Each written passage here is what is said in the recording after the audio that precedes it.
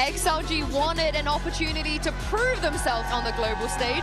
Who better than PRX to answer to that challenge? Yes. Of course, the winners Hello, of our everyone. last and Welcome. most recent I'm so Masters. excited for The Champs map vetoes are already. going to be I'm very so excited interesting for as we Champs. head to the first match of Champs. Hello, Paris, probably and surely this is PRX's to lead. Of course, I mean, coming off the back of that Masters Toronto win, every single team coming into this tournament has been looking at PRX, has been looking at figuring out a way to take them down, and now we've got those vetoes coming in. Hold on, very interesting as we head to the first match of Champs. Paris, and surely this is PRX's to lead. Of course, I mean, coming off the back of that Masters Toronto win, every single team coming into this tournament has been looking at PRX, has been looking at figuring out a way to take them down, and now we've got those vetoes coming in. The main issues with sounds. Hopefully we're past that. I'll be able to read chat in a second once I pull that Of course, I back. mean, In a coming off the moment, back of that Masters Toronto I haven't win, had the chance to test. every It's been a single busy team coming week. into this tournament has been looking at PRX, has been looking at figuring out a way to take them down, and now we've got those vetoes coming in. The main of just can't read the messages right now, but past that, I'll be able to read chat in a second. I'll get typing in chat. I'll be able to read it in a second. Just make sure the sounds all good. Chat display. But firstly, what do we got? XLG, ban Veto, PRX, ban Abyss, XLG pick bind, PRX, Sunset, ban Corrode, ban Haven. That makes sense. But firstly, alright, so PRX is looking pretty strong right now. Ban Veto, PRX, ban Abyss. Oh, why do we have Echo?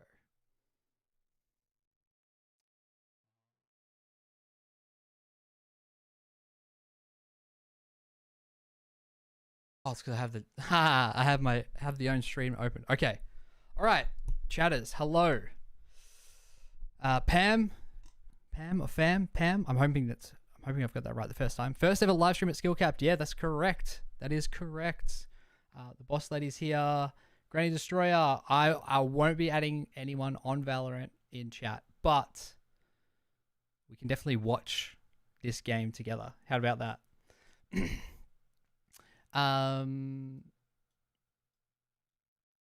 Okay, cool. And what about over on Twitch? Unfortunately, like I was trying to get like this multi-stream thing going in together to get both chats up at once, but I think after map 1 we'll have a look at that and try and get it working.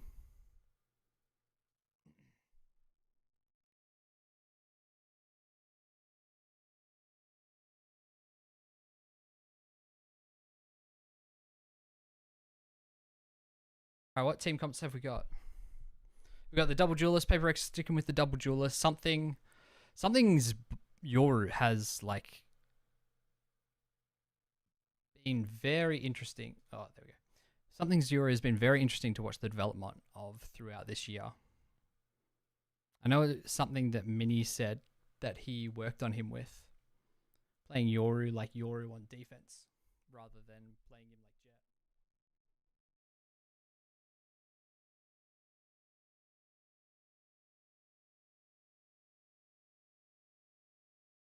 Oh, there's one there. There is a little bit. Nice. Might be able to do like this kind of double chat box setup. Top, YouTube on the bottom. Rather than an integrated chat box, it'll just be like two kind of separate mini chat boxes together. Is anyone from YouTube? Can you do we have any comments? Any chatters? Any chatters on YouTube who can send in a little chat right now?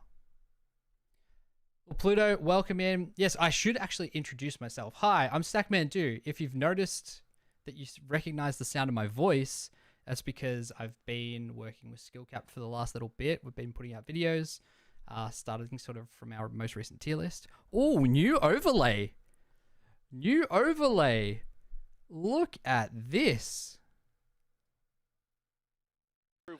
Okay, very interesting. Something to prove. I think the Please let me know how the sound levels are. I cannot hear that he is balance able to battle you guys out are with getting. the best, So, able to take down PRX, and he is happy to just play on a stage against them. But I think he wants a little bit more than that. Show that he can dominate them. For PRX, expectations are clear, as we said. This should be a series that they are winning. oh, look at this. We'll see whether XLG can put a bump in the road early. Be long. Oh my god. Defenders ready and waiting for this fight, but no man and Rarka, they take it into the lead for XLG. A surprise That's a swing huge from kill. Divide, though. That changes the whole round. 4 players there. Why would you? Now it's traded down to 3 a for 2v2. 3. Clearly having a good read initially, but I feel like considering that overlays stack up, look clean XLG have come out of it all right.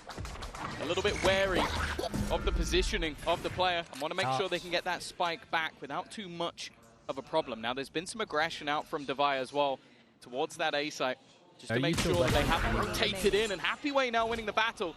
Puts it down to just Devi, and a good chance for an afterplant. Exactly where he is, he's taking the TP as well, so they've got the info before the plant goes down, can reposition, go for back sight, and they're nice and safe, tucked away. The drop down will be heard when Devi eventually goes for it, dropping the wall, and that's the round gone with it. XLG start this out with a win. Yeah, a solid start from that. As said, it was mentioned by Ender just moments ago, the way that they have this sort of aggressive style on the PRX side that tries to disrupt you from getting the plant to begin with. So that early fight towards B-Long That's a classic. looked to do just that. But the fact is XLG managed to sort of hold on to their position. And then even find those isolated battles to bring themselves back in. An early pistol and rounds like that, they're going to be worth their weight in gold because, as we said, in terms of who's favorites here, PRX are miles ahead. Yeah, when those rifles come out, but for now, is my pen working? PRX are left with a Sheriff and a Ghost. An attempt to go for that TP. Through being long to catch players in shower, but no one's there. Look how patient and passive XLG are being. Now they have a reason to play like this. They've only got 1 pistol brought into this, and Can't say I'm tired from school, but gotta work. You can live or lose it. Graduate soon. Good night, take care. Good night, Pluto. They can't afford to lose too many. And already seeing that PRX are willing to do this like 4-man early hold on B long. You have to be wary of another trap play, and that could do damage even in a round like this. I like the fact that they are taking the time with their initiators to sort of scope out some potential aggressive spots, but with both pieces of that wingman utility already down, I think PRX can now make the read like, okay, a riot ID as well. Oh my goodness. We should start pressuring this side of the map, and the timing, it's not going to work out. Luckily, Coconut looks back at the last second. Well, I was going to say he gets an upgrade, he does not. Well, this is getting a little dangerous. 1 player down, another low. Jing's able to escape as well. You're still in this 3v4. They're going back, though. Happyway's got a lot of control. There's half a chance for PRX here. XLG will be the ones taking it. My question is how much damage can be done? Because Nomad already looking like an easy pickup if they can get that one-on-one. But first, they've got to get past Happyway. And what a shot. Never mind. That was the half a chance, and now it's gone. The half a chance is gone. Luckily, versus the pistol, you'll sometimes get that second bite of the cherry. Patman obviously on the wrong side of the map, but it may come down to PRX just wanting to make sure they don't give too many orbs over to the other side. You can see No Man already getting fairly close to having his ultimate if a kill or 2 extra goes his way, and I don't think with how they play, you don't want Seekers online. As if they're going to get in your face, they're going to take map control. Seekers ruins that completely, so I think it will just be death to the spike, and that will mean that those 4 guns are kept through into the next round, although the Marshal might be removed anyway. And is trying to secure them, but that TP is going to be taken, and they will be far, far away. Does he go in? He's going through, and there's one. A little more. Patman. Beautiful. Patman with some damage. Removed in the end. XLG, a comfortable 2-0 start. Both. It's not bad. I think ultimately, if you'd lost... Why, who would that handsome fellow in the camera be? Hello, Chisel. It's great to see you again. Swinging in onto them. Of course, for either side, like we've seen very, very nice to see you. Results. Obviously, how art thou? Over the last few months, they're 5-0 on this map, so it is a very bold call to pick into this as your man still playing for PRX? Yes, my man is still playing for PRX. My men, my Pat men. They were stellar on their defensive fun fact, I coached him. Again, we didn't get to see much of the attack for a brief period of time at the end of last year. Over on XLG, they brought another rifle through. They've got a Bucky. I was about to say, is the Bucky the upgrade? And you know, you see, no, the other rifle, the 4th rifle is, to be clear. I like the showers control here. an interesting obviously choice. a different defense, you can see there's so many areas that you can use shotguns in. different opening than what they've shown. We've seen rounds won because of judges, buckies, or even shorties. Yeah. But on attack, it's a little bit harder to weird, find space to use that. Well, yeah, he's currently using the Sheriff as a primary weapon and the Bucky as the backup. Maybe if they can get into some sort of post plant where he has his utility available, but they're just looking to put a little bit of pressure back towards long. Prowler will be used by Patman. So they will have a reasonable idea. Again, it seems like XLG's planning for the most of this is to try and sell a ruse on either side, and it's worked. They've kept 3 players over on A. They've put smokes in on that side of the map. It's whether or not the rest of the team now rotate in towards A, and whether or not PRX get back. They're just going to try and go for this. This is, I think they're doomed here. They're going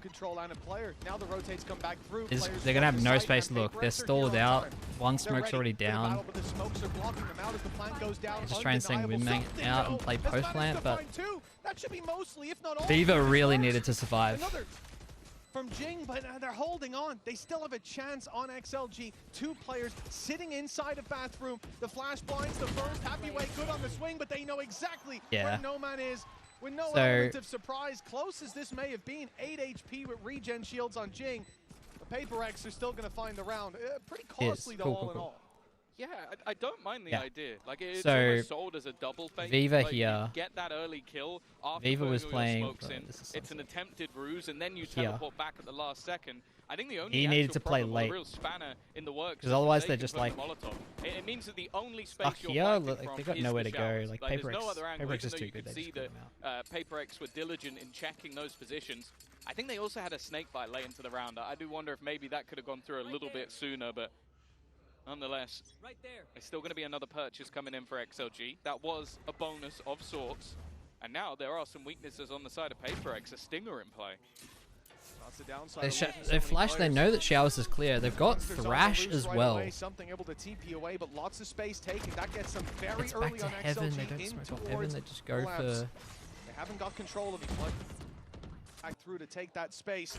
Fraga's like not super punished, but alongside his teammate Divide, the flash popped. Here, waste of a flash. So he's able to already find the first. Raga from further back cleans up more, and XLG, they're looking phenomenal. The rifles in their hand, barely a scratch, and indeed a flawless round for XLG, the underdogs, but it doesn't look like it. No, that's really, really clean from them. I think they almost what happened there?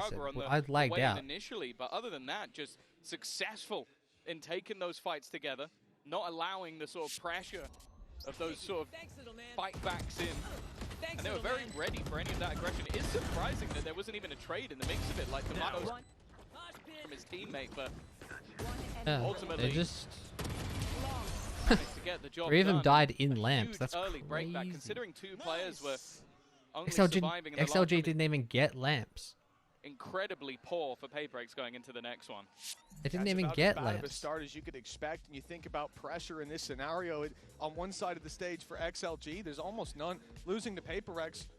Good to hear, Chisel. I'm doing well as well. Well, that's an early timeout for PRX. This is a game that early timeout for PRX. Run here if you're going to continue to defend that title. Well, this one you'd almost want it to look clean.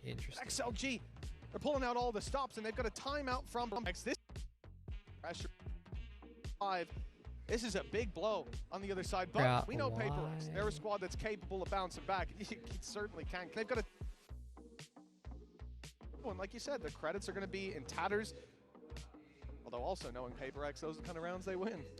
Yeah, that's always the issue. I like the fact that we are seeing the early check-in from Alex. I think if there's any coach in the world that I have faith that he can spot the bad tendencies of his team, it is that man. I think there was a thing earlier, how early will he slam the desk? I don't know if we caught one within round 4, but a lot of things in open the case right now. just because of how clean that was. For now, though, after that early check-in, and now looking at XLG, you want to get these early starts. As said, the last time out when they played in Toronto, they didn't manage a map. In fact, they weren't particularly close. The best scoreline they had was a 13-8 defeat to G2. This is a new tournament. This is panic button timeout or what? Yeah, it is a panic button timeout. What is up, my guy? One of the few players that has played within the Chinese league and also played Northeast in EMEA. I don't think there's going to be too many of those. Oh, the blind was so well timed. By the way, for everyone, we are streaming on both Twitch and YouTube.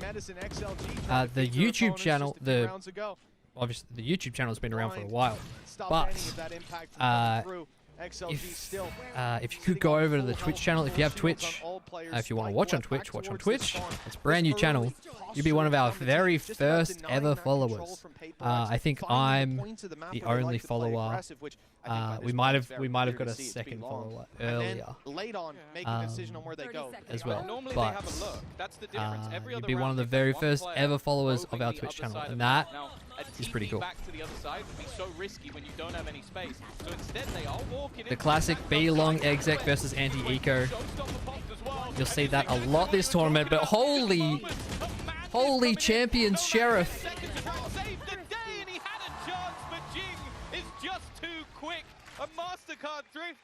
Wait, Patman's Sheriff is crazy. This is really what it's all about. A 4-1 lead. A teleporter for XLG, and it is shut down from before plus that. The heavier investments they had, it doesn't find much. It's taken out of play, and the pistols alongside the showstopper are what gets it done in the end. For PRX, yeah, this is really nice. One way to getting all the information all across the bottom. Even having I really like this. Plus the rounds. They're in a decent position very to still clean. buy up into this one. They've got credits to their back, and the showstopper that made all the difference for Jing is now online for Rarga. It's definitely a bit of a worrying sign, though. As I said, what they were doing in the, especially in their bonus round. Again. This is very proactive from keep space on both sides of the PRX. map, and I think you see the problem if they don't. Like, they didn't have that information. They went into the sight blind, and that's where some of those superstars Something not TPing here is crazy. But now at least, yeah, it took him so long. They are still in the lead. Claiming those orbs once again. I think he'll still be in here in time. Having his thrash for, I believe, the second time already in this map. Will he get an angle? Jump peek, they would have seen him. They smoke off the deep angle. Ult comes out. Big TP comes through. Oh, look at around here in a deep push that's already come through from Forsaken. He's looking the wrong way. Gets flanked on, but not before he can take down. Find him. He only gets one. Still, as they push forward, the showstopper desperately searching for Jing, and it's found him. A connection that puts the advantage in their favor for just a moment. Yeah. No man pulls it back, and a 2 versus 3. So with the old pop by there's a way that He's you can finding smoke these players heaven there. I'll explain it after the round. Away, but he has given Devi the information. It is much better, but I think this round's one wraps. of these corners, and they'll fight this together, but Rarga goes back. They give something a need to buy pick. time. I don't think they will. Devi's just in a really awkward spot. Devi needs to win this fight. They're going to have a chance. Rarga instant on the trigger. I think that's out the of moment there. that something realized. Okay, 3 players to find. I managed to get the first, but anything more than that, my operator when you're smoking off, risk. here's a pro tip So for you guys. When you're fade smoking out off heaven, heaven, for and you want to smoke off like this whole area, like they just did, a very smoke. Well, that's it. A wise man once said, it's not about how hard you can hit, like it's about how hard you can get hit. Because it stops exactly what something did here by being able to peek. Because you can get an isolated fight. You can isolate yourself here on this angle. Like this. Like these two. If you smoke on this side and make sure that they can't stand outside of the smoke, even if they want to peek out this way, sure, at least everyone can see them from this side of the map as well. So this guy gets traded. It's so much more risky. Because I don't mind the sky flash that cleared things out, but if Forsaken is looking the other way, that round could have gone very differently. So I think it's something to keep an eye on. XLG are gambling a little bit with some of their rotations, and this round, well, it's much more direct. They're already taking so much space. Lambs pushed back by the nade, but they're going to stand on that corner, ready for the fight. Double swing back in, and it's Jing to take 2. XLG down by 2 men. Spike lost as well. They have got a big fight on their hands, and the Prowler actually didn't re-clear anything that isn't being held already. The flash going through. There's no one following it up. They're burning utility here on XLG. Are you up on the TP, so put the chat away. TP, no worries, Woody. Enjoy How can they the possibly game. get it back? Fighting through those numbers, and one of the players up close has a judge in hand. This looks like a death sentence if they even try it, but they've got to. Yeah, they were dreaming of having an ultimate or 2 in this scenario. Yeah, I think Happyway does have the Viper's Pit. This round's probably over. It would be a very bold strategy, but it would at least lower the HP of some of the others. Nice Molly. Molotov instead will force the take forward. That's a and great Molly. Plus the ult. This is very nice. Off, and then they put the Molotov in front. A really nice idea. Could be in position. Jing, though, once again, has managed to catch another, and they have spotted that this is not being planted. They know it's going back the other way. This puts something in a position where he could catch them. Yeah, already on the angle. It's a clean shot from something. Last man spotted. 12 seconds on the clock. A plant at this point seems impossible. Indeed, nice. It will be with so many players here. That was a really cool Happyway idea from no XLG. Choice, but to save this weapon and PRX to try and use the Viper ult there, is but closing in on XLG. they just lost too much early in that round. I just think a lot of it comes down to Jing. It's just too like hard to those recover. First opening kills, like sure there was a player with a judge in position, but it's Jing that ends up landing both of those shots. I think he also then gets the next kill that they find. Nice well Molly to in the force mix of all the Forsaken out. madness. Yeah, that was it. It was No Man sort of running back out, and then even just Devi having that little bit of extra information. I don't mind the adaptation though. I said the Molly into the Viper's Pit. It's not a bad idea. It's just the fact that something was still weighing on the other side. Like PRX. Okay, it's been very back and forth. 1-1, 1-1. Yeah, I think a walkthrough from Devi as well got them early information. Different win conditions as well. We've had time. We've had DPs. Deep play Kills. from Jing. Reveal is great, Oh, and he'll get the two satchel from it. down B long with the I didn't see haunt. anyone They else, but he were knows not there's corners ready. to hide in. Waiting for his moment in the smoke as another two push down. Already having cleared outside. I haven't paid of Puka, attention. and now it's time to make that big swing. And they goes pushed down Jing, short as in well. goes Yeah, that's nice. Forsaken, and Have out PRX goes conditioned XLG, this their smoke at lead. all? No longer in play. It's a 4-4 scoreline between PRX and XLG. An early fight moment in the smoke from the attackers, but now they're starting to cool down. It hasn't yet shattered the economy. That's the one saving grace, but it's also just the manner they're losing some of these rounds. Jing is on fire. Like you've tried to put Raga in onto the Raze, and don't get me wrong, he's not Flash, bad, but when Jing the is currently flash 11 and the free, haunt. That's you so put sick. down a reveal, and he's able to get 2 kills through the smoke while spotting out those players. Just hiding there. It's a scary XLG. prospect. Because we already know that when this man is playing the Raze, there are few that can match. And within the first 8 rounds of the game, we're going to get our second timeout. Both coaches being incredibly proactive. But you can understand why. It's a match that PRX, obviously, they don't want to lose their opening game on their run to potentially suppose after 8 rounds trophy. isn't that and early, is XLG know that, hey, we might be playing one of the best teams in the tournament, but you go into that lower bracket, it might not get much easier. Exactly. And the reality is, I think this is irrespective of the position in the Hotkeys tournament, in this just looking at timeout. the game and how we got here, it could have been a 4-1 feels lead like with an anti-eco feels like going your way, Paperwork. something XLG should have secured. Paperwork. And lapses in judgment, Feels like PRX is little potentially mistakes, steadied. and that's given the breadcrumbs, the Steadied trail the for bleeding. PRX to fall back into this game from the coaching staff perspective. You got to get in there early, highlight those things that when you're talking about them in scrims or after scrims, you're doing your VOD reviews, you identify these problems, but putting them into action on the day, on the stage, that's a different thing entirely. And now that challenge for XLG, as you said, the economy still pretty healthy. They'll get full buys. Some regen shields have to be bought up, but for the most part, we're in a healthy spot. Ults are online for both squads, but this is a turning point. They lose this, economy in the bin, PRX on a streak. It's going again. They literally go for it again. They're like, there's no way they'll expect it if we do it twice. Yeah, they've got It's such so a much trap to information, fall though. into. They're already starting that flank seconds into the Oh my god! Pixel shot that takes out one.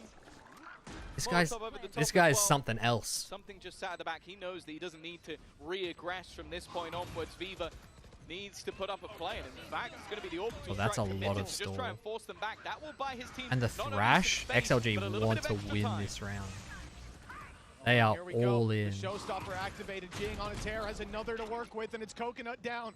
The player PRX Brim ulted lamps as towards well the to bathroom clear is it. Viva, and he is out of the action, but No Man and Raga making it happen A on huge site. round. Defuse tap, but Another secret ult. no one's on it. Spray almost dropping a few. Look how low the health bars are for XLG, but they are holding on tooth and nail till No Man's caught with a knife out, and now it's all onto Viva. He's got to be quick. Down to the 1v1, but time is already No gone. time. Oh my god, what a costly XLG round for up to everyone. 5 with a Red Bull clutch.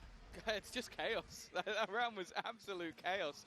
Ults We being had thrown in left, right, and center. Brim, just the pace of ults, that flank, I ults. thought it was going to be a massive problem. But Brim times I think 2. just spotted out We by had Viva. That's just filthy. Sky. Like, I don't know how he can spot that. Had raise. The reactions of someone like something that, yeah, just being able to deny that flank long enough, you could see the rest of the team then What else garner was extra there? space. Otherwise, they were going to be like stuck in that corner. I felt like there was 17 Big ults in clutch that to be round. won. Good round. So many Still, though, economy-wise, I think XLG is still in a worse spot here. Those ultimates that they had. And PRX not dominating yet. Bracket screwed. That was nasty. It was nasty. Don't worry, the bracket's not over yet. It's all good. Focus for those early I think PRX, and we've certainly seen it with the deep dives from Jing. I think PRX definitely but now closes out this half. coming in elsewhere. Forsaken. Oh, he's looking the wrong way again. His timing. Just maybe not, because that's very that's searching. Off, and XLG, they find the Forsaken's doing stuff like that. That is searching. Something on that operator. Once they walk through PRX kind of starts searching. Jing's the one to draw first blood. Kind of wraps. Stop the Patience plan. on something might get him a reward. Instead, he goes for the wingman. Delays the plan. Felt like he was just trying to slow them a little eating bit. for way too long. Calling for the rotation of the remaining players. Why are we flashing it's there? It's a little bit laboured. I think the amount No way that he gets XLG have off been of that. taking those TPs has started to get into the head of PRX, conditioning them to not rotate quite as quickly as maybe they would. Something Keeps him though, shots like this. talking of quickly, this man is so Go. fast with that operator. See, imagine if he had another and flash already here clearing still. out Imagine that if he had last another position flash that here. leads It'd be to crazy. make that one stand Never mind, he doesn't Only need it. Viva left. Oh my, A nice couple of oh my shots, god, though. Viva gets Maybe 2. it Jing's low too. Jing's... A Red Bull clutch from Viva! How has he You're done that? joking. What? That is going to haunt PRX for the rest of this game. Maybe this week, maybe this tournament. 2 players not even looking. They're so locked in on the spike. It's day 1. It's map 1. We can't be having clutches like this already. Like, this is a 1v4. And look at this final kill. He didn't even know where the Jing was. He didn't know where he was being shot from. That is... It's so, Oh. That is one of the most ridiculous things I've seen. Yeah, this is XLG's they map win the pick. rounds they should, This they lose is... the ones they should. Something on Naranga now. PRX are angry. They're getting aggressive, but Viva, he is fighting right back. 6 kills in a row for him now. He's only got 9 in the map. I mean, I don't know what happened to him God. since last round, but XLG that 4v3. that was a It's all round, thanks to dude. Viva. you know, they say Viva la France. Maybe he's just found his home. Like, I don't, I don't know what's going on. But whatever happens, anybody who walks into the crosshair of something over the last couple of rounds has ended up dead. Oh, Happy Way.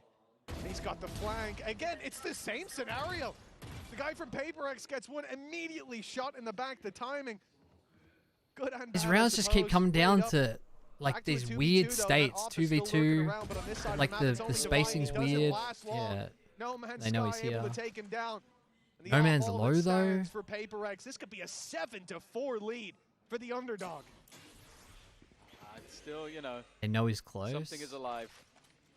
He's going with the operator. This is a very Knows at interesting least play. where the opponents on the other side are sitting. He's going to try and just get it to half. Honestly, that's not bad. He will have to deal with the Tiger.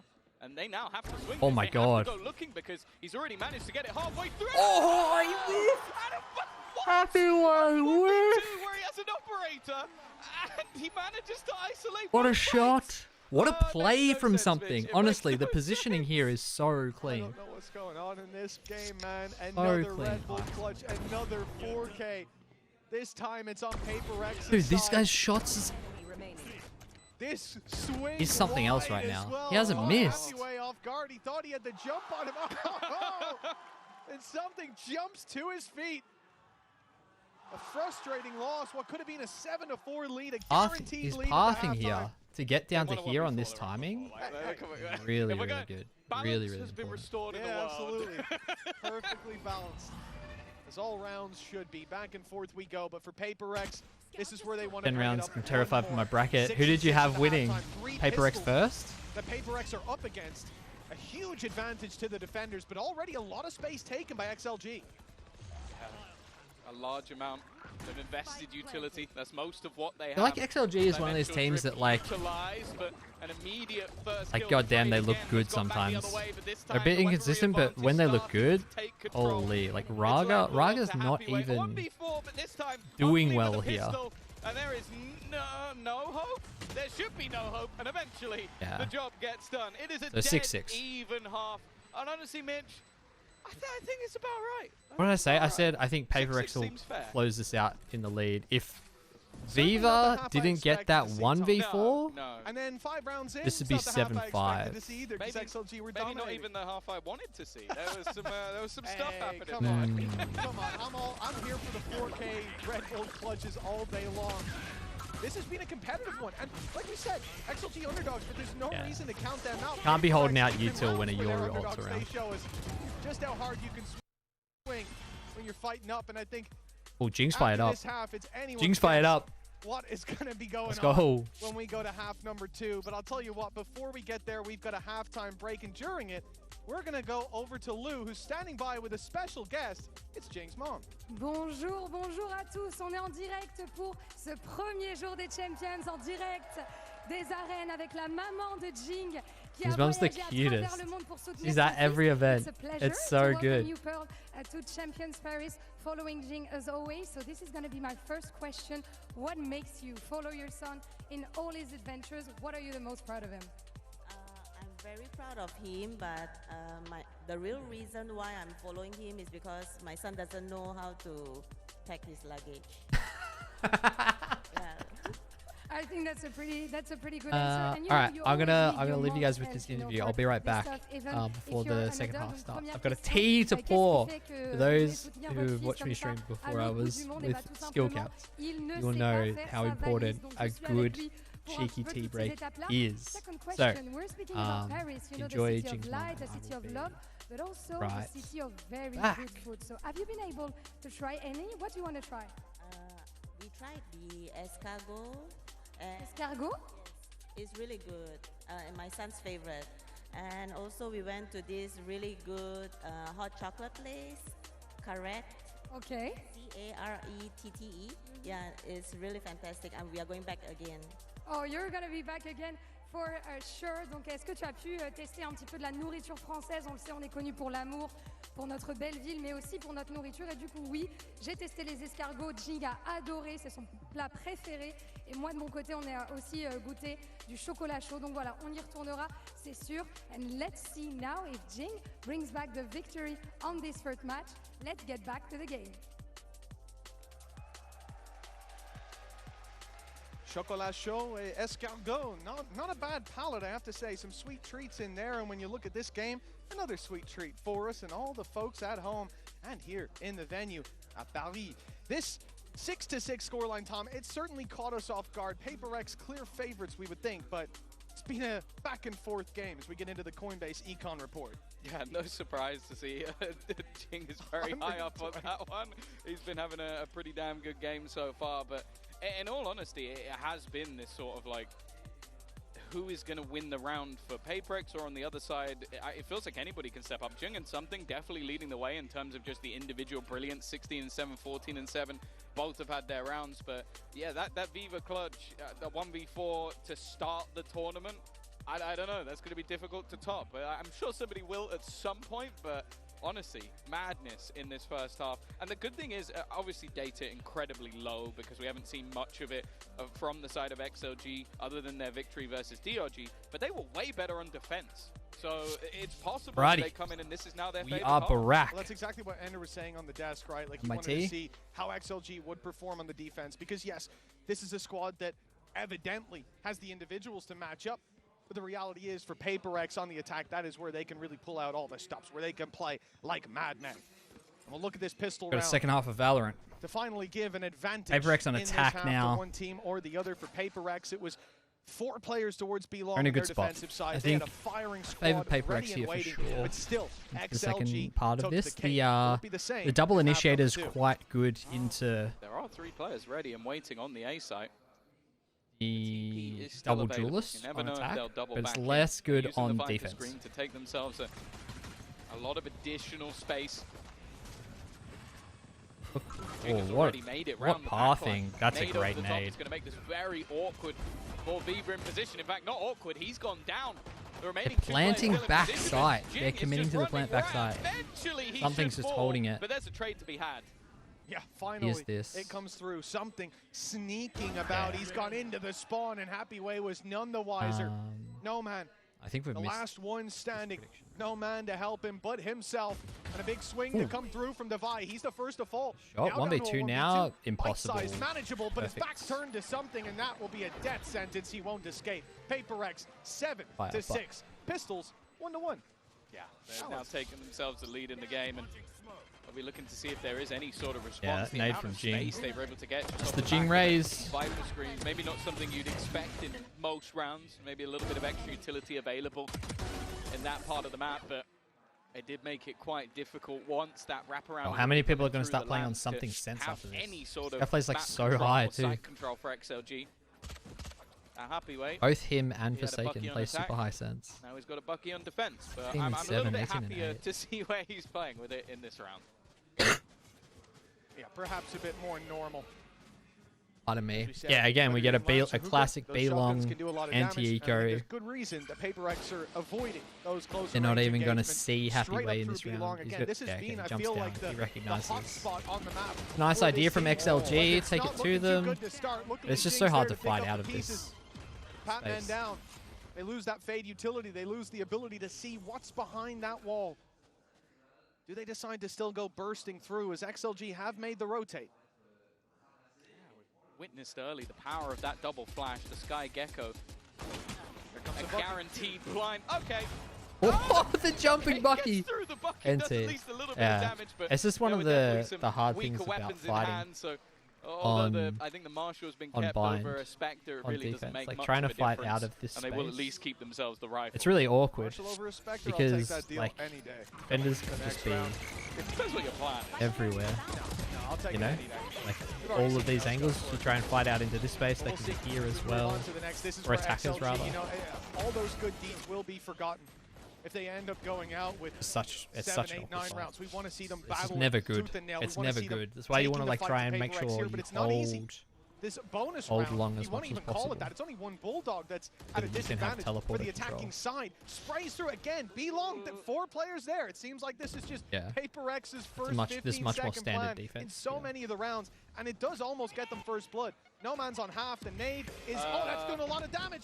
Desperately low. He's in the open. Somehow gets one before he falls. I'm surprised he didn't just take the TP, but clearly don't want to give up that control. It's something they're willing to sacrifice his life to battle for, especially when his teammate had full control over Showers already. So it wasn't even a risk, really, going through that TP with the Viper screen available as well.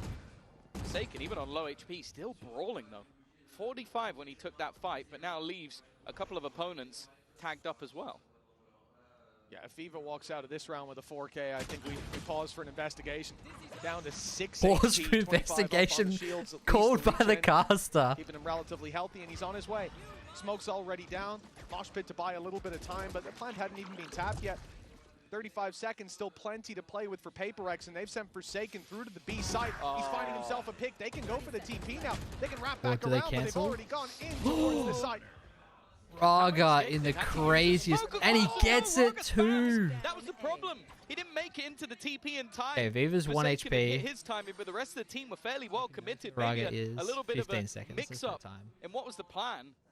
And while for Forsaken, his only choice now is to run, grab the spike, and try and plant on the A side. I don't think he has time for that anymore. Too wary of where his opponents are going to be. XLG just based on, I feel like the havoc that PRX caused themselves have been able to win the round. Yeah, indeed. You know, you look at this situation as if you just stick that play towards the A side. Already so much of the utility burned up from XLG. They don't have the mosh pit to deny. Then maybe they could have found success. Great pick from No Man, considering he was so desperately low. But yeah, you start seeing players fall back, fall forward. It becomes complete chaos. Oh, and then it's like one of the last bullets. I think it was literally the last bullet from Raga. Ends up dropping the spike. It could have made it to the TP a little bit earlier. Not singing from the same hymn sheet here in PRX. Will they have fallen apart because of it? Still, that was the quote-unquote bonus round. Now they come in with a Guardian instead of the Bulldog in the previous, but a big weapon that is in play is the Showstopper, and it's right onto Viva. This is a cheeky little off angle though from Raga. He's landing in the smoke, and well, doesn't get rewarded for it. Does at least deny the plant for now, but but the amount of space is already there. It seems like it's going to be a lot more commitment in this round from PRX, not risking the rotate back. They've done well to clear out Jing, though, and we'll even things up once again. It's going to be a very late play coming in from something. The wraparound taking quite a while. The steps are going to be heard. He's very late. But Coconut didn't hear him and pops the ult. It's disastrous. Something's going to be right on them with no man in the dog as well. It's a double kill. Sharp, dude. Something. It looked like he was late to the party. He's so but he sharp. ends up winning the round for PRX. What is happening? That is a great flank from the Yoru. And a 9th round for PRX as a result. I think with just how direct that initial take was, I don't think there was any expectation that somebody would be lurking on the other side of the map. Like, if they were a little bit quicker, that could have all gone wrong, but instead, and rightly so, they go back and they go, okay, yeah, let's try and take this one slow. Let's use the thrash to clear out all of these risky great positions. off angle. And because of it, they get caught, and they get bitten. Happyway is holding having Tetris. a terrible time. There's a weird delay with their graphic there. 9-7. Seems like the production's graphics are that was all of their money invested. Forsaken is going to spot this out, but yeah, it's just a shooting range. Up against no weaponry, and while Happyway, he's going to try and take this fight with a Bucky. There's absolutely no hope. A flawless round for PRX, and any economy problems are immediately dissipated. Here it is. Very one-wayed himself and went through his own one-way. PRX, if you're having trouble figuring out what's between 10 and 13. And this is what we're worried about, right? It's about once that ball gets rolling, the snowball effect on PRX, the individual confidence sky high, something playing one of the latest lurks in the previous round, and it working out. It's a terrifying sign for XLG. Okay, so we got Brumalt and Skyalt into this round with 2 off of pause. I see the timer frozen, and indeed it is going to be a pause from XLG. I one don't off think that takes many Yoru brain cells to work Yoru ult, Brumalt combo. Could get like a PRX, who seems set to take this like map. Perhaps not the series, but you have to remember they chose Sunset up next. Whatever we think about that, they must have ideas. Get all the relevant. Oh, for sure. I think that it's a map that, okay, maybe they had a slip up versus Zeta, but that does feel like a bit of a weird week for PRX in general. Other than that, confident win over T1, and over the last few months have had big victories versus a lot of top teams. So I don't think they're going to be too worried going into that matchup. And on the other side of things, well, XLG got decimated by DRG on that map. Queen Viper. I think that this is, even though this is a very, very good map for PRX and maybe overall a solid sign for XLG, you also have to then consider the rest of the group, like an informed-looking GX Sentinels. Like I think most people would have PRX Sentinels. So we could get like a Yoru ult through previous tournaments. And for XLG, although a loss to PRX is nothing to be ashamed of, it's very like there's no reason. Like after we've got to get Showers control first. You lost to G2 and SEN. And they might go B with it, but this is pretty strong. It doesn't matter. Exactly, as we said, the pain of nearly. For XLG, that's what's going to haunt them. They come in today, you tell them you're going to lose 2-0, 2-1 to PRX. Okay, fine. As long as we put up a fight, but then you tell them you could have won, you were close. Yeah. You had the at least in the first half. Hey, in the first half, absolutely. This could have been a 7 or 8 round half from them, but this is the moment where they can't leave anything on the table. Where are those signs of life? Rifles in hand, a lot of light shields. Ult's not really there for the defenders, but for the attackers. They can't run into elbow because they're just dead if they do. Already seen these players on site. Ult backside. Strike comes through, play inside Flash the smoke. through, smart. Oh, but he's got a shorty. Even though it didn't hit, XLG, shorty did. We're down to a even 3 though they versus use 4. the Viper orb one way here. Down, swarmed from all sides. And XLG have to fight an uphill battle, but the first steps go swimmingly. Give something an op so he doesn't swing a random angle with his gun. Not out. Coconut gets a second. A 2 versus 4 that, I'll be honest, looked impossible. Raga, I wasn't even sure if I was thinking the same thing. I was like, this round's over. When Coconut puts that into play, there's a chance.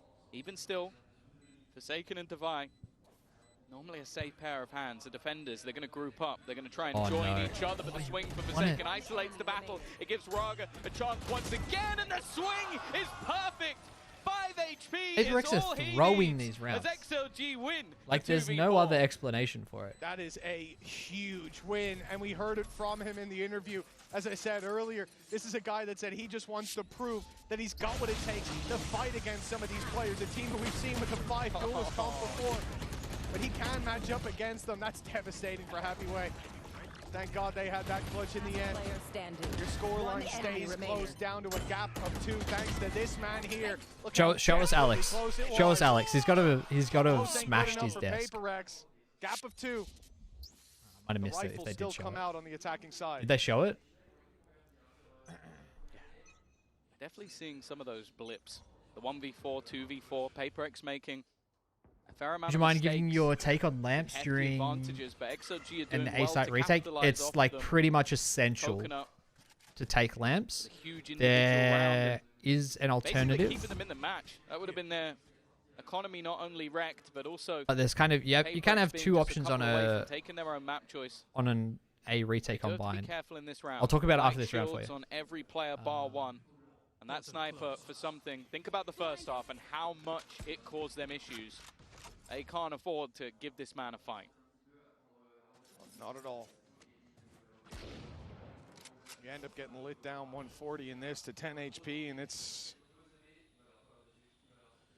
pretty much guaranteed pickup for PRX when the utility bombardment comes through. There's the Outlaw already spotted with the decoy sent through. Flash finds nothing but it. Always the danger that that's a Yoru on his own. Ready Imagine if that was a real Yoru. Confirms that the oh, it'd be so good. They've taken Jing out of the sky. No man's got 2. The Patman tries his best to pull it back, yet it's left all onto Divide. He's got 3 to take down. The first comes easy, but 25 seconds. A Viper's Pit online. He might even have time to get this up after the plant. From where is the question?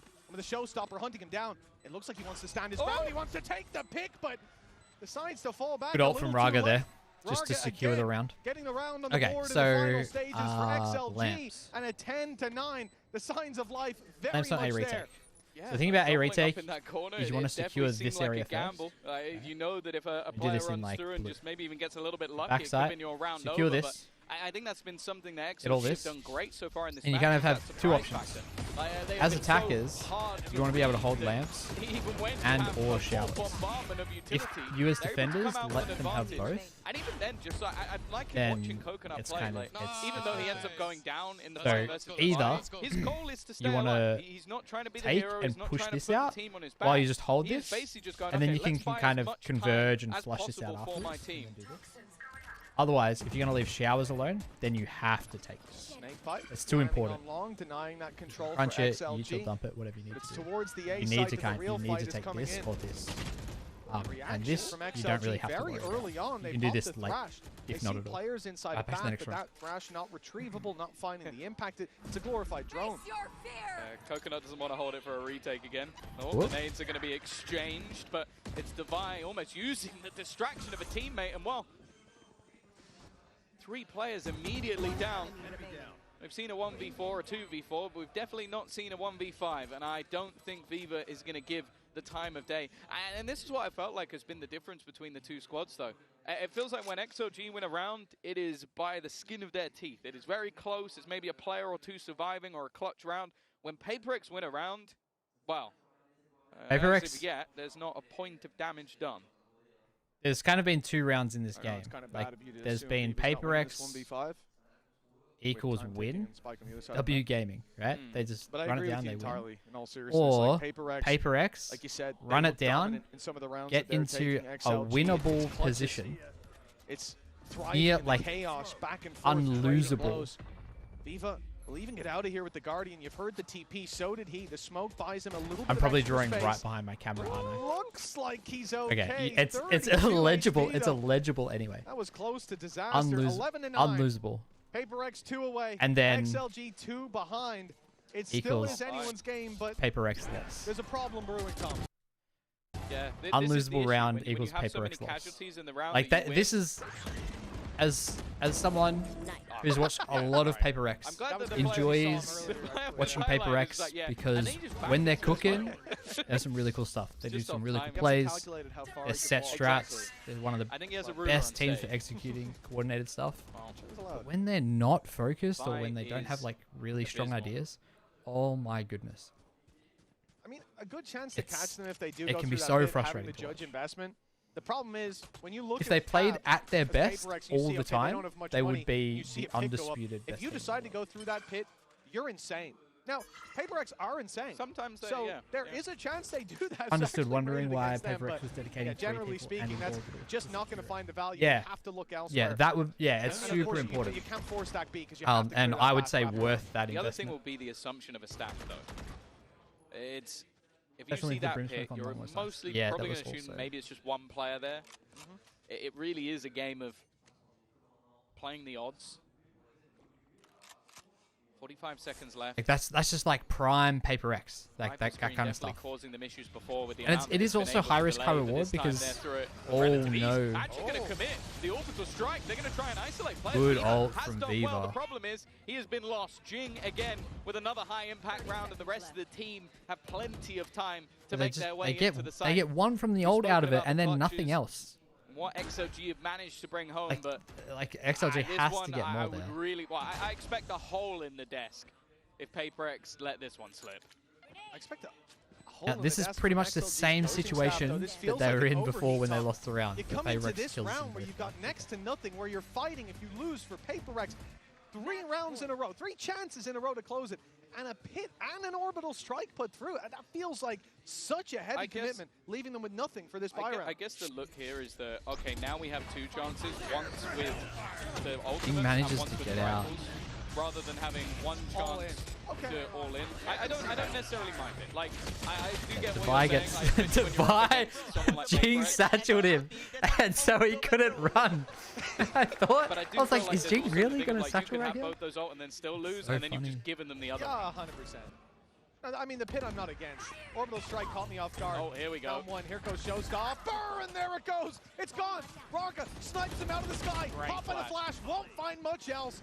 And another popped in as Viva struggles up close, but finds himself Excuse me? Now, inside the smoke, he will fall, but he's given his team a fighting chance. The problem is, with that Viper's pit going up, they now have an uphill battle to get anywhere near that spike. That's close. He just needed to keep Doesn't go spamming. back till it's too late for the spam. Yeah, I think maybe assume that he let go. They're going to know that both players likely confined to this pit. Yeah, I really like Patman getting out of this pit here.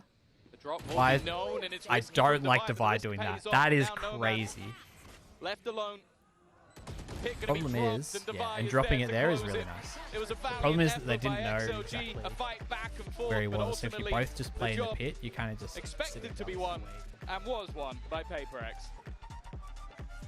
Well, this is expected result, but an unexpected way we got here, right? This was quite a journey. XLG showing us that they've got the ability to take PRX, to push them to their limits, and they'll have to do the same on Sunset, PRX's map.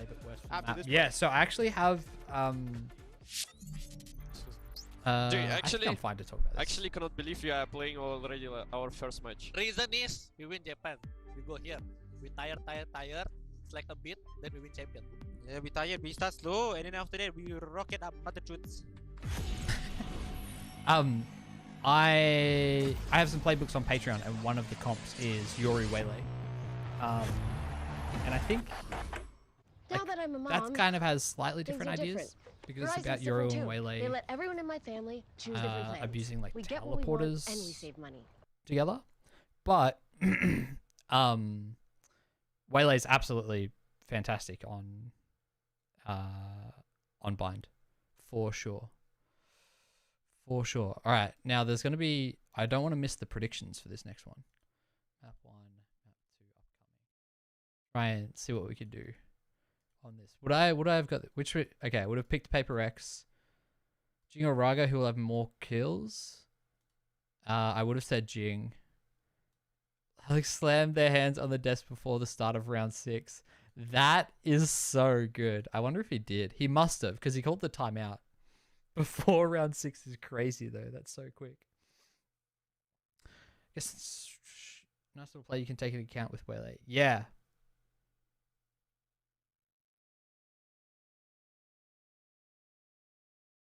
I think Waylay Gecko as well, actually.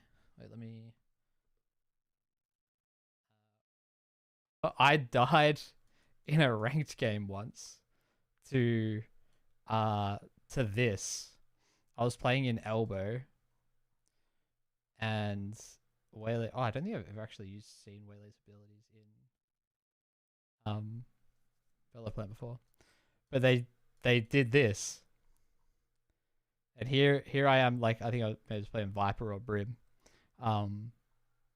and it lands, and you don't have the time to like get out. It was like perfect.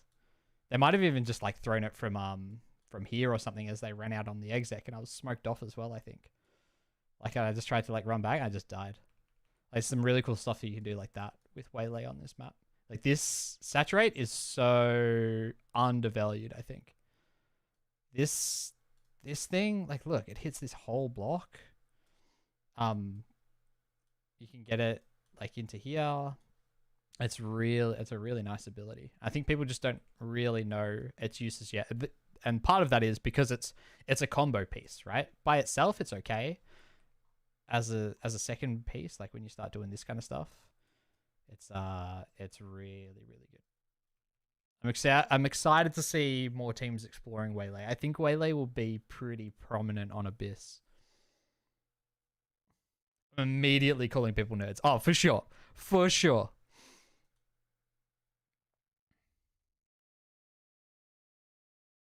All right, we'll take a quick break with this. I'll try and just keep getting some of these this OBS settings and stuff sorted out.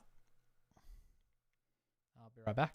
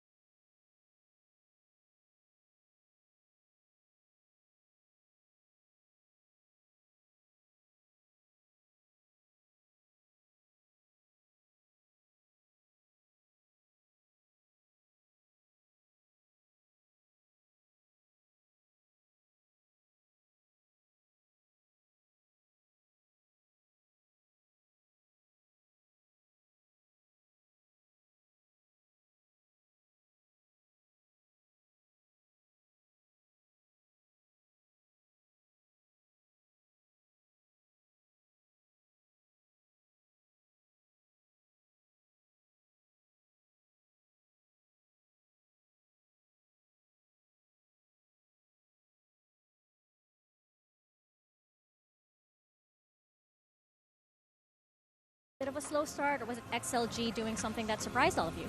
No, I mean, first of all, I think XLG is a very good team. You know, they champions of Stage 1 China. They have the MVP in their team. Aside from that, I think both teams are a little bit nervous. So you could see like the games were. I mean, everyone was trying to take their time and relaxing a little bit, trying not to make mistakes. So I believe that now that everyone's warmed up, I think the second game will be a banger. Oh, that's a teaser. Well, good luck to you guys. PRX, they take map 1 here, but they did have to work for it, Ender and Doug. It wasn't easy by any means. So if we take a look at the HyperX reflex moment here from Viva, this was ridiculous. This was absolutely insane. So No Man gets cleared down short. And then look at these shots from Viva. So quick on the adjustments. It's like one shot miss, instant reset headshot. Miss, instant reset headshot. Just sick. Yintu, I think you said it exceptionally well. They pushed PRX. I think they had a really good idea on their attacking side. We talked a bit about the Waylay versus the Raze and how, traditionally speaking, the Raze fits a little bit more, but maybe they'd be missing a little bit of that, you know, Joker in their hand, a little like trick to try to make their attack side a little bit more, a little bit stronger. But I love the way they layered their utility. I think there were often times that PRX looked a little overwhelmed on sites. They did a really good job of chaining those together, and it was enough in the first half, but then everything kind of fell apart. Yeah, it was. If we take a look at the post one, we can tell they've given us a reason to believe why they picked Bind. Well, I think the first thing is I think XLG really locked in the post plants and we're very aware of the flanks. You heard Alex talking about it. I think PRX were going way too often for walk-ups and going for flanks, and the crowd here is going wild for the flanks, it sounds like. But honestly, I think XLG held their ground really nicely, and specifically Viva and No Man's Sky. You know, great game, great player. Absolutely popping off in these late rounds. And again, I think it was, they understood their game plan was utility dump onto the site, get out there. And once you get there, once you get into a post plant, they've got PRX figured out a little bit, but they also knew what their protocol was. I even love the creativity of like Viva realizing 3 people are on the flank. He drops the Brimald, right? Just to delay, and he ends up going down, but you still see those moments where I think XLG did a very good job of adjusting to the chaotic style that PRX were bringing. They did, definitely, indeed. This is the thing, though. If it weren't for, you know, the Something Jing duo doing so well, being able to bring this game back, it could have been, you know, even an overtime, I think, the way that XLG were playing. I think there's a world we'll where, be like, leaving the Something VODs just up dominating, like, for 3 sure. rounds in the first half and solo winning them. Like, XLG could have been up 8 or 9 at the half, but it's brought down to 6 and 6 because of the great work out of Something, and him and Jing just crushed. Yeah, in the second half. Ender, I think you're absolutely right. If it was not for Something stabilizing in that first half, it probably gets away from them in the first half. And then, you know, Alex was talking about it in interview. They needed to calm down a little bit. They were kind of overswinging. They were a little bit too up. But if not for Something's heroics, we're talking about an entirely different half and potentially an entirely different score here. He was giving it as well, which is crazy, you know. Yeah, out of his seat a little bit. I love to see it. I would also love to hear what Havoya had to say, of course, standing by with Mika Faz ahead of map 2. I'm here right now with Havoya of XLG. Now, that was a very tough first map. I wanted to ask about the Bind pick because this is one of PRX's strongest maps. It's also a strong map for XLG, but I was just curious on your thoughts on picking that map, and was it because you felt like the ban on Lotus was more important for PRX? I think, first of all, PRX feel themselves better on Lotus. But also, we feel fine on Bind. It was just like a tough series for us, and I mean the map. And we dropped some ecos. Also, we didn't manage to win second pistol. I think if we could step up a little bit earlier, I think it could be our map. So it is what it is. Let's move on the second map. Right. Well, hopefully they step up a bit more. It is what it is. What are their chances on Sunset? If on Bind, you guys weren't super sure why they chose this, does it get better on Sunset for XLG? No, honestly, I mean, we were a little bit surprised with the Bind coming through, but it was sort of a secret weapon map for them in the playoffs for the team. So I think Bind was almost a must-win in the series, with it being PRX's choice here. Which is almost unfair to ask, given that you're going against an undefeated PRX on Bind, but I'm inclined to agree with you. It did feel like a must-win, and as we turn our attention over to Sunset, again, there's going to be a Sage. We're going to see that for the first time on the global stage, for sure, the buffed stage and kind of how that changes playstyle. Yeah, and honestly, I think it's less of a major change to the playstyle. It gives you a lot more ability to like react, put down a wall from a further range as you're rotating in or something like this to put it down. But I think for XLG, what they will have been focusing on in a lot of the prep work, coming in knowing that high chance that Sunset is going to be coming through in the map here, is when they're working against PRX's defense, PRX puts up so much of a fight into the mains, A main, B main. And I think that XLG need to be very snappy at punching these forward positions. I think having a Neon and a Yoru in your comp to take down those angles is a good spot. Oh, it's Noman's not playing Deadlock anymore. It's going to be Noman, Neon, and Raga Yoru. I really like this. I do too. I like it a lot. I'm not sold. I'm completely on board with this. I think you have so many different on fighting the tools. on the again, to Yoru punish one PRX Sunset. overextending. And again, you call it overextending, but they are often dominating on those forward lines. I think also with the way that Noman was dominating I think back fine. on Something Bind, on you Sova could not ask is for a better guy to be stepping into that second duelist role for the team here on Sunset. I think this might be his 7th or 8th agent that he's He playing on plays this team. literally everything.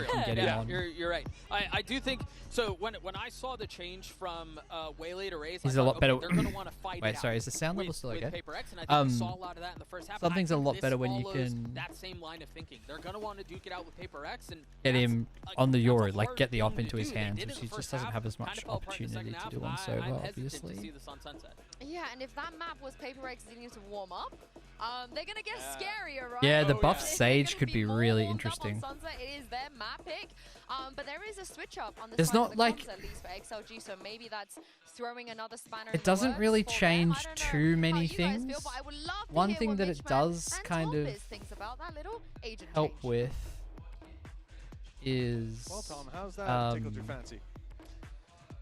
I don't know. I feel like being a little bit more boisterous could be nice. I think No Man definitely had a few moments individually. Sova, I do fear that trying prepare to the map. almost beat Yoru, PaperX with Neon. firepower and aggression it might not work. I think it's a Dangerous bold game. play. I do want to focus though on Omen. Happyway because I Both feel teams like he had a running pretty Omen. poor first map. And he's someone that Sova. the Death highlights I like to highlight as well as one of their best players individually. Raze. He's now Raze is so good a on this. map. pivotal part, especially on the defense and on the lurk. If he's having a poor performance, PaperX win easy. Still using this Cypher Cage. No, without a doubt. As you said as well, looking at Neon, it will be point of contact. No Man's Look at the Sky was defense. stellar when it came to that first map. Look at them In already. PaperX, they didn't get the memo. They think they're still on the attack side. They've pushed through mid with 3. Full control. 4, in fact. You can count the player towards Very the door of Batman, proactive who from will be PaperX. safeguarding market. I like this. This is all about the flank game. And there is, luckily, a trap waiting for them there. So it won't be a complete surprise that there's someone there. It just might be a bit of a surprise quite I how don't think many they're going to players expect 4 Happyway was people, about to see. but they probably would, considering they haven't player seen elsewhere anyone down in to 1 spawn. HP already, Yeah, so they they expect have that to be it's a a bit map more flip. careful. But you can see they have switched up where they are defending Oh, our this predictions. spike from, or pushing all the way around. It hasn't mattered though. The swarm that is PaperX has given them an advantage, and Device is going to start defusing. He's just going to stick behind. He the just wall, walls maybe to himself run in. Back around over the top. They need to go, and it seems like they are not going to be able to deal Can't with make the jump in time. It's diffused in front of their nose. Rocker, he did well, and I think Devi even Did he stopped for a fail the second. He was jump? like, okay, someone's going to Or jump. did he on have to this jump wall. up? And then they didn't.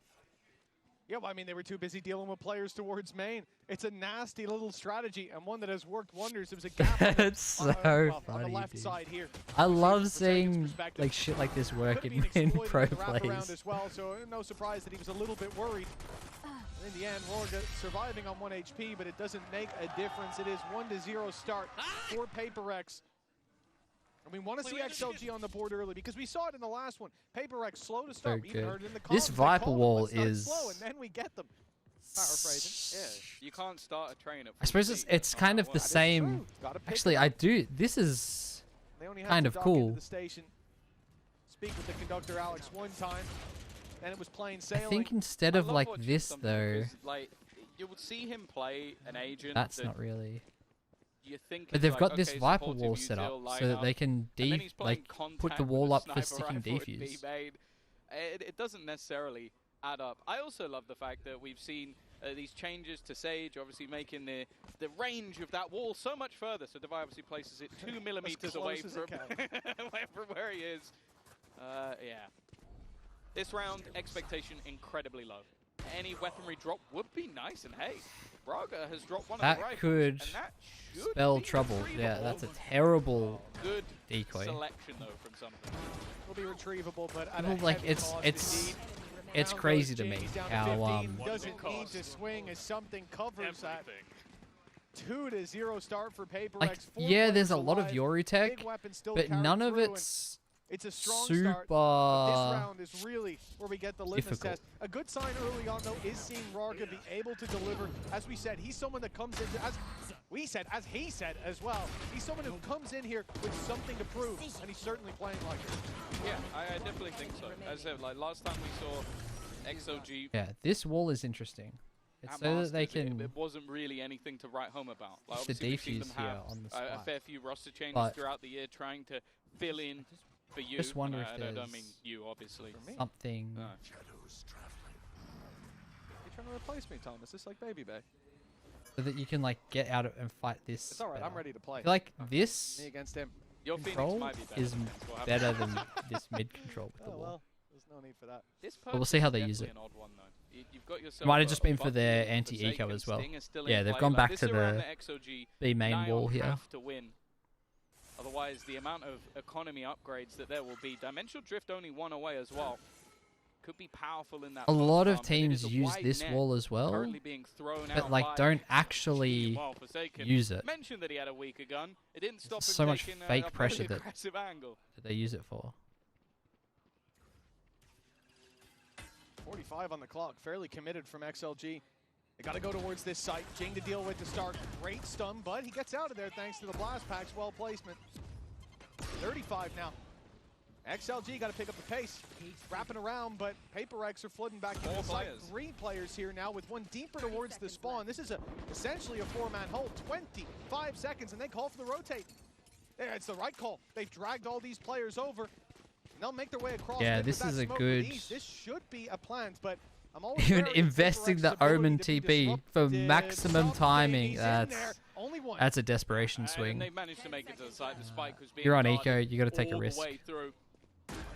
A good redirection. I think just like I feel like they were close enough to potentially swing that together. Box up top that you would have had Devi watching from afar. And now even with no man in the spawn, just waiting to try and catch them as they fall out. The fact is though, PRX, all of these guns are going to be upgraded in the next round anyway, so they might as well try and do some damage. That's exactly what they're looking for. You see all this deep clears of middle. The idea is certainly in their head that someone could be lurking around. Rifle picked up for Devi as well. Good chance to make these exits very costly. He will close in towards this spawn. I don't think Jing has any chance of, oh, actually he might have a chance of having an impact. He goes back to mid, but Devi is shut down. Okay, 2-1. 4 players alive for good XLG. movement, good That's a rotation there from picture-perfect XLG. round 3. Yeah, swinging that's across exactly the map. as clean as it needed to be. It definitely got a little bit dangerous, and as we mentioned, like you're always going to see these sort of timing fights looking to be utilized by the side of PRX. It gets them a lot of early information. So I like the fact that with 20 seconds left, they were willing to sort of gamble on that rotation, not fearful that they'll be caught somewhere else. Even still, though, it's going to be an immediate purchase back up from the side of PRX, and I'm kind of looking at Braga here. He's going to immediately It's still not working. I want to do the shot call predictions. Perfect for this ultimate. One flash left. Oh, he's come out without one. Moving around through the smokes, but the wraparound for Patman. Quick on his feet. He'll take Raga down. Now it's Rifles, though, that they will be up against. The trick play hasn't worked. Devi's dead. Dead to right. It's even a headshot from No Man to lock it in. But still, a 2 versus 4. Can't even get the 3 out before Patman's dealing with another. PRX holding strong so far. And Happy Way failing to take down Jing. Now that's the information. The element of surprise gone for his position. And the wraparound super late from Forsaken. It's going to cause issues, but Viva seemed aware of it. The timing, though, he corrects in time, but he can't quite land the shot. Yeah, it's been a lot of moments, especially with how low some of these players are, where there's a chance, but it seems like PRX are ready and raring to go on this defensive half. A third already picked up, and I have to say that the orb placement coming out from Patman there in the early stages of that round was just wonderful. Like you see this attempt to play into the back of the site, and he's just denied all of it, just keeping hold of that control. Yeah, it's the fact that he's able to walk into spawn to be safe and then back out with his smoke, right? It's so much value delivered as a result of that. I'm not sure what's being said there. I love these guys. The energy on the stage is different, and 3-1 up. There's no other way to create that pressure and use a better wall. You mean the B main wall or the wall that they're currently using right now? Happy to help out his buddy, set him up for success. Forsaken's found one elsewhere, but Jing looking the wrong way will be dropped by No Man. We're back to a 3v3. Spike still secure for XLG, and this map, it doesn't get any smaller. The less players to defend it. This should be an advantage for the attacking side. Yeah, it feels like the first 15 to 20 seconds of the round lead to those early battles, and then there's a break in the action. I do feel like XLG throughout this matchup so far have actually done quite well to deny a lot of these plays from PRX. I think it was even No Man just having a reactive stun immediately to try and slow that push. Yeah, I mean the wall's good. Like there's no. Early rotation No available. issue with the wall, but it's Second up top, but he has been dealt with immediately. No man doing well on this Neon. you can use it for conditioning and then like it can pay off in the long run. But what I see too many teams do. Back and stops Happyway from helping out, but now it's faded. Happyway on the angle, looking for the fight, finding it, and no man. What I see too many teams do. We needed to see. XLG won't let they do this wall, as they push up to 2. and then Yeah, I was definitely a little there's bit just skeptical never any. No man going onto the Neon. I think definitely a role that he has Like played if you're gonna quite throw a this bit in wall, terms of that, like, but individual never brilliance play that we in saw this some of the skill in space the last or map, like but, threaten as this said, even space some of the, and like, reactive make stunts this he's really putting out, uncomfortable for the willing attackers to to sort push of take a through, bit of a gamble, take a risk then versus these you may players. as The well tactic was just then in his favor, put your orb here. even just winning, And some of then, the fights that maybe he yeah, necessarily and then you shouldn't. put your wall like, you could do this, right? Flex You him can while he do does it. this 3 plus the to 2. orb. Economy of PaperX has taken a hit here, though. A pistol for something, although at times The defensive Viper walls on Sunset are kind of Think back to the a last bit map whack. when they had that astonishing, I think round 5, bunch of pistols in play, and that's maybe the most dominant that they'd looked. This is about actually like playing around this wall. Ulti's available. They haven't really They need those pushed safety into it nets. at all, Rotates so from Coconut, the information. You have a they've gone back to this other wall, which is interesting. That's a very interesting flash from Forsaken.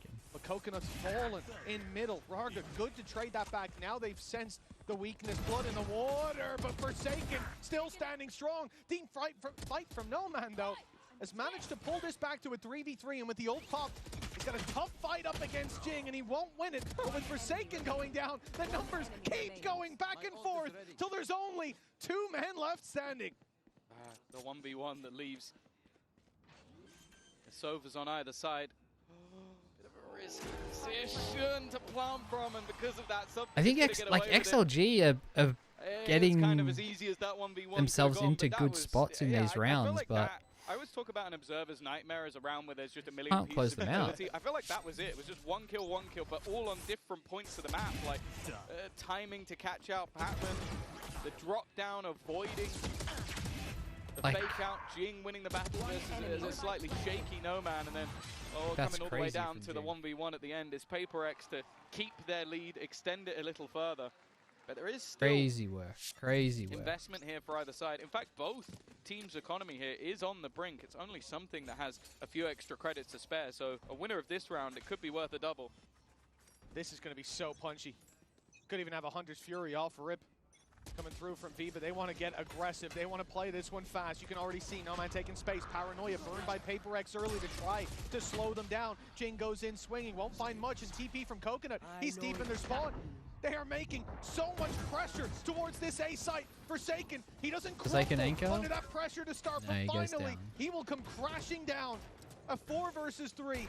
Res possible for PaperX, but the positions of those bodies, it doesn't make it look very likely. Happyway's got beautiful timing, but the shots don't land. Luckily, Rarga's there, picking up the pieces and leaving something alone and trapped in with the enemy. He can't even do they get out realize to that he's wall trapped? phase, and he will be cut down to size before that happens. Great round from Happyway after a little shaky of a start.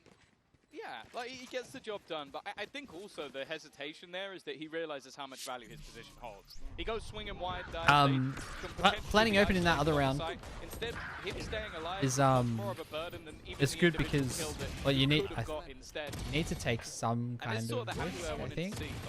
But probably should have planted here rather than here. But the guy is always good at having but those in the backstabs, 1v1 where you don't know where they having are, those multi-frag rounds. you know, And I like the you want to, from and XLG. you can get plant, and if you think you've got time to do it, map, then you can go anywhere in their mind as well. And when they're trying to defuse, they have to worry about all the different kind of angles. On that A side hold, not only do So they it's have just about numbers, making but they have the your wall behind them, so they're not even worried about a mid flank coming through. Everybody is focused defuse on that denial choke point. And easier, Coconut more being able to clutch, go less into the spawn predictable, makes that much more difficult to do. options The to guys on account site for. can't just swing Like, out see, wide like, and hold the short fight. They can't just look for the elbow with duel this Viper because they'll be wall, shot up from spawn like they're just potentially. using this Omen And you have smoke, and all all these of a sudden headaches it's created for PaperX.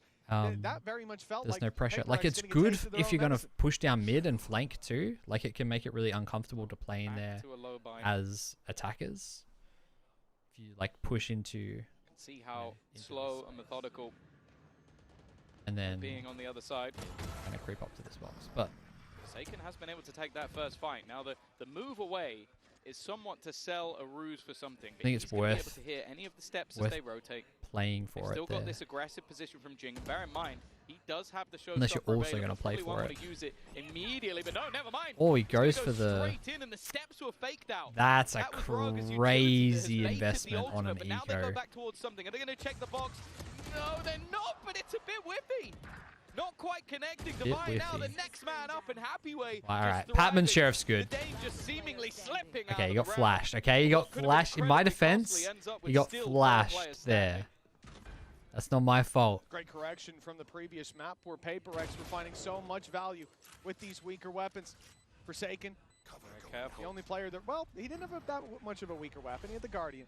Wasn't the Sheriff doing the work? Okay, baits out the paranoia at least. We've He's got recovered lag. a rifle, a chance to do more damage. Surely the round win is already lost. I have no idea. I found one for free. It could be an ace, but the problem is you've got Viva deep playing with that. Oh my god, the classic drop! Now only has that ult to He has deal a with. smoke in He 5. knows where his opponent is, but the Hunter's Fury surely decides the fate of this round.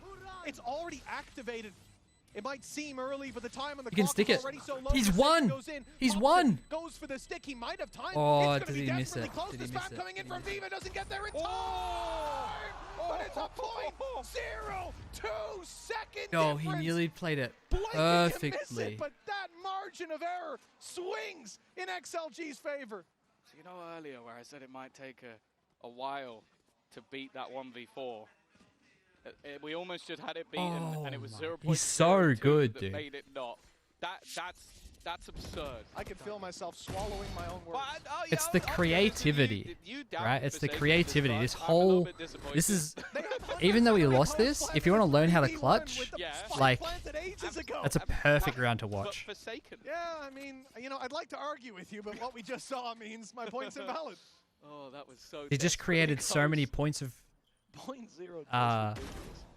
opportunity. See the confidence right back in. Aggressive And so many start. points of, This is like, what I'm saying. XLG have always been doing well to recover any of those early advantages that PRX are able to Like, gain.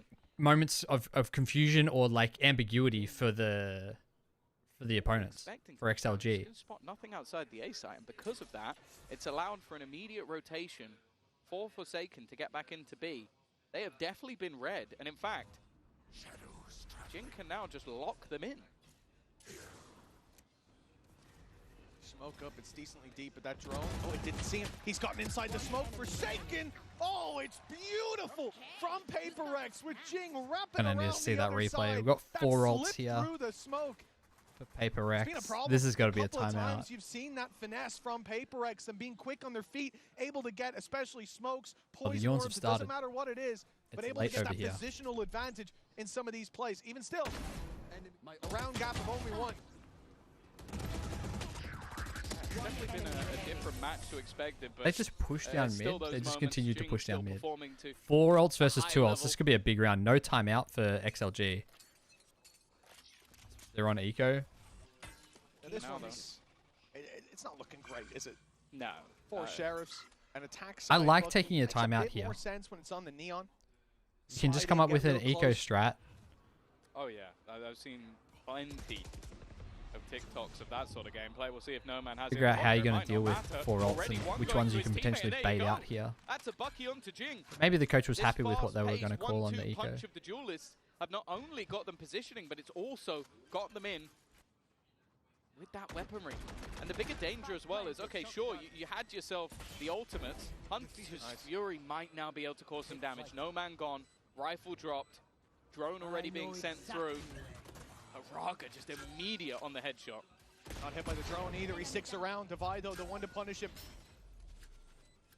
The res available. There's a player that can be res. There it is. Patman's brought back. Even numbers. And it gets Coconut curious. He swings out looking for the duel, but now they'll go pushing into him. Viva down, and it's Happyway against 2. Oh my god. 6 HP. He has a shorty. A headshot needed, but it's Divide. Plenty of time. Jumping with the shorty. Not plenty of time. To close He this just one out, got a it. round that should have been PRX's. They will just about get it. I'm starting to doubt myself there. If they lost 2 rounds to time with that close, that would have been madness. But Bro, he tried to spray there. Imagine if it cost him. Taking the extra like millisecond to spray the floor. Making this one competitive. I feel like Noman actually walked further into that shock dart rather than away from it, but you understand the panic. A nice That's a attempt, shot. very low by round, and Happy Way definitely. I think he was doubting it as well. Well, he has Scary. just watched the spike go off at 0.02. He did the thing, So but there was the wrong wall. Yeah, exactly. With the Jing flank not before. quite I was thinking the same thing. Flashbacks definitely hitting hard there. Yeah, XLG. 6-4. XLG, they've called a timeout here on their attack side. That's their first one used, and indeed the first one of this map. It has been a pacey set of rounds. I've liked, as you said, the direct approach. Even here, they had sheriffs, they had a bookie. We started out, it doesn't look too good, and it comes down to a 1v1 with mixed it up a lot second. as well. I think that's what, whenever I see a team that can only like dive or only do executes, I'm like, okay, this is an average team with maybe great coaching staff, but it feels like a lot of the sort of slower rounds with mid-rounding, I've been impressed by XLG, and you take away the pistol and the follow-up, and this is an incredibly close match. The problem, Still though, 3 ults is here. now they are in a case of this ends 6-6, you go into the second half, you're happy.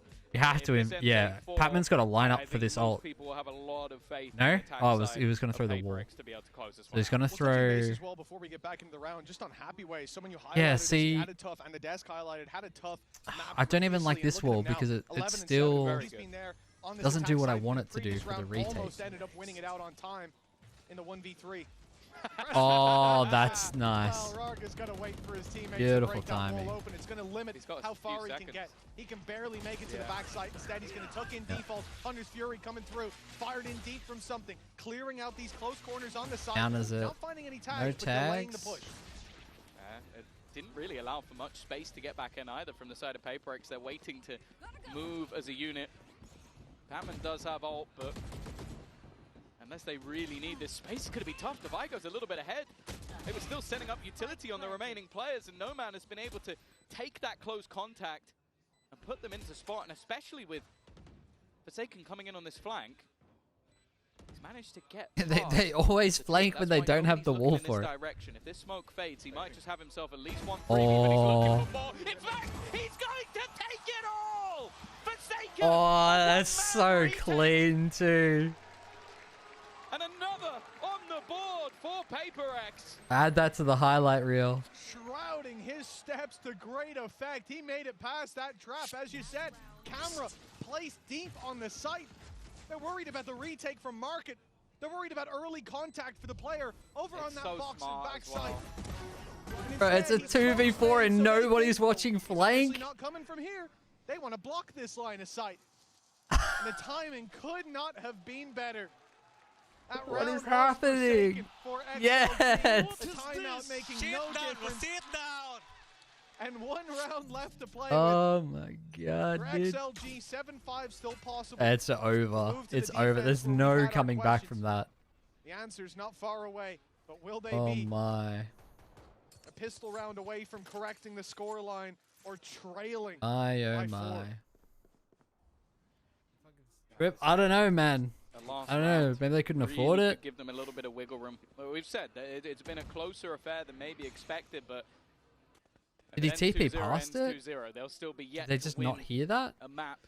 Cypher might not have heard it because he was on cam. international event. The cam might have been out of range of the TP. Maybe after how close the first one seemed, they might feel a little Need to bit go hard back and done see by for that. that, but it won't change a thing. Already you can see some of the vulnerabilities, and more worryingly, it's that showstopper Viper's Pit on the other side. Like, there's so Got much 3 to ults play here. with in this. Crazy that Patman doesn't Final just round like of the half. invest ult early on. Oh, the showstopper! It's found 3! Jing!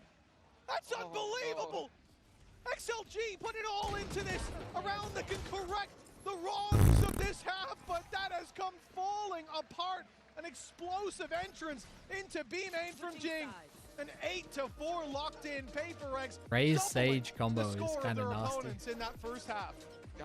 Just absolute insanity. Like, it just came down to a lot of those contact plays and Jake managing to get it done. Nonetheless, it's a pretty big recovery. We'll see if XLG can turn it going into the second half.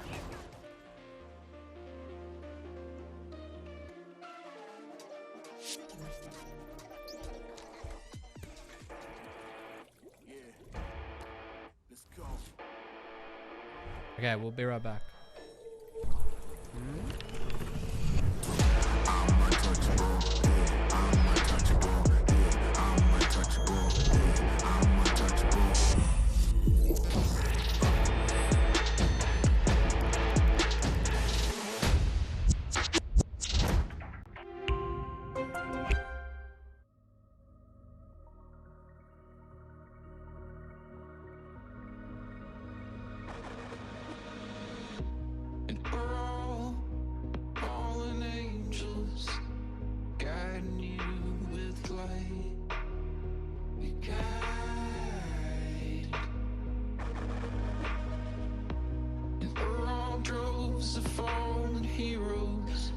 Strangers through the night.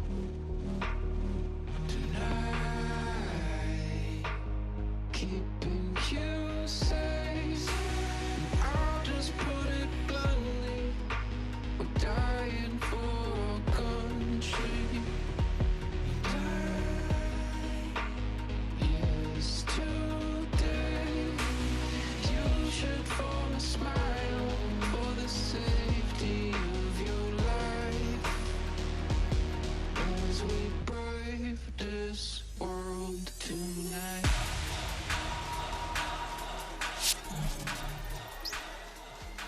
Welcome back, folks. The halftime concluded, and it's time to get back into the game as we look at the Coinbase Econ report for our first half. And, well, it has to be said, PRX, they should be leading in terms of the stats, 8-4 up.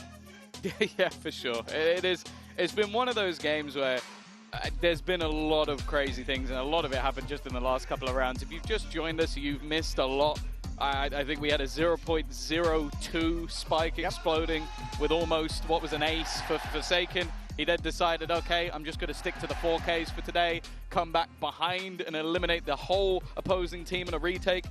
And then the next round, Jing decided to get 3 with a showstopper at the very beginning of it and end it before it even began. For XLG, this now comes down to a play of resilience. Like, can you turn the tide? And I'll be honest with you, Mitch, I think it starts with a pistol.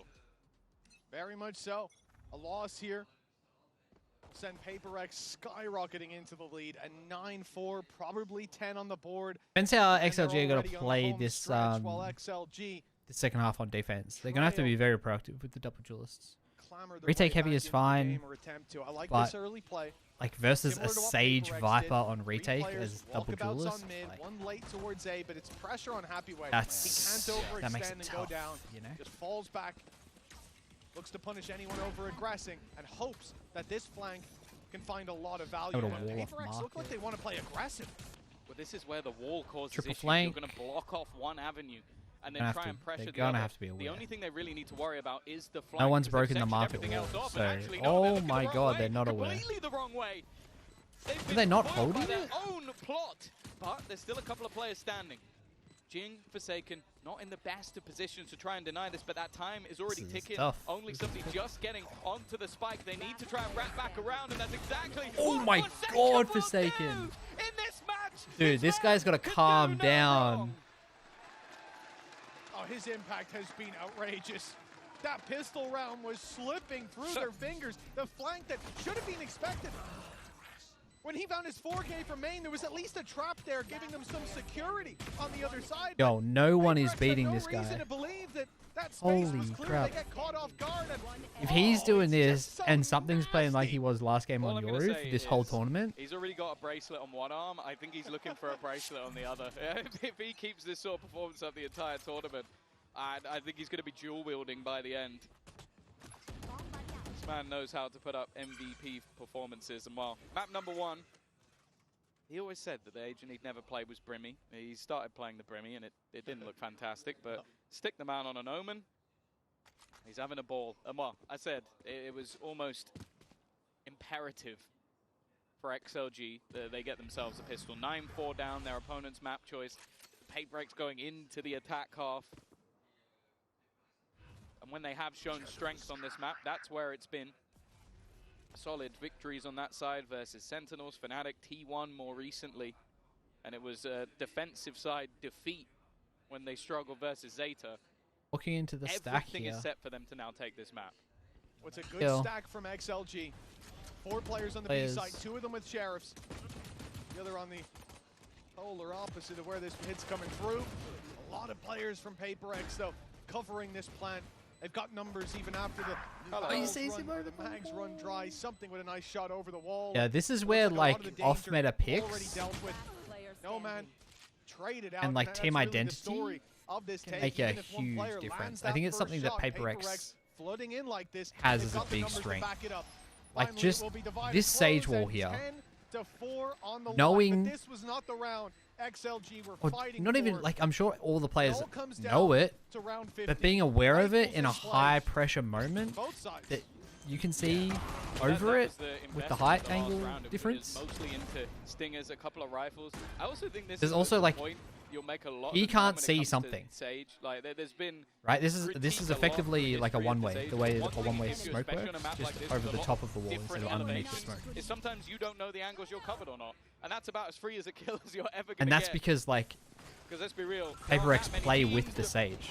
I'm sure they've gotten kills like that in scrims, so something was specifically looking for it. But impressed so far with him on the neon. Why agent mastery is so important in this game. It's so much more important than like playing the best comp. Jing can't get it done. Dying to Pixel is infuriating. Certainly now did. He knows it's there. He's calling for it. And we see the pings that he wants to walk on through. Has to catch a timing. Even with that smoke, a TP will be heard. He'll be seen walking through. What an angle. Nice shot by Noman yet again, delivering. Oh, the timing. He looked up at the That's a cam. wonderful punish. What is going on with something here? And a swing from Noman that gets punished. Something's got 3. Oh. And I think Devi is about to go down. Oh, Devi. Devi. But in comes his old buddy. Something here to bait. The day is for this Ace. An ace from something. The first ace. From 1 foot in the grave to bury deep behind round after round. Yo, Devi just like the patience. I need to see the POV on the first 2 kills because I feel like there were 2 players in elbow. And I don't really understand how he's walked out of it alive. Oh, they're just isolated. Okay, fair enough. He gets 2 bites of the cherry. It's incredibly clean though. He gets 5 1v1s I don't even know if he reloaded in what is technically an anti-eco. of all of that. It was always going to be one of them, you felt like, to take the first ace of the tournament. And something will be there. Mentioned maybe Forsaken looking for another bracelet. Maybe he's looking First for one ace that as goes champs. on his keyboard. For the Pacific MVP, that is something else. And a timeout for XLG. Oh. At these last few rounds, it hasn't even felt like the round 14. You're talking about you're on eco. Round 13, you probably should have won, but Forsaken clutches it out. Yep. Round 15, you probably should have won, but you get aced. It's tough looks from for XLG here.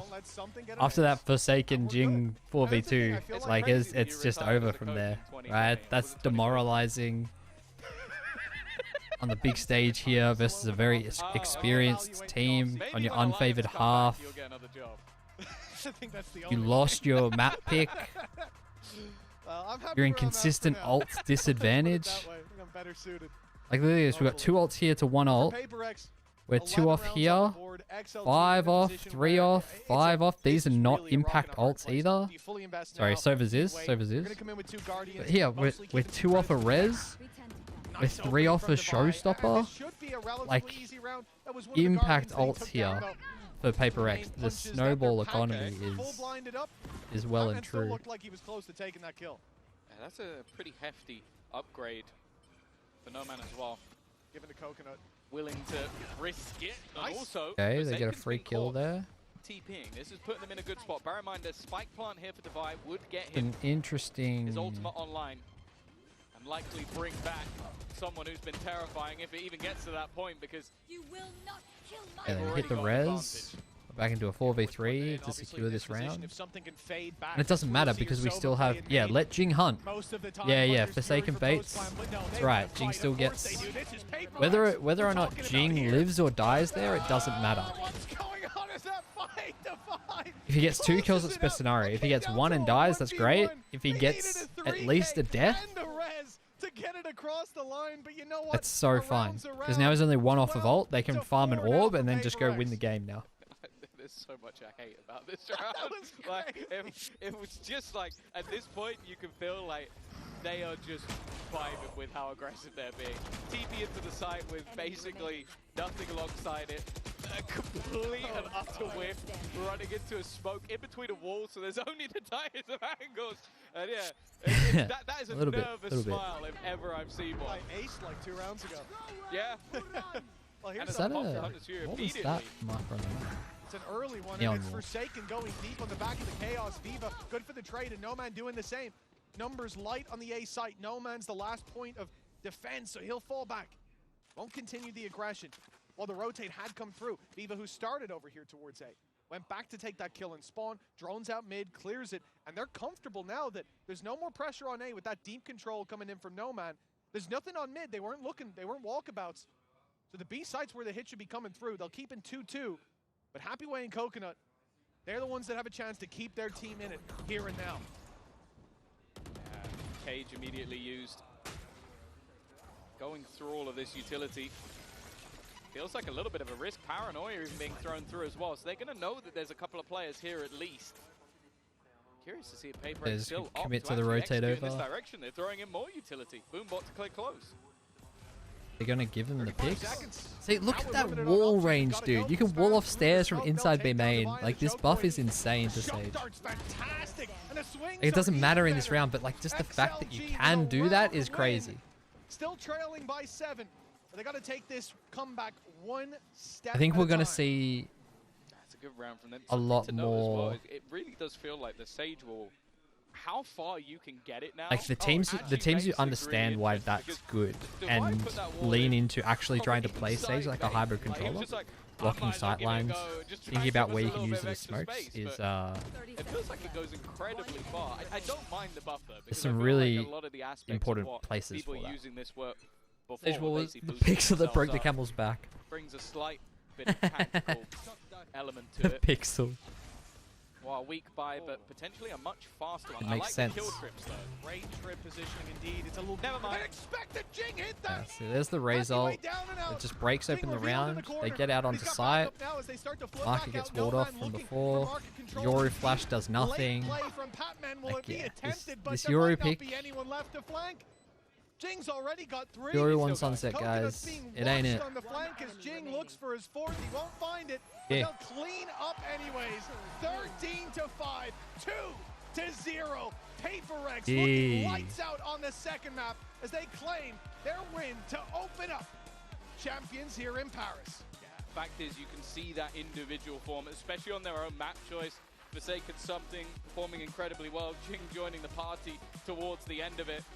And in map number 1, seeing both Jing and something still performing to that degree. I will say though, I feel like there are silver linings for XLG. Map number 1 especially, I think they definitely look like they could compete, but for a couple of clutches here and there, and who knows, I think going into that lower bracket match, there's going to be more opportunities, because not everybody plays as manic and as crazy as a PRX does. Nonetheless, it is the expected result. One of our top seeded teams coming into the tournament, 2-0 victory, and well, I don't think anybody will want to match up against how they're currently playing, especially some of the stuff Forsaken is doing in the clutches. Yeah, we saw signs of life, sparks of hope from XLG, but it is PRX coming in as the favorite. Yeah, they really, like, once they got into their groove there, on map number 2, they were XLG started strong, but even on bind, it was just close rounds that XLG were eking out, and that can cost you sometimes, but most of the time it just means that, like, it's just, you know, the dam's full, and like eventually it's going to overflow, and once it starts overflowing, overflowing, Seen a 1v4 card. it just Like, it's been spills an out. enjoyable Spills out series. everywhere. I think most would have come in and expected that this would just be bullying, a bit like map number 2, but I think the XLG have shown they could probably do some damage though. Des PRX pour une interview, something. Come here, come here.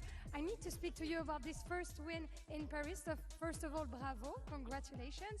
And the first question I wanted to ask you is, this was the first match, but I really we like her already earrings. They're see really cool. Such a high level from you guys. You guys were shooting, but there were two. So who impressed you? All right, we're gonna take a break now. For me, the most impressed player, obviously, it's Frarga because he is my close friend. So yeah, and overall we start slow and bind, and I guess it's just like bound to happen because we came from Korea, jet lag and stuff. I mean, overall, it's nice to win the first game. Yeah, we could see that definitely. Donc finalement, qui t'a impressionné chez XLG? C'était le premier match, mais on a cliqué des deux côtés. Et bah, j'ai envie de dire, regarde, c'est un pote à moi, j'étais trop content de l'affronter. On était un peu slow sur bind, on avait un peu le temps de prendre le rythme, on est aussi un peu jet-laggé par rapport à la Corée. Mais voilà, toujours très content de gagner forcément. And I'm speaking to a champion here, you know, an AIM champion, MVP from Stage 2 with that gold keyboard, winning Toronto and stuff. So I wanted to know, like, do you keep on setting like such high standards individually on yourself, or does it matter less, you know, to carry when you have such a great team? I mean, I don't really think we have pressure after we won Toronto in stage, just because like we also understand another team scared we'll look of at it us when we come because back. we are playing well and our form is great, especially after stage. We show it, and then yeah, there is not. Sold out, yeah, true. SEN next game, yeah. So next game we've got Sentinels versus Giant X. This could be really interesting because Sentinels had, you know, kind of didn't finish Americas all that well. They didn't finish Americas all that well, and Giant X, I mean, the grand final was a little bit disappointing, but they're on some form. Like, these were convincing wins as well. So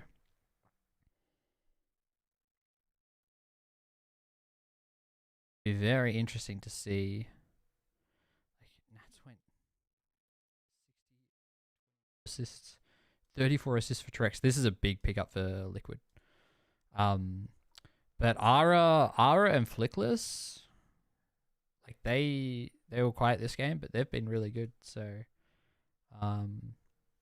yeah, we'll see how that goes. I'll be right back. The next game. Things are different. Verizon's different too. They let everyone in my family choose different plans. I should check my pick'ems. I can't remember who I took. The human body was built to move. Not trapped at a desk in one singular posture for 12 hours a day. Okay, I'm actually going. We'll be back.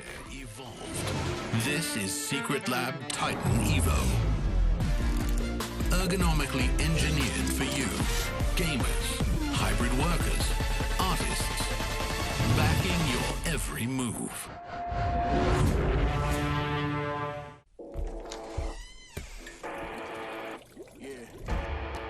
Let's go.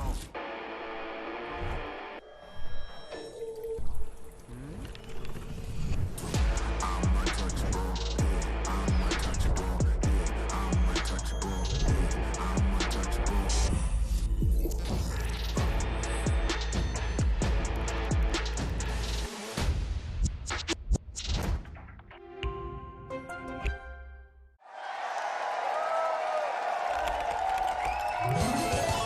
Red Bull gives you wings.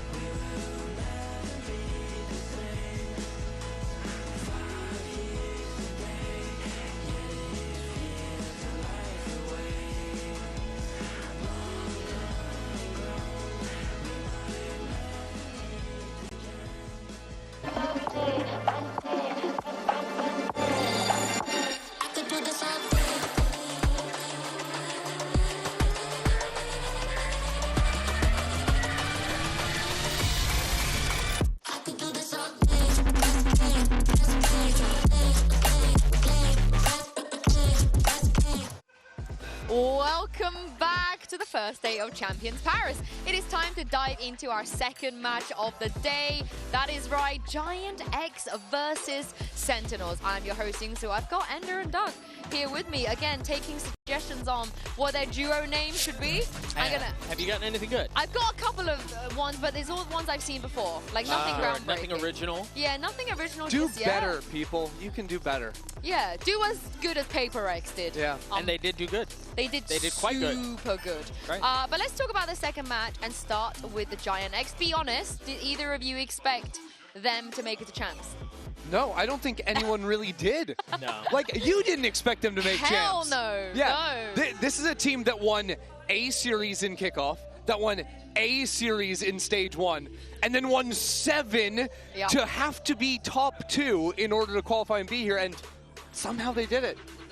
It's such a good story, and I think for them to, you know, obviously go through the rough parts that they did at the beginning of the year and then do as well as they did in stage 2, I think is the perfect platform. Yinsu, it was you who said it earlier, once we hit the champ stage, literally anything can happen, right? Any team can go on a run, but also for a team to come into this stage with the momentum that they do have from stage 2 has the potential to bode well, but they're facing some demons on the other side of the stage. Oh no, he's playing. Demon 1's not playing today. I think he's playing day after tomorrow. But if you look at this graphic, you were talking about this, Ender, just now, but the thing is, you don't see 2023 here, but 2023, they essentially needed a miracle to get to champs. Right. They won LCQ flawlessly without dropping a single map. Cloud and his teammates at the time, alongside Pipson, they made it all the way, and now they've just done it again, because like you said, the only way they could have made champs is a miracle. Yeah. Quite literal miracle. When teams like Fnatic, Heretics, they were dropping out like flies. But they made it all the way here, and Pipson even tweeted. He had some pretty strong words to say, because he does get dunked on. He's an easy target, you know? He's been around for a long time. Yeah, everyone's calling him the worst coach. Like, what's going on there? There's also a really famous clip of him when he was playing back in the days, because he was a pretty good player as well, where he just was like on no man's land, and people clown. No, he was in the last series. Yeah. No, they we really are getting all of them out the first day, aren't we? They reference it a lot, but now they've made it here, like you said, Doug. You know, the expectations might be a little bit different. Do they have what it takes? Because they made it here fair and square. It wasn't like they needed somebody else to do them a favor. Right, they earned it. Yeah, so as C2, are they the second best team from EMEA? Like, really on paper, do you think? I think that's a tough sell, right? Because we have to think about the entire body of work. But again, the nice thing about this is Valorant's a momentum-based game. And so if you've got a hot hand and you hit the stride at just the right time, who knows what can happen? I think it's easy for them to forget about kickoff. It's easy for them to forget about stage 1 right now and to just ride the crowd that's currently chanting and cheering behind them. It's the Giant X fan section.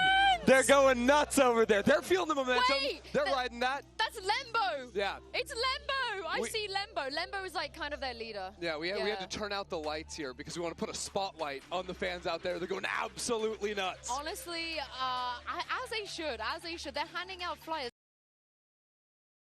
Oh, please save me one. I'm going to go down and grab one after this. But let's talk a little bit more about the players of Giant X, because like you guys said,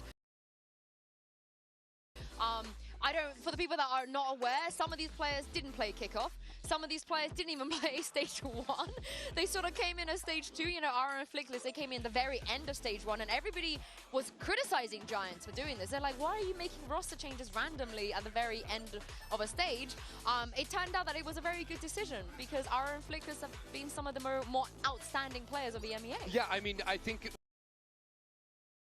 when you just look at the prior results of 8th, 9th, 10th placement for the last 2 years nonstop, you add these guys to the roster and they're carrying you to second. Like, of course, they're the difference. Yeah, and I also have to shout out Gruby, because Gruby has been just a ray of sunshine, and he keeps talking about how much he's enjoying doing media, doing interviews, doing content, which we don't hear very often. In fact, I actually had a chance to chat to him after they locked champs, and this is what he had to say when I asked him who he's most looking forward to facing when he got to Paris. Take a look at this. For me, I think I would like to swap my jersey with Bank from Sentinels. Oh, Bank. Now, I've spoken to a lot of different players, and I've asked them this question quite a few times. You know, you're going to a global event. Who are you most looking forward to jersey swap with, meeting, all this stuff? I have personally never heard anyone say Bang. And the fact that Gruby says Bang to me means he's a knower. And, he actually watches the game. That's a man of culture right there. Right? Because if you've been following, you say Ospas, Hong Kong, those are the easy choices. But Bang has been so lights out for so long. I respect Gruby's game on that. Right. And he's going to get the opportunity to do it. And so you make it all the way to Paris. You get a chance to meet the player that you want to trade jerseys with. Oh, but surprise, you got to play against him. And then you got to play him. Right. Yeah. That kind of sours the deal, potentially. Hold on. Do you know what, Doug? I'm glad you mentioned that, because here in Paris, we have an opportunity to make some dreams come true. Mika was even standing by with Gruby and Bang. I've got Grabinho here from Giant X with me. Grabinho, I hear you're collecting interviews. Yeah, right now, yeah. Last month, I was collecting some interviews. Okay, well, can I add to that collection? Can I add your first Champions interview as well as a jersey swap? I hear you wanted to swap jerseys with Bang, so Bang, come on over. We have this jersey swap. Aw, look at that. Jersey swap here on the arrivals. So Bang, one of your biggest fans is now on the opposing team. How do you feel about that? Honestly, it feels great. I remember when I used to play against players that I looked up to, so it's honestly sick to have someone like that, like playing against them. It's sick. And now you have to take down Bang. You have to outperform him. Well, what do you think? You're going to do that? I mean, it will be hard. Probably Bang have like better experience for sure in tournaments, so like it will be hard game. But let's see what I can do. Well, good luck to you both, gentlemen. All right, fist bump. My heart, that is so cute. I want to give some context. The reason that Gruby says he's been collecting interviews in the last few months is because when he did his first one with us, he said, oh, you guys never invite me. And I said, well, we do winners interviews. And he was like, oh, that makes sense. Like, he didn't win a lot before GX. And is that why he decided to start winning now? Yes. So that he could get those interviews? Yes, literally. That makes sense. On the other side of this, though, Doug, we're living in a generation where players are looking up to Bang. And you were there when he first started. I was actually just thinking that. It's crazy that I've worked on this game for so long that now Bang is one of the players that people are looking up to. I remember when he first hit the scene, he wasn't talking to anybody, he was super shy, didn't really know anybody. The impact he's made on this game is insane. You think about another youngster who's hit a very similar trajectory that was just on the screen. It was Zekken. Yeah, I mean, Zekken is going to be a really fun matchup to watch as well. You like the Gruby and Bang matchup. We've also got Zekken versus Ara, where Zekken, also a young kid, but by now has been proven a veteran and so skilled on the international stage. Of course, thinking all the way back to Madrid, but this is a matchup we got to be watching. I mean, there's definitely stark differences with them, but I also like the similarities in the way that they play. On that neon, you know, I think both are at their best. If they turn up and show their best, this is going to be one of the best duelist matches, I think. Oh yeah, it'll be really fun. But I do think the differences are where it's very interesting to me, because when I think of Ara, I've been really impressed specifically by his play with the operator on defense. He's a guy that is going to be often saving in the early rounds so he can get that online as early as possible. Whereas Zekken does not op. This guy avoids the op like the plague. So on that sense, they're completely different players. Yeah, I think as far as that goes, I think some play style personalities might be a little bit different as well. I think when I think about Zekken, I think about, again, a player who's been around for a long time, who's playing under the Sentinels banner that has incredibly high expectations. The fan base demands it. I think the community demands it of them as well. This feels like the tournament where Zekken, for Sentinels to really do this thing, has to take over, and take over like he does domestically, take over like he does when he's besting a bunch of other teams, when he's been able to best duelists on the other side of the stage that have challenged him a little bit, but I need to see a lot out of him this tournament, and I think it starts against this rookie on the other side of the stage. I like it every time we're like, we need to see a lot. He always delivers. He's like the one you worry about the least. Yeah, I can't remember the last time he didn't deliver, to be honest. He will deliver. But for those of you that don't know too much about Giant X, I have good news for you, because it's time to get to know them a little bit more. Mika had a chance to catch up with them and play a little game.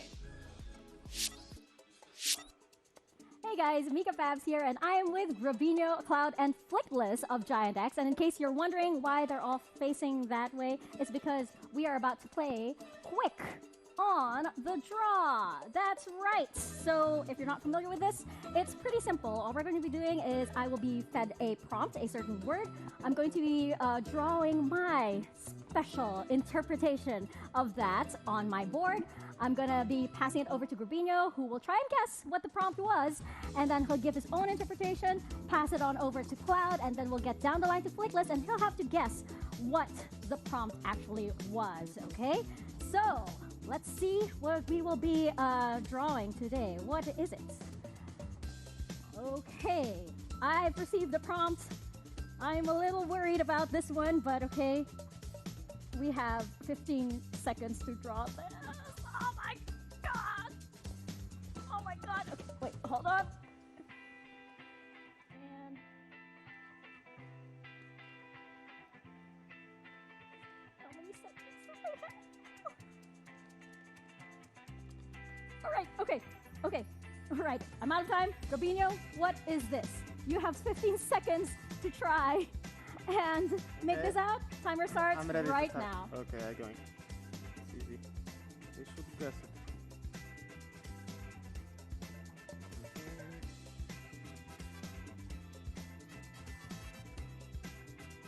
All right, last 3, 2, 1. Can you please show the camera your interpretation of this? Respect. All right, now Cloud, please take a look at this prompt Easy, Cloud. we have Easy. here. Yeah? Okay. All right, timer starts now.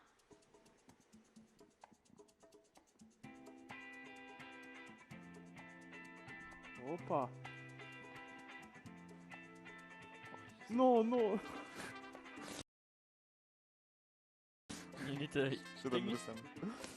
No. And 3, 2, 1, boards up. Please show the camera what is the, yeah, sure. What is the flag?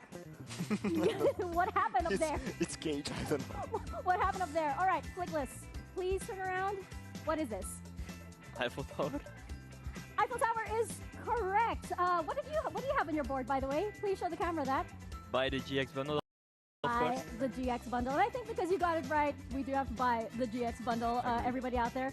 Looking down the line, by the way, would like to see our own interpretations. But this is mine. I have tourists. I have tourists on mine. Groovy looks good to that. Yeah. But Cloud, I don't know what flag he did. Yeah, what happened there? I don't know. One lane missed. Okay. Well, thank you so much for joining me on Quick on the Draw, and congratulations, Flickless. You got it absolutely right. So I guess that means we gotta buy the GX bundle there. So thanks, guys. Thank you. Thank you.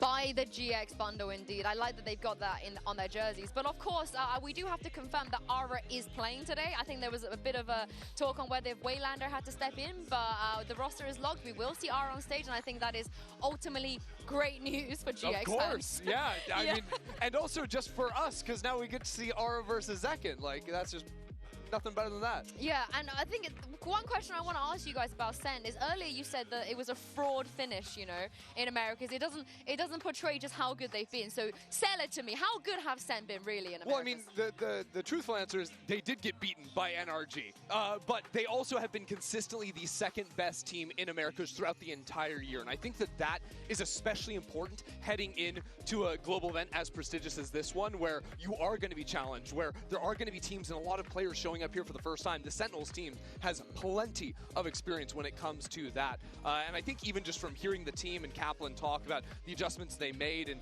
how they're reacting to their loss against NRG, they realize the mistakes they made, and I have faith in them to bounce back and be one of the heavy hitters here. Yeah, I mean, they walk into playoffs undefeated, right? Yeah. And then they deal through everything through the hard group. They played G2 early on. They dealt with Cloud9 the way they needed to. They come into playoffs undefeated, and then they lose to NRG, as you were mentioning. I think if you were to zoom out and ask for a team with championship aspirations to lose, that's like the perfect time to lose. You lose, you get that out of the way, you learn a lot about what it is that went wrong, you learn a lot about yourself, and obviously this isn't the first time that they fall at the hands of another team, both domestically or internationally, but when you win as much as they did in Stage 2, it's easy to kind of coast your way through. So I do think expectations are incredibly high. I think that loss was right time, right place for them, and I'm excited to see how they do here. What went wrong? What did they have to fix? They have had a lot of time. They have had a ton of time. I think they just ran into an NRG that hit stride and hit spark in a time that like nobody could really stop. I mean, they rolled over everyone except G2, right? And so when you've got a team that hit stride and hit strike the way that they did, it's really hard to best a team like that. And I think that it's, I mean, they got bested. I don't want to call it unlucky, but NRG just played out of their minds. So what I'm hearing is GX have a chance? I think they have a chance. I mean, we need to see the form that Sentinels show up in, but I think me and a lot of people, even though Sentinels are coming in as the lower seed relative to Giant X, people that's crazy. No, that is a crazy thing. Yeah. But it's also a situation where people are going to come in and they're going to say, these rookies from Giant X, you know, they had a great stage too, but now it's been a little bit of time off. Can they carry it over to the international stage? There's always going to be those levels of questions. Plus, we're in Europe. Yes. And Sentinels win in Europe. Yes. Yeah, that's true. That is actually true. They also that's just a fact. They win in NA too. Yeah, but they Not win. In a while. But they win in Europe. Do you know who doesn't win in Europe? EME18s. But now let's hear what Zels's, what his thoughts are on Sen's group here in Paris. You're in a group. All right, we're back, guys. We're back. How we doing? Do we all get some water? Listen, you're gonna make Rob hate me, dude. Okay, like he's never gonna send me to another group draw again. Why? You think that you're the jinx here or something? Maybe. You know, actually, our manager Kez is a jinx, so and he's here. Okay. You can. Are our predictions working? Okay, that's who you direct the blame to. Really, this game against Giant X is going to be the test for them. Yeah, I think so too. I think there's a good chance they lose to PRX. This is the line, right? If they're going to get out of this group, they have to be Giant X. We just saw the other team play, and so we know like this is really their make or break in the group. I mean, this is where they should feel a little bit more comfortable, right? They could have had PRX. So did we end up as their way opening behind? opponent, then that How would far be behind really, really tough for any team to go up. So against GX, where 4 of them have never stepped on stage in a global stage before, Sen, you should be a little more confident if you're a Sen fan. You come in with a big experience advantage, and I also just think that knowing the way Giant X play, this is a team that plays a lot of similar setups on repeat on the defensive side. It's not until really you see the operator coming online for R that they get a little bit more fluid in where he's going to be playing. I think we're going to see GX and Sen again. Don't know if GX can do it twice. Yeah, I'm not sure. We'll see. It'll be interesting to see what kind of form both of these guys. Hey, don't you underestimate Pips and Waylander and Cloud. Don't you be one of those people. I'm not underestimating them. Their setups work, but they do have, on the defense side, they do tend to go back into the well that has been working for them. I can't stress, I mean, I'm biased, but I can't stress enough just how much I love this GX team. I was telling you guys earlier, they kind of give me 2024 kickoff like Heretics vibes. You have one guy who's really experienced in the IGL. By the way, Cloud, IGL, been playing for 5 years, is 21. That is outrageous how young he is. Cloud's only 21? And then you have 4 kids that are just excited to be here. They're just happy that they get to travel. They're happy That's they get crazy. to play I didn't know against opponents they've never faced before. It's really wholesome. I love every single one of them, and it's really difficult not to root for them. Because everybody rooted for Heretics last year. Very unfortunate. Yeah, I mean, that's wholesome, right? That's feel good. But then we're also playing for a trophy, right? And there are often situations where a team like that feels really good. Oh, Doug, why you gotta ruin the vibe? Then they run into a buzzsaw. And then who knows what happens? The Sentinels the buzzsaw in this situation? If they're playing at their form, would you disagree? Not necessarily, no. 3 people have picked also, Giant Tom is X. disowned forever. Like, I better not Side catch you shows in picked Giant Berlin. X. Like, No one he's picked dead XLG. to me. He literally is dead to me. I mean, we'll trade Sideshow for Tom. Deal. Actually deal. I mean, who's going to notice? Like, honestly, so down. Who is going to notice if we just... crazy work. We take Josh and you take Tom, though. You two predicted Sen. Why? Because otherwise Rob Moore will heckle me. I'm fearful. I'm fearful. Celsius, you, me, we're gone. The kids are out. I don't know what happens after that. You're a sellout? You sold your soul to Rob Moore? No, but I also just believe in the Sentinels team. He struggled, yeah. Do we have Pansy and Hyper? Believes in Bang, you know? So. Yeah, Grubby I think believes in Bang, but I don't know if Bang might underestimate Grubby. That's I think in these scenarios, it is very easy to underestimate your opponent. I think with Sentinels going in as 3rd seed here, I don't think they're underestimating underestimating anyone. Underestimating, yeah, underestimating. And I do think you're right. You kind of can't, right? It doesn't matter how good you are in stage 2. You've got this team that, again, is your litmus test. If you want to make it out of this group, this is the team you have to beat, and they have aspirations to be playing a couple of Sundays from now, so it can't end here. Why did you predict Sen? You didn't say. Because I think when they're playing at their best, they're world beaters. I genuinely believe that. I think when they're at their highest form, they can take down anybody. The problem with them is, internationally, that has not always been the case. I think they've struggled in the past, and I think there are a couple of star players who have not delivered against the likes of PRX, against the likes of Fnatic, and I think that has to change here. They struggle to beat teams with G in their name. Well, guess who did beat Fnatic? Giant X. So, here we go. It's enough of us yapping, and it's time to bring out the second teams that's going to be playing on this stage today. Without further ado, join me and welcome Sentinels and Giant X.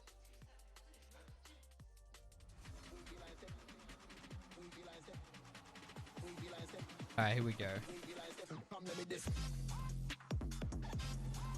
Oh,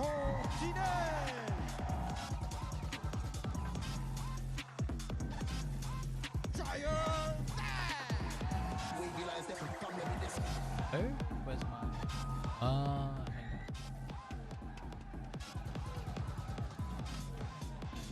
hang on. It's not often that we have 4 players make their debut on the global stage, and it's going to be champs that we see them on the side of Giant X. It's going to be very, very tough for them today. They're going up against Sentinel. Some of these players have been playing, I think Zelsus has been playing longer than the other 4 players put together. Should sound a little bit nicer now. But looking at the map vetoes here, what do we think? I mean, Corrode to start things off for Sentinels has to feel good. This has been an absolutely lights out map for the team up until they ran some Odins on NRG. Sentinels ban Ascent makes sense. This map, and GX for ban Lotus, Sentinel pick Corrode. So they're gonna bring the same like Neon comp here, or have they got something new? Doubtful that they've got something new here. They had been historically, but this is also a very comfortable map for them. But Sue, tell us why this also works for Giant X, right? Okay. Are you asking me to cope, or are you asking me to be realistic? Be real for me. I'm gonna be real. Be real. I just want to shout out Lembo real quick because I saw him with. Okay, shout him out. Get that out of the way. Okay. You can hear, I don't know if you guys can. What you can see right here is Lembo in the front leading the charge, because there's a lot of Sen fans. Yeah, excited for Corrode. I really like Corrode. I really like Corrode. Oh, sorry, I'm playing with the audio and I think I made it too loud. Your boys and your girls have come out to cheer for you. Especially because no matter where Sentinels show up, there's going to be fans in the crowd too. So it's a serious fight out there. Everyone else in the arena right now are Sen fans except for them. Literally how's that? Is that good? No, it's sick. What did you ask me? I was asking because we were hyping up the Sentinels. Oh, they get to play Corrode and Sunset, but Giant X have similar pool. They have a very, very similar pool here. I'm surprised that Sen are sticking to the Ascend ban. I thought maybe it would be a little bit different for champs. But GX, 2 more notches. 2 more notches down. They love Sunset. They're also very old school. Mini is being very critical of the way that they prioritize so much breach in EMEA. I don't anticipate that changing. I think they have a very strong identity, which is they don't care for the double duelist. They don't care for what other people are doing. They're going to stick Before to their tomorrow's stream, I'll set it up so that I can play it back to myself and make sure we're all good to go from the start. How about that? How's that? Are we looking good now? Can you hear me over the stream? I'm not too loud. Stream's not too quiet. It's a balancing act. But are we there? Sounds good. Awesome. Thank you, dude. West side, I think it was Flickless, or they went to the merch shop. Like, they've never been to the merch shop on a global event before. Right before they needed to get on stage. And they just Nice. Unbelievable. Who do you play in Val? Who do you like to play? What kind of role? What kind of role do you like to play? Well, we've got some time here. Narrate's a player who, we talked about it domestically a fair amount. You go back to his kickoff tournament, and he's crying backstage because he didn't play well against Loud. A series that they still won, by the way. And he's grown so much up until this point. Sentinel main? You play all Sentinels, or do you have someone in particular? Okay, let's see. There's no way they pick ISO. I was gonna say. Okay, so we've got Mirror, Yoru versus Neon. Very interesting. Really, this game is just going to come down to whether or not Giant X can beat out Sentinels in the mid-fight. The attacking side, Sentinels run over that, and I think it's really hard to deal with. Yeah, and I think they're going to have a bunch of Yeah, this is a very interesting stat that Sentinels kind of have, which is a 73% win rate on attack. That is very, very high. They don't have the KO anymore, which is what Flickless was really... They were relying a lot on Flickless's KO. But I do think the Fade is going to help them out immensely. Most teams favor defense right now, especially like with these Viper comps. It's just a lot of kind of stall potential, but... Great to be here, Yinsu. Thank you very much. Already it's getting loud and proud down there in the arena. So it's great to see the Cypher GX Deadlock, Sova flex. I mean, Sova's a good flex to have whenever you need to. Whenever you need to flex. I mean, he's one of the agents to go for sure. Always going to be good. Most maps he's very good on. So far this year, they qualified to Bangkok, but they bomb out 7-8. They make it again to Toronto. They do better. They make it to 5th, 6th, but yeah, they're yet to get that 4th place that they got at Champs last year. And they're yet to get a trophy as they did in Madrid last year. Still hunting that greatness that this organization is known for. Change of comp here for GX. Last time we saw them against TL at close 13-11. They were on a Cypher still. Westside has opted to go over towards Device here instead. It's Sentinel starting the attack side and already want to pressure A with a split.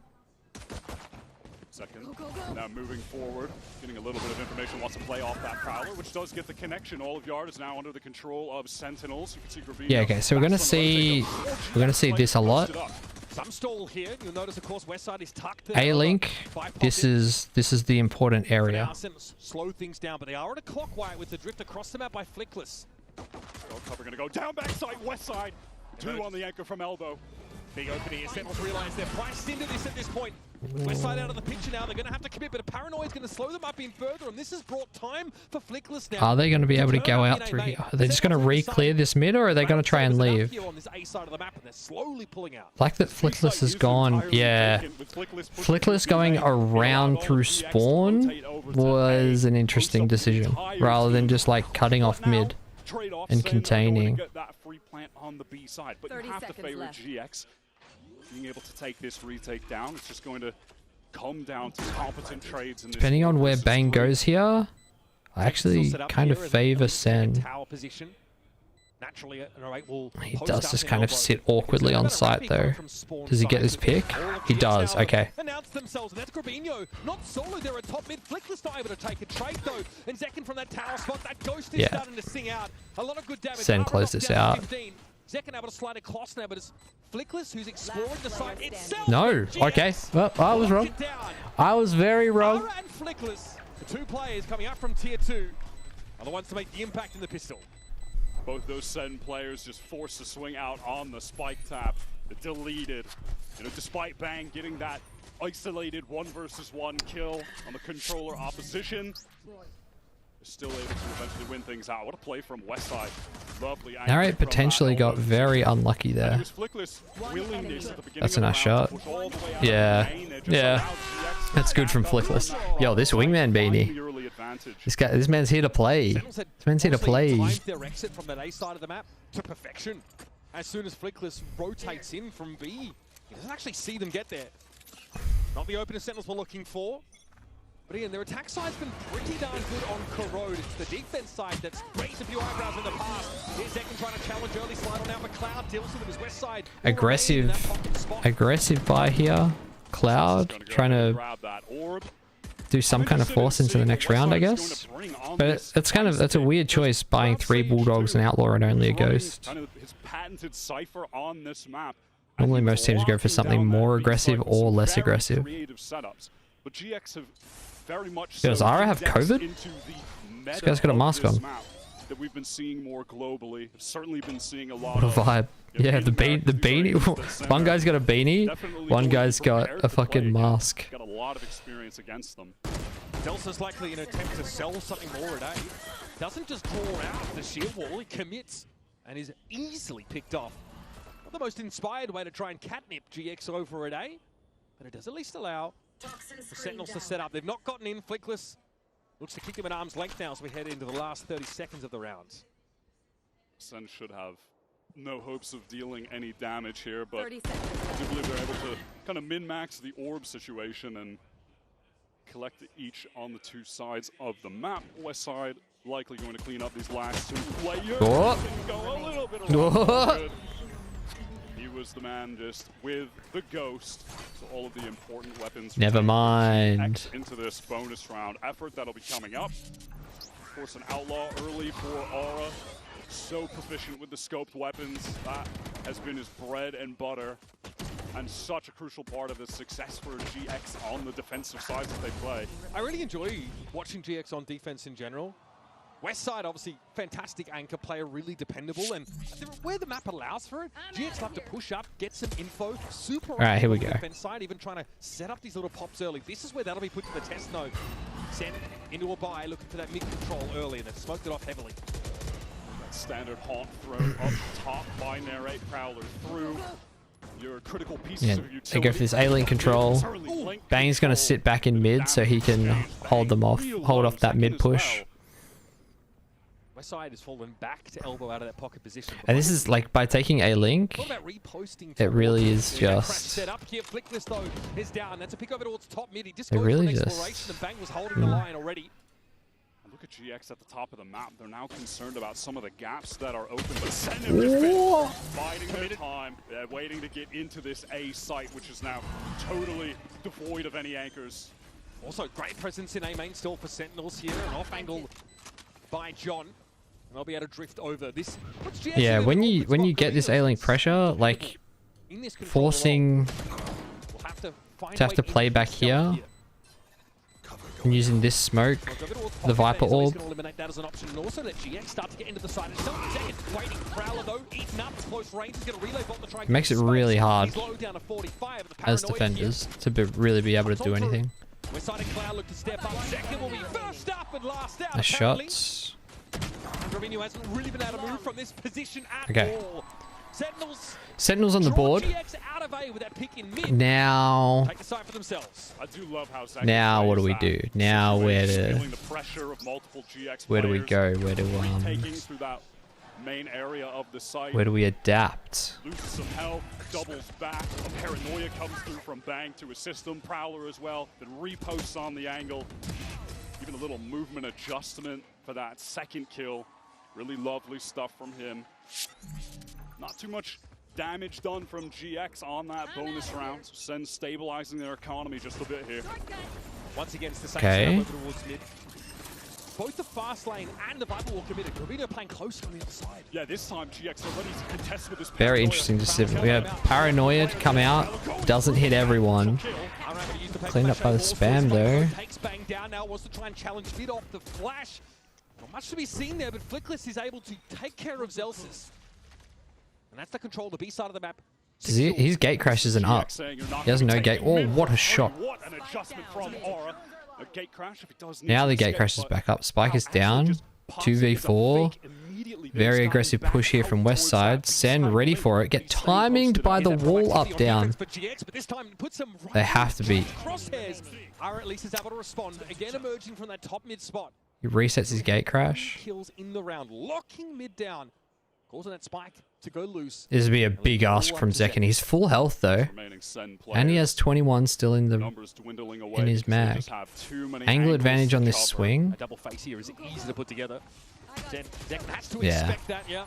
Either Aura or Flickless will get the job done. I think 5-1 for someone who's feeling a bit under the weather recently. He got a little bit impatient there. He's hit the ground running. Debut global event as well. I love this adjustment. Hello, hope you don't mind me asking earlier. You mentioned I'll provide more in depth in update tonight. I asked where you posted that. Just want to make sure I didn't miss it. Some of our own initiator utility just repop onto them. Earlier I posted. Really love that decision from GX. Sorry, Dr. Ellens. I am. There could be flashes coming at us. They could be swinging through on us. Curious about how these. Not sure what you mean. Earlier tonight. more in-depth update about the game. Need Westside to squeeze his balls some more. Yeah, stress relief. Let us set a site would be unretakeable on day one. Said A site would be unretakeable on day one. Yeah, I also agreed with that. Like if you lose a link and attackers get onto A site, it's just GG. Like this is cooked. Imagine trying to get through here as defenders. Even if you're like 4 still alive, it's still so hard. Well, they have one onto the first guy coming in who's trying to clear, see where people are at. Sure. How on earth does he get a second off that? At the risk of being a little facetious, the crossfire setup for Sentinels was pretty good in top mid, because they're obviously able to push all the way up to the arch at the very top of that part of the map. I think that's something we've got to have a look at here. It has to fall apart for GX. They look like they have the Prowler out wide. They have the opportunity, and they lose to vastly inferior guns in some pretty sharpshooters' hands. Well, they're certainly feeling confident. I'll tell you that. They have not come into this game with nerves. But if you watch GX, right, you've seen this a lot.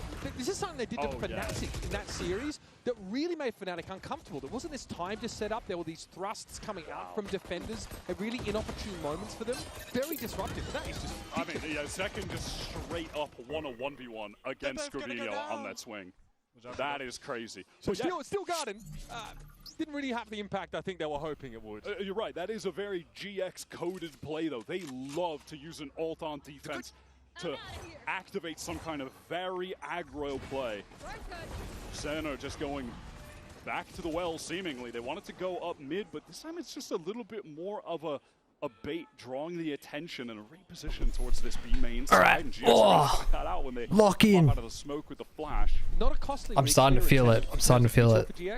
By the end of this this tournament, we're going to be locked into this time zone. But for right now, it is. I'm starting to feel tired. It might be time for a coffee. Gets in there with the overdrive. A player at top mid on the other side of the smoke. It's very clear where Flickless was standing. He's hit with that seize. And all of GX Let's just run through them. Coming out of top mid, even at long range. Second down. Okay. 3 for him in the round. And another flawless posted by Sentinels. Flawless. That is huge for the econ. Halfway through the half to get a flawless. Zekken, did Zekken buy a gun or did he just use his ult? This is going to be a potent Sentinels team. GX take a massive risk trying to get back into that site during the Steel Garden. Flickless goes in. That is a bold play. Give me a fist bump. Let's go. Crazy bold play, and they're punished for it. And Sentinels can guess to how deep GX have gotten back into that side because of the info or the lack of info that Nightfall actually provided. And then they've got such a massive ults. Bad ult economy here for Sen. So like we're gonna probably see a few rounds here for GX. For trying to. I'd be surprised if they don't get to 5. They're gonna lose this one. All of GX going for something aggro, which the Sentinels are really far away. Nice shot from Cloud does deal with Zekken. John gets a lot of damage on this corner, in fairness. Oops. The kill. Picked up for GX. Okay. Man, those regen shields really getting pushed their limits for John. He is going to have to give a lot of ground here. Try and play at arm's length. Given a lot of map control here to GX, but all of Sen are entrenched now in the post-plant scenario at B. Yeah, I mean, more than anything, they should just be trying to kill John here. And Thank you. They just can't kill him. Well played from Senzai. They can't do it. Like the look from Gravino this game, but he has not been able to get on the board in a gainful manner. And, well, that's going to remain the issue. Sentinels post another one here, and this is that economy now. The North American squad starting to develop. That was fairly important for John to keep that gun. I mean, it does just put Sen's economy in an absolutely out-of-control spot now. They will not be on an eco anytime soon. Uphill battle for GX in that regard. One enemy remaining. And so to some degree, it does feel like Sentinels are trying to tempt some some early movement out All of right. GX. Okay, here we go. New prediction. Guys, if you're on Twitch, we got a new prediction. New prediction is live. Who's going to win? Does anyone win this round? There is a poison orb inside. This round specifically? Sentinels going to win this map, I think. Now, you'll notice they've left that shield wall in their wake, so likely looking to end elsewhere. We're finally seeing Aura pick up that operator. It's so critical for GX. They're very aware of what Sentinels want to do, though. Look at them. They've got 3 people just packed in to this side of A. They just want to, like, they just, where's my clear screen not working? Oh! As well. Perhaps some more Dotty vibes, crossing of T's required there for Sentinels. And they have crumbled in a screaming heap. He's wow. such a stunningly consistent what a player reswing. in scenarios just like that. Playing in anchored positions, Zelsis is going to be able to pick up this one, but still, how can they wrangle this back? Time is getting quite low, 30 seconds remaining. Spike, isolated top mid. Why not go for it? They have infinite amounts of money right now, but... Maybe I should have picked GX, because they've still got their, Spotted. Now we're going to start spamming, I suspect. Our ults with the up able to hold that line down. John is left alone against 4. That wall heavily perforated, the damage starting to come in. An auspicious number of health left here for John. Only 6 seconds left in the round to maintain this weapon. He'll wait for a step up, caught in the seas, decayed to 1, and dispatched. Okay. That's that interesting here. Interesting scenes. Kind of forcing, you can see Sen, they want to play towards top mid. They go right into west side. Displays some lovely patience there.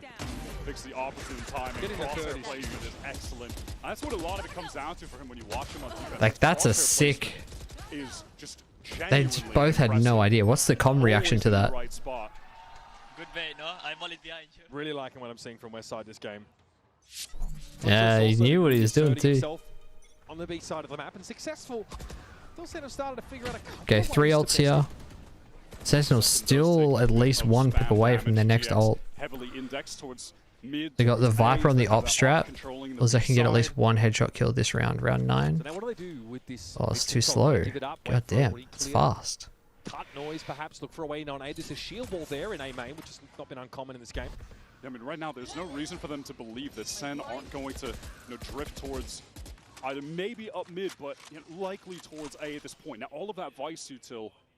It's a good spot from Bang. So that's nice for Sen He needs to hit the shot, but a game of dare here. Zelsis has their op, so they're just going to try and look for that timing.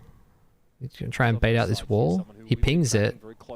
Pings that it's there, but he's smoked off, so he doesn't know. Okay. They bait it. They just go straight through together. 30 seconds left. Fade ult is huge here. And the paranoia. This is tough. Like, Zelsis come around the other side. Zek, and what a shot. West side out of the picture now. Yeah, Zelsis gets on that angle. It's GG. Into an up shot. That was simply the perfectly placed recon. It's just too hard. If you give up... Both anchoring players on their re-entry after being... Where are we? Corrode. Like, if you give up a link, like, you have to hold this. You can't give up this and, like, play here, like... and not even have any of this. Like, I would honestly think I would rather, a lot of the time, I'd rather give up a site to hold holes with at least so we can hold pocket, which makes, because we can just pressure this way, because on a site all the attackers want to do is fall back this way, so you can make that threatening and then create this pinch so that you can push it here, and then if you have this, you can, you have lines to push out to go around this way. I think just trying to play on this becomes really tough, because if you don't have holes, you have to worry about this. That's what happens. Like, Zelsis gets all the way up holes for free. All year in stage 2 to make it to It's hard to like decipher that yeah, they're switching up towards the mid round though.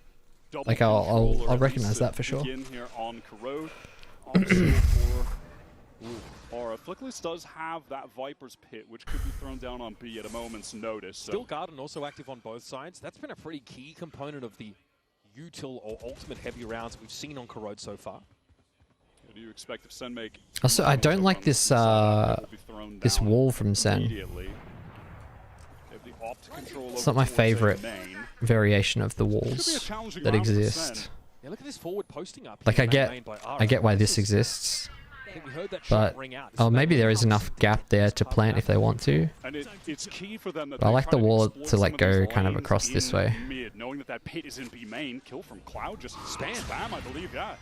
Running off the back of some of that util either way. Zek now falling. That is mid presence completely neutralized. Now's a peek out from A short. Now where do you go? Sen are running out of options. They did draw the Viper's Pit out onto the B side of the map. Flickless felt like that was an appropriate investment. Elsewhere, there's no penetration here for Sentinels. Just do a great job of finding those. Look at this. How many rounds ago did we mention the ults? Still sitting on them. This pit in B main. With the Please attack. check that corner this time. This is something he's been picking up a lot more recently in stage 2. Okay, they're going to try and seize maybe to clear out. Yep. Does he clear it? No, he doesn't clear it. Set up on the corner. Pit down though, Flickless inside of it, caught inside. He picks up the orb. Nicely done with a recovered operator. Deals with Narrate, and this puts John in an impossible situation. He'll just hope to walk away with weapon intact. Gotta feel good for okay. I said we'd at least get to 5 for GX. Now they have 4 ults. Nicely done from him. GX able to tie things. They might finish this 7-5. You can see the effectiveness now that the operator is online for Aura as well. Even though he hasn't been racking up kills with it, it's just the map control that he's getting is even impacting the game, right? That is apropos of nothing, Wyatt.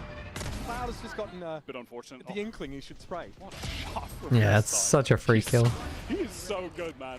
He really is talented. Yeah, I've become a bit of a fan. Might need to make a short about this. Playing on this spot. Did we miss another one?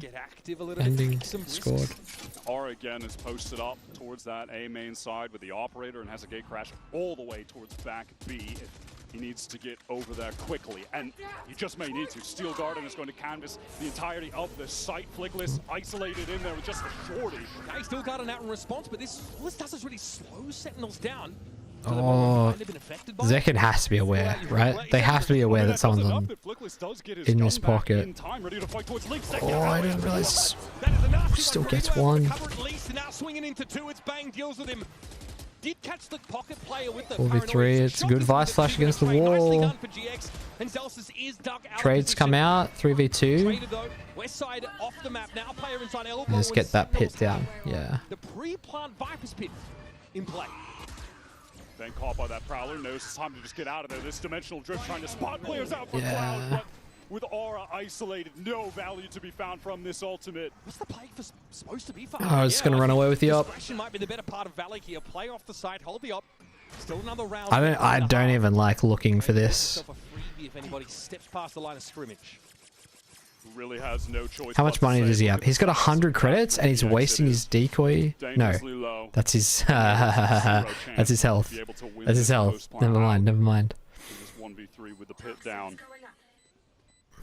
I honestly though, if Zekin doesn't get that initial kill, that absolutely absurd neon slide kill, round looks totally different. You have to imagine 9 out of 10 times he's going down there. He's jumping out to create space and draw the crosshair. What's the ideal ult play here? He didn't even have his gun out. I mean, like that's a hard question to answer. There's like infinite options, right? Depending on. This is disastrous. This is very bad. Criminal. That is a criminal. I like this from Westside as well. Depending on what ults there are, what's available for the team you're against. Let's have a look at the buy. Let's see. He's not able to get any assistance. You know, having him smoked off where Aura was at. Good effort, but Sentinels seem pretty satisfied. I mean, they used everything. They used everything and lost the round. Tried to get involved, not to be Aura. Flatten second and now is able to fall. How did I miss that? That is Aura going onto that angle. He's 4 ults and lost the round. Beats the timing of the defender in A main, but he's just so fast. We're one off of Narrate's ult, one off of Neon ult. That is a display of just the sick reactions. Are we farming When ults? he's playing with the AWP. Now, he's over in that mid position. Gate crashed here after that first pick in A. 3 players of Sentinels here grouped up trying to make their way through short. This is not being actively checked by Grabinho. Like there's no way we don't farm. Now needs to spend a shot, get back through the wall. This is going to get that top mid control over. The Sentinels have struggled to fight for this part of the map. It's been very expensive for them, and they don't really want to force the issue there. Still trending in that A direction one. They draw a lot of attention. Jump peek pass. Paranoia from Grabinho will stall things up. For SEN, maybe allow for a rotate timing. Well, rotate is Huge from Zelsis. Westside at least with a pretty swift trade. SEN still need to deal with the anchors here on this site from GX. Good flash. Trades? No trades? No trades? No trades. No trades. Good flash, terrible spacing. Beautiful on defense, this team is. Really enjoyed that half. Sentinels here are more stately open to the Champions campaign. A real neck-and-neck game at the moment. Sentinels, who are typically very dominant on this corrode attack. Oh, it's so... We'll be back, of course, with more of this first map between Sentinels and GX after a few.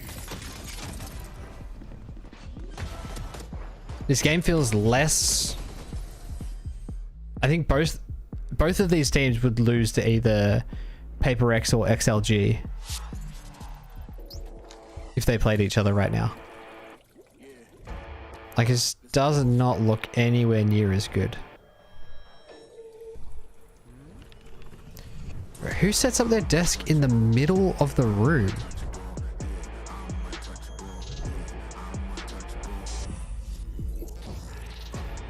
That is a crazy setup. Like, it's just for the camera shot, right? That's not something that people actually do. I'm not going crazy. The director, yeah, exactly. The director does.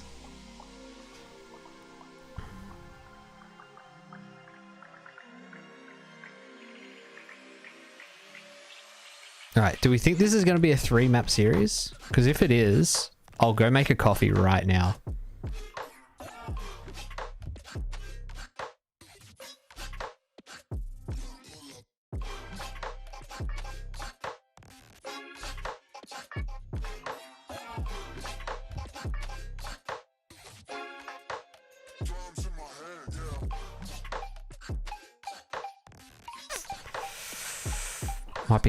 Might be too late. I don't want to miss pistol. Yeah, it'll take me at least a minute to make a coffee. Or maybe 2 minutes. I'll do it after the next game. What's the time? It's 10 to 2. Maybe I just have a decaf coffee and try and placebo myself into thinking I'm awake. And GX in their opener in Group A. Oh, I've still got 25 more seconds on half time. We could have done it. A lot of overlap between these two teams. We could have done it. Ended up only having Lotus eliminated, SEN I think taken out of the mix. Bind obviously not going to feature. Of course, coming back in with our Coinbase Econ report. Cloud. Oh, I thought that said 4.1. I thought it said 4.1. Really derail Sentinels at times. Definitely someone worth looking at. Zekin here, though, at Globals has been the silver bullet for this Sentinels roster. Yeah, his entries that he was finding were pretty astounding. That sliding kill with the Phantom was absolutely outrageous. We'll see what he can accomplish now that Sentinels are switching over towards this defensive side, where last we saw them on Corrode playing defense, it was against NRG in the lower bracket final. I tried to bleach my eyeballs after that one. Yeah, they got one round. They went down 11-1. I really like the champions branding. Doesn't really need to be said that they need to put on a much better. I think it's really clean. The gold, the black, and the red. Pick, by the way, they picked this map, and that was their last showing on it. I remember that was Bang had 1 kill at halftime in that game. Okay. Oh, god damn. Is that a right click? Doesn't even take any damage in that exchange. Bro, that must have been a right click. The possibility for GX on this B side. Narrator's got a pretty forward position in mid, but with the wall dropping, going to retreat a little bit towards Link as GX need to rotate towards this A side. Cloud has been posted up in a safe position just to wait out any aggression that may have come from SEN, but it did not. It's been safe from them right now on this pistol round. Testing A main now. Near Viper ball to keep them at bay, and they're going to step over that. And a razor bind there. Oh, Narrate just caught lacking. Oh my god. Oh, John! From John QT. A stunning three-piece that has now given SEN a chance to come up for air. Yeah, good comms, good comms. Zelsus knew he was one. He didn't even like try and aim for the head. No doubt John commed that he was one. Feeling like if he goes out, they wouldn't expect John to be behind that box. Yo, that's a huge. That's honestly. John, he definitely made the most of it. They never expect the second player to swing alone. But listen, if there's anyone that could win a 1v2, They never expect the second player to swing alone. No, why would they? Oh, they know.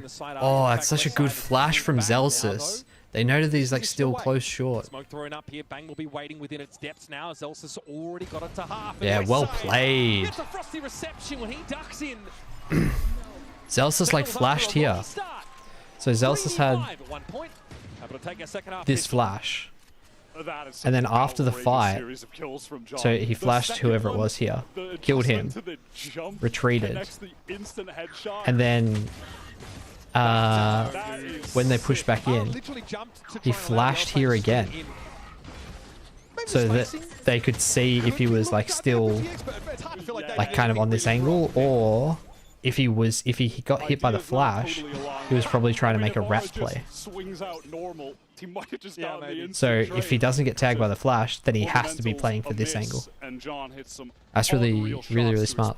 Classic SEN move here. The force into heavy stingers after winning the pistol. Something that sort of changes the dynamic of the bonus round quite drastically, but allows them to buy up pretty healthily. The SEN have absolutely loved doing this. They just have the one Bulldog for Bang who's posted up towards a main. See it on this map a lot. Yeah, Sentinels go for the full stinger buy with one Bulldog just for some insurance. They've favored this buy. Or stingers. Couple sharps for GX. See if they can get anything accomplished here.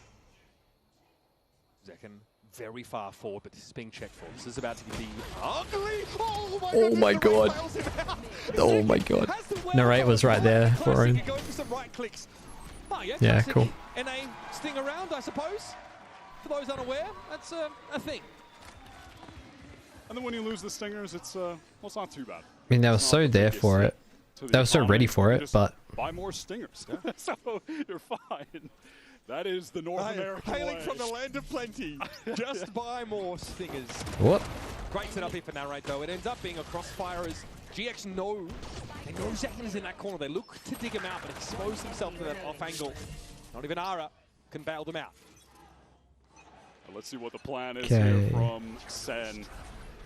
They are going to make a pretty fast approach down mid, it seems. As GX work both of the extremities. How much longer can they take this early mid-control when we start to play the spam game? That's my question.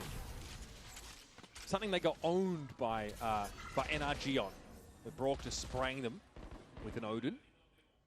One nice little benefit of playing the Yoru against SEN. You know that you're going to be able to use that clone to just trip. Yeah, SEN even like on defense here, valuing much deeper mid control than what XLG were doing. XLG played a bit more like around XLG. What's their name? GX. They kind of like played to like just contain. They played in this area. SEN, and they've fallen back now, but yeah, they've been getting down here. They want this. Alright, in the site, Grabinho also TPing across very much like Lotus here, as those two are able to get a bit further ahead. Into the site, rotations coming back. Let them in. They throw the spike. I think that's the first time I've ever seen like the spike travel across the mini-map like that. There was really no opportunity for SEN to flood their players not in position. Zekken continually just smoked off. And now on the re-entry, they're going to have to deal with these thorns on the ground. Yep. And no steel garden, no nightfall, none of that sort of accoutrement, so to speak. Flash all through backside, hits no one. That means they can just focus left. Good flash. My god, the stingers. 16 bullets. Jump swing. Oh, beautiful. A very cheap bonus with 3 stingers in play. And we're going to have a full retake on the B side. Just a 5-on-5 full retake. Yeah. Zekin gets a lot of distance. Yeah, GX didn't take any extra space, so just sitting ducks on site. This is... I've spoken about this before, but... just steps into the open to try and find the kill onto him, not expecting that a player would be right there. I mean, Bang gets an absolute 3-1 on account of it. It's a crazy... The jump swing was sick. John out of his seat. But like, you've got to, on B, talking about the difference between retakes, if you don't like take this or this, you don't extend out of sight, you have to commit to playing off site. Because otherwise you've got 3 defender directions to worry about. Right? And they can fork from here. So... spotted by the horns, and an easy pickup for Zekin through all this smoke. All the GX players with just sheriffs are caught in the corner. Yeah, this deeper mid control is much better. That's not how the game is supposed to be played. Give me that white rip of PvP, That's not how the game is supposed to be played, bro. Oh my goodness. Tough round, of course, for GX to walk into. They'd be unfavored economically. What happened to the game, I love. So what's the adaptation going to be? What is to stop GX though from scouting out this early movement? Because they are I had no choice made. I keep missing these. Double controller competition of your own, picking them out with your, your Fade Initiator. Surely that's an option here to answer this like early push-up. Really, outside of a couple of those early fight rounds from GX. Yo, the passion. We love the passion from the fans, hey. Kings of mid, as we call them in an A right now. Mid is so critical on Corrode that is just going to continue to give them the upper hand throughout. The joke, Rob Moore, please don't tweet at me. Obviously not the ending to stage they would have liked. Yeah, so this default's just like check for Vice utility, break the Vice wall. The mid control, again, that GX does not contest in the early part of the round. The decoy. Really interested in the extremities. So Zekin's gotten pretty deep. Rotate now from GX over towards this A side. Have to pay attention to Aura, of course, with that dimensional drift. Can collect all of the info towards A. And if Cloud gets just one orb, we'll have the Nightfall as well. He has the spike. They're locked in here. I mean, they've got 3 here, but dimensional drift allows them to get the plant down, and then they can Nightfall to win out in the post plant. Zekin has a link. Gonna use that wall as he goes up. The Haunt goes out. Lets Zekin come out. Look at this.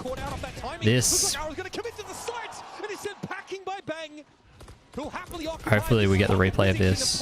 Oh yeah, Zekin went huge here. Narrate's Haunt was massive. Let's see if they give us the replay. Like he just pushes out here with the Haunt. Yeah, see? Oh, that's crazy from Bang. And they're just deafened, yeah. Westside was anchoring. Bang is also on the anchor. One of the absolute best. And it looks like the key there for Sentinels is the dimensional drift that comes in from Ara. They know he's close by, and they just windmill slam that Nightfall onto the attack. Yeah, let's time out here for GX. They've not had any control this half. They've not won any rounds. Let's break this down. It started with their loss in the pistol. So very unlikely loss in their first gun round against the triple. They just waited. There was an attacking Fade Haunt that landed here. Moments like this that really put teams right, attacking Fade Haunt. To the test. And then, that's why I don't like using Velo plants. So annoying, right? They kind of like threw it here. Then, narrate through his Haunt here. And it landed like right above the Viper wall. And it tagged no one. Like on this side of it, I'm pretty sure. So Zekin just walks out. And he kills, what's his name? He kills Cloud right here. And then they just like clean it up. Just like falls apart from there. just the buy where they had some lower weaponry. But they're just Will this map be close, decided by a margin of 4 rounds or less? Or no, I think Sentinels are running away with this one now. Well, they've got 3 ults. Wait, 2 ults? Where's the 3rd ult? Oh, Bank's close. 2 ults versus 1 ult. Kind of close to Viper and Vice ult though. You're right, White. You called it. Nightfall comes on in. They want to fight for this here. But do I think Giants get more than 2 rounds here? No, I think they end on 8 at most. Yep. Yep. Ace. Aceu. No! But still, well, it's a show-stopping performance. Cloud has got it all to do. He can't do it. He can't do it. That SEN is coming into these sites to assist the team anchoring. These straight up hits from GX are getting absolutely stomped. See, what did most people say on this? Oh wait, hang on. Oh, what a haunt! Holy sh! SEN gets in, gets that first. I mean, this is beautiful play, but you just freehand that? It's this lack of any control of mid that is allowing SEN to just rotate so fast. Yo, what was that? 3 big ultimates up in that round for Sentinels, right? They've been sitting on those for quite a while. They've been getting a lot of kills, having a lot of success on this defense. I didn't mark that round down. Round 18. So they've tightened the screws a little bit here. Horn does ping out Grabinho. Those stuck inside that corner. Aaron has already gone down, and SEN tries for a flamboyant slide across mid. Sentinels encouraged here to slow the pace down a little. And finally, they've given some mid control over. And why not go for that if you're SEN? Here. At this point, he's feeling himself. Yeah, just a little bit of confidence. Flickless, unfortunately, peaks into 2 SEN players who've taken full A main control. God. Okay. Spike down A. Well, Cloud gets onto A. Unfortunately, it's in a body bag and narrates. Slots in 4 to kick off Sentinels campaign. Here Alrighty. And a slow start, conservative. Looks like they really wanted to get their bearings early on Corrode, and then a perfect defense side to lock up the first map, 13-6. That is an energizing open. Very interesting. Last we saw took a pretty tough loss in that lower bracket in Americas. They're bouncing right back. Oh, gotta watch out there. It's a pretty NA biased test, but we're gonna go over and see what Yinsu and our experts have to say to break down this first map.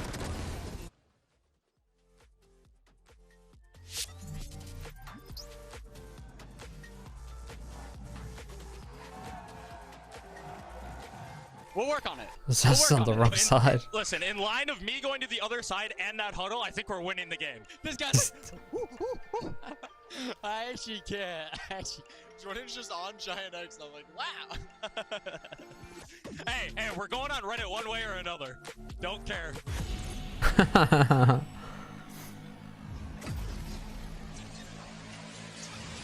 All right. Let's see this with Valorant. If you want to win, you have to win. Pause this.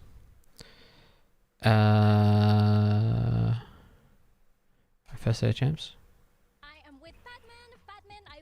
What's just the Valorant stream? Valorant.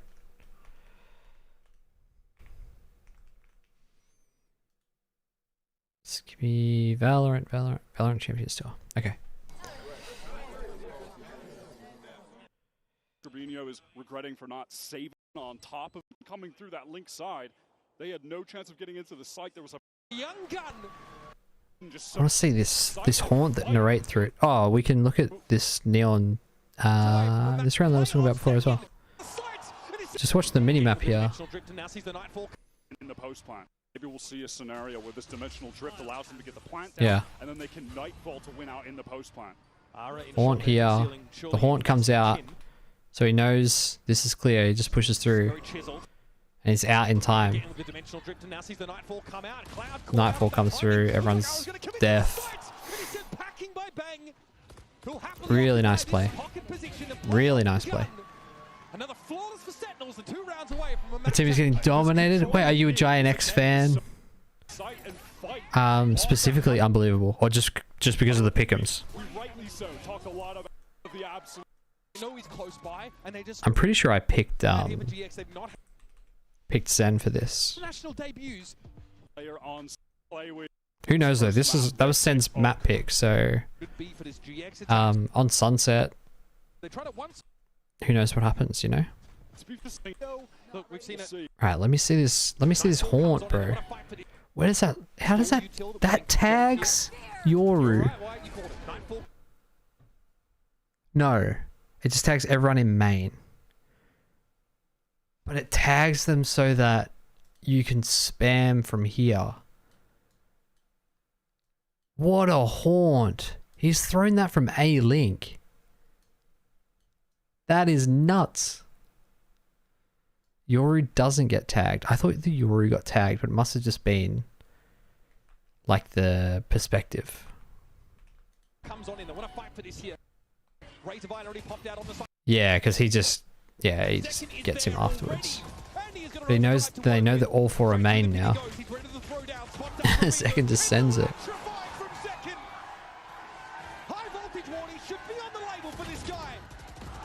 He almost got him too. He was a pixel off.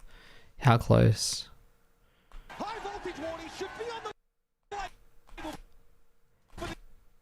Oh. You can see his gun too. Yeah. Yeah. Alright. Alright. Alright. 1-0. I haven't watched a GX game, but the highlights look nasty. Got you. Yeah. Well, you've watched one now. You've watched one now. I think Cloud's a really good player. I've been sort of keeping my eye on him ever since the start of franchising.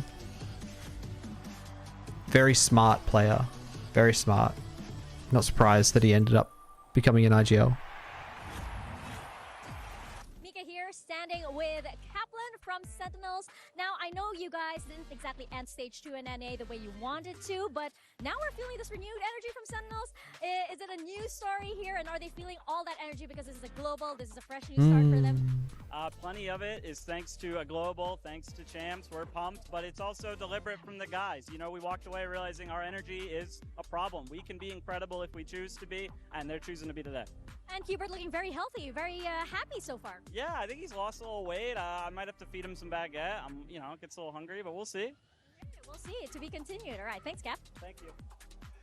Such a fucking what? It's so nice to see Kaplan smile. What a weird interview. What just happened? Cuber, you want to say anything? Yeah. No. Base. What just happened? Not a man of many words. No. Yeah, I mean he's just sitting there and looking pretty. It works. That's his shtick. I love the. That's so strange. So strange. I also love the way the Sentinels were playing on Corrode. And speaking of, it's time for our Verizon high-speed moment. This one goes to John QT on the pistol round. I mean, this should have been GX should have managed to close it out in a 5v3, surely. Yeah, and this is coming in at a 6-6 Okay. It was close. I am gonna go make that coffee before I forget, and I will be right back for game 2 Sunset. Should be interesting. Like, and I think we often talk about how pivotal pistols are in halves, given that we play MR12. Like, this is a nightmare. Start for GX to go that way in that pistol, and then obviously things continue to go off for them. Bang. What a smoke. Yeah, the smoke was perfect. It was essentially unwinnable for Westside there. I don't know how we could have played that any differently. Honestly, after that 3K, I think everything Sen did in the rest of that round was perfect. You know, there's no fault. And I almost feel like I love his angle. Oh, he's so cute. I love Cuba. The voices are telling me to punch him right now. No, he's been through enough. He's just a little guy. He's been through enough. Leave him alone. I didn't say I was going to do it. Leave him alone. I won't let this man hurt you. Good.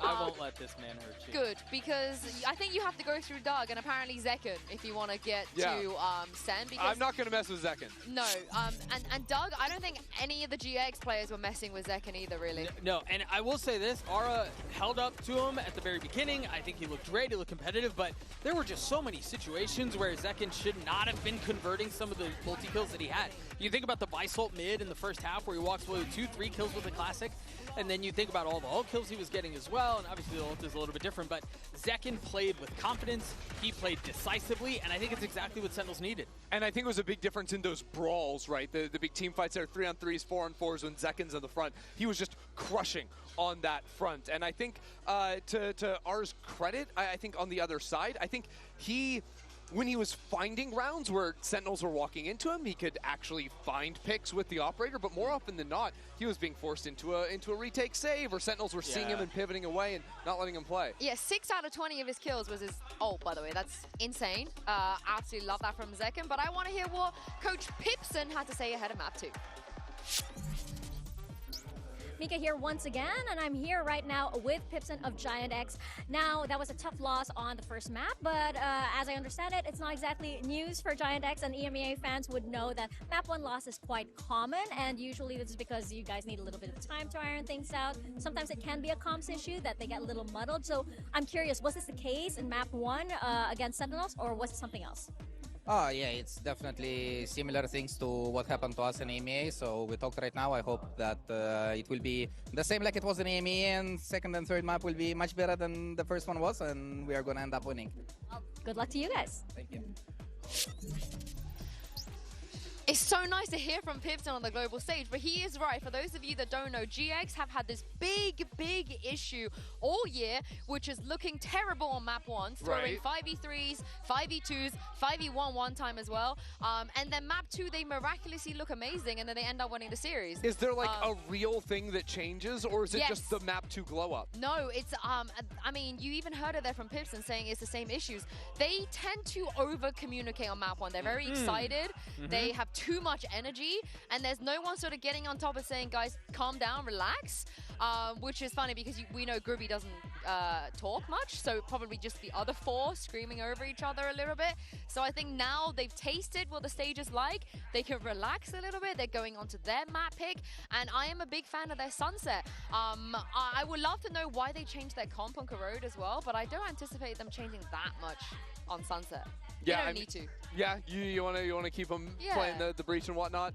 I honestly think like part of it might just be that when you're coming in, and again, there is so much footage going against you and knowing there's going to be a lot of anti, like coming in with a different idea. I think a lot of teams will usually try to do this to just not be so readable coming into the event, but clearly Sentinels on their comfort zone of Corrode, that wasn't going to be a help for them.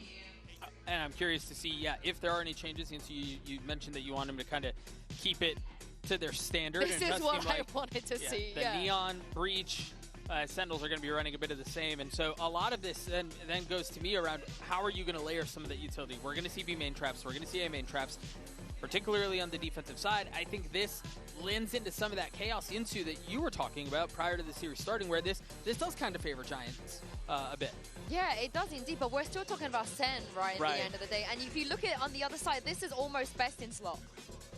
They're so comfortable. Yeah, I mean, absolutely. And again, to me, my eyes just keep heading towards Zekken, because I think he plays such an active game on the Neon, obviously on the attack side too, but you have to be very worried for what he does in mid, especially on the defensive side. Giant X need to be able to shut him down on those walks to tiles or the boosts up just on that mid ledge on the right side. Yeah, and I know Grubby didn't have the best start on map 1, but he is an absolute menace on the defense sometimes here. His paranoia timings are fantastic. He's not afraid to get aggressive as well. I'm sure Sen's going to know this, so I'm looking forward to seeing how they're going to be able to abuse this as well, because Sen, Uber and Wyatt on the verge of starting their champs run with a 2-0.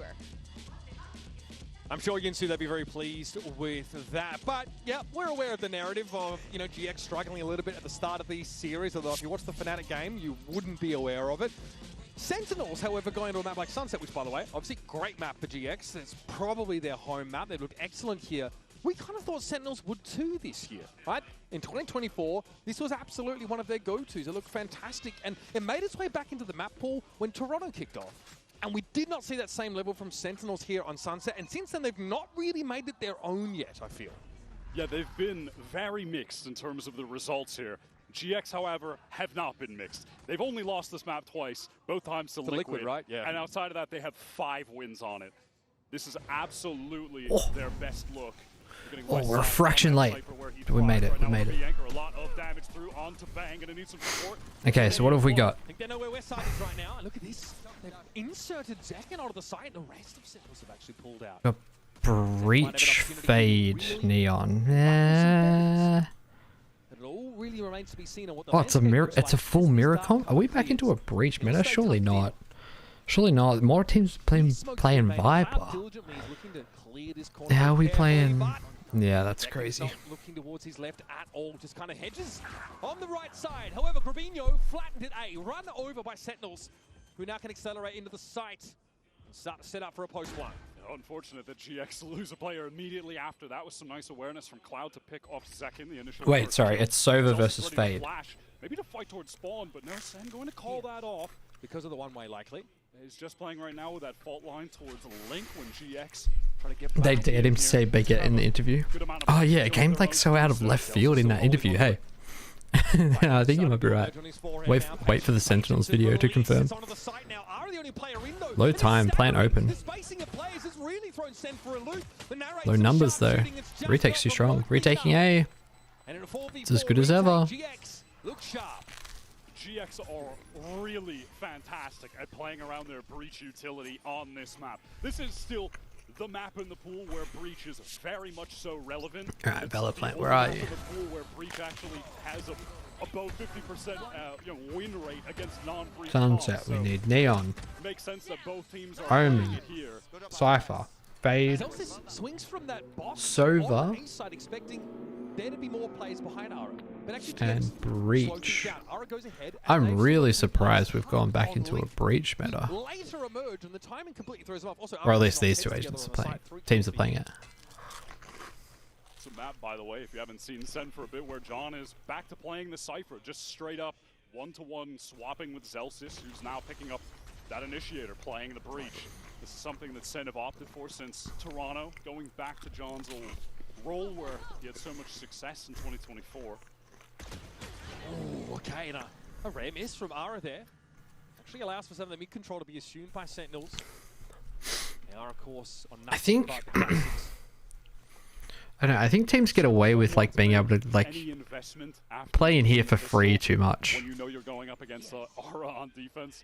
It's so hard for the defenders though to like push down and take this. Every single time you're going into that initial buy round. Breach just shouldn't be able to stand here for like 30 seconds, stun out with like no fear, with no one holding him. Oops. West side not able to find anyone. Some damage on Delta, but the looks of things, and Zekin takes the fight to him like a bat out of hell. It ends up being a traded backside. West side for one, but John gets in there with the classic. Flickless overwhelmed. Sentinels running in numbers.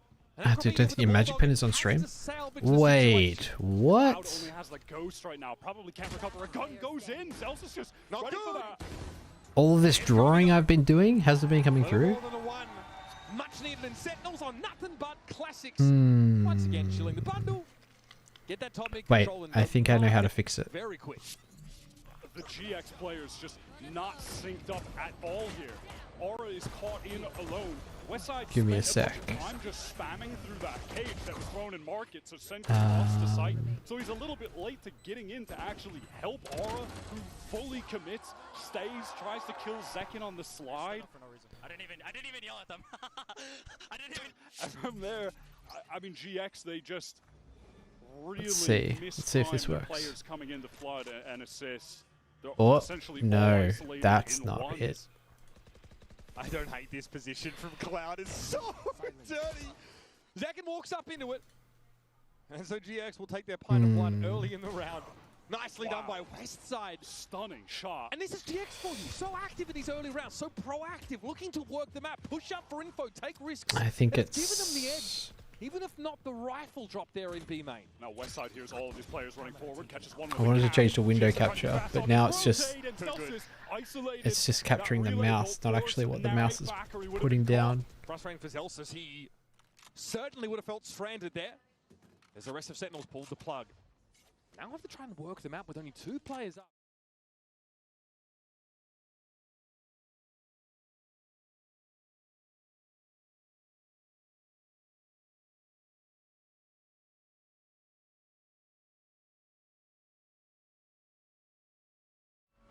But that haunt Yeah, shows the okay. West Side's position. I think will be revealed. Couldn't tell actually if he broke that, if it was flickless. Regardless, Sen do not want to get into that B site. They know there are players there. But what Thank you for letting me know. They've had no mid- We are still on the YT stream, the YouTube stream. But that, I don't think that affects it. I think I changed an OBS setting.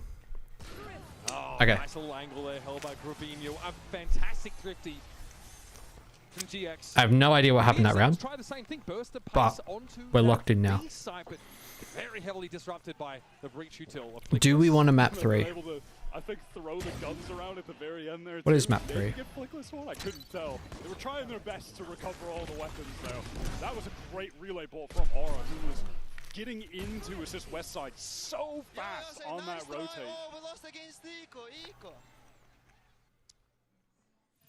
Can't blame the guy for being pleased about that. It feels like it's so hard to get bored watching Zelsis a little bit. He stood Right. over there, Eco. But he didn't know what to say. Quad stinger by.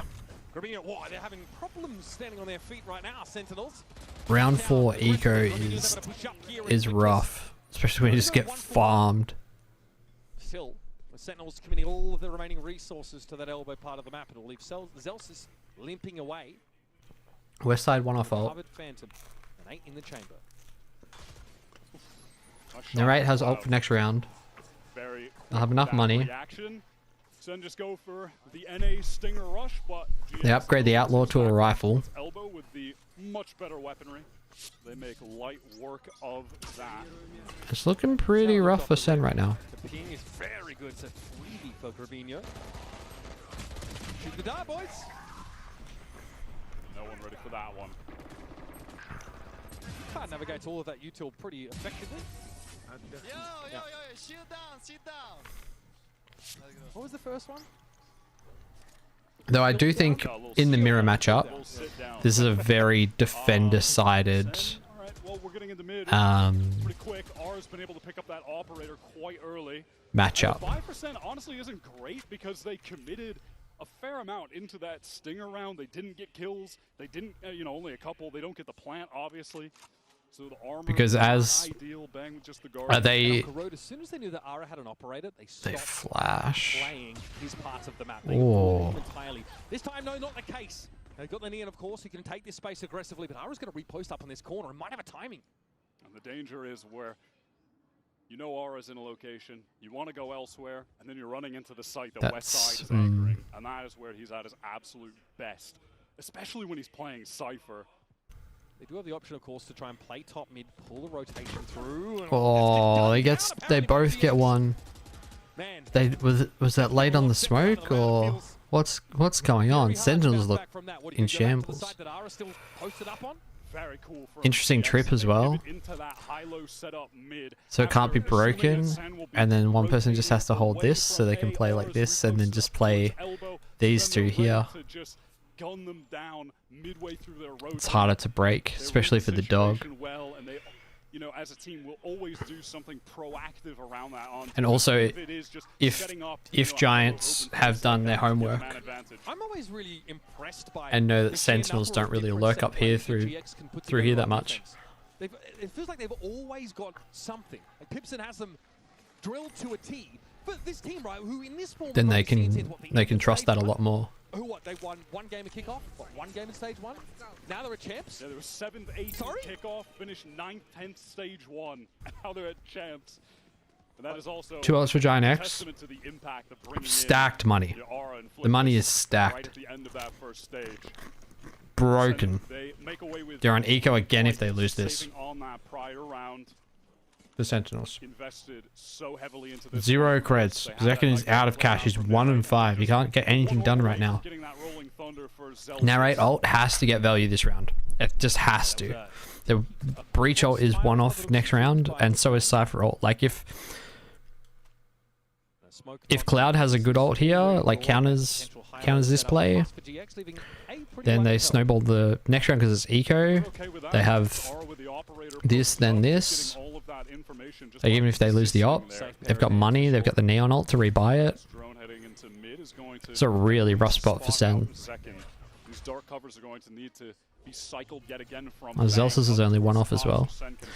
So they need to win this ult, this round with Nightfall so that they can use Rolling Thunder next round and just trade out ults. And if they can trade this for this and trade this for this, then it's back. It's 4-3, and they're good. Towards A just yet. I think Zelsis wants to probably find a fault line opportunity when it comes back available, but Zach is going to go straight into market anyway. He sees the trip, clears it. No, he gets killed. Wow. Sentinel trying to pivot into some kind of crazy A split right now. A smoke is placed top left mid for Zelsis to maneuver in. Orso has this operator not spotted out. Dangerous there, very dangerous, but Bang goes for a diligent little shoulder peek. Ara, those asking for more. There's no opportunity to trade it back. The balls to go for that. Yeah, this game's over. Most of it was already expended to the favor of GX now. We've got 12 seconds left in the round. Sentinels accelerating here. My goodness. What? Threatening to break the sound barriers. They hit that A side. Wait, the fucking the mirror the mirror comps got me all messed up. I thought GX had shut that down. It's getting late. I'm getting tired. Then they smoke top mid for Celsius to kind of reflank up top. Yeah, like I saw this and I saw this. It was okay. It was 5v3. There was an instant trade. And then they get that. Wow. They got no other choice. Johnny's. Wow, he went crazy. Yeah, he's disgusting in some of those moments. I think the pistol three-piece as well back on Corrode. Another moment memorable. Yeah, he's for had John. They didn't use Nightfall either, did they? Cloud did not look pleased with how that round went. I cannot believe that they won that out. Because second goes down immediately and Market as well. On Sunset right now, it feels like GX kind of locked down the entire map. They've got really good setup there in Market. It catches out second. Ara's posted up on the A side of the map. Pretty reluctant, I think you are, to push into that kind of setup. Especially when, you know, yeah, Sentinels have got to work this out. They've got to realize that they've got to go up mid. Like, allowed them to open it up. But that's not something that's replicable, right? That's not exactly a core strategy or heuristic that you're like dealing with this up. Need to make use of this timeout, which they've called. Yeah, and to that point, yeah, it's Kaplan calling the timeout so, despite getting that round. Timeout here, kind of feel like breach here, right? Sentinels are like trying to attack through this way. Trying to make the most of what you have left. Bringing the lemonade recipe out here to Paris, I guess. But really, I think here's the answer right now. Yeah, and they go fast. They go fast. Just like this, R will push down Corbino through mid. Yeah, it's an awkward timeout call from Kaplan because it allows GX to make that adjustment. Oh, and they're gonna go. Wow, they've got breach ult. They know that they've got the spike there. That's a huge kill from John. We're gonna get. Oh my god, traded breach ults. Everyone's stunned. Literally everyone on the map is fucking stunned. It's two. Trades? No trades. Wow. Cloud locks it down. That is a classic GX play right there. Keep them coming, baby.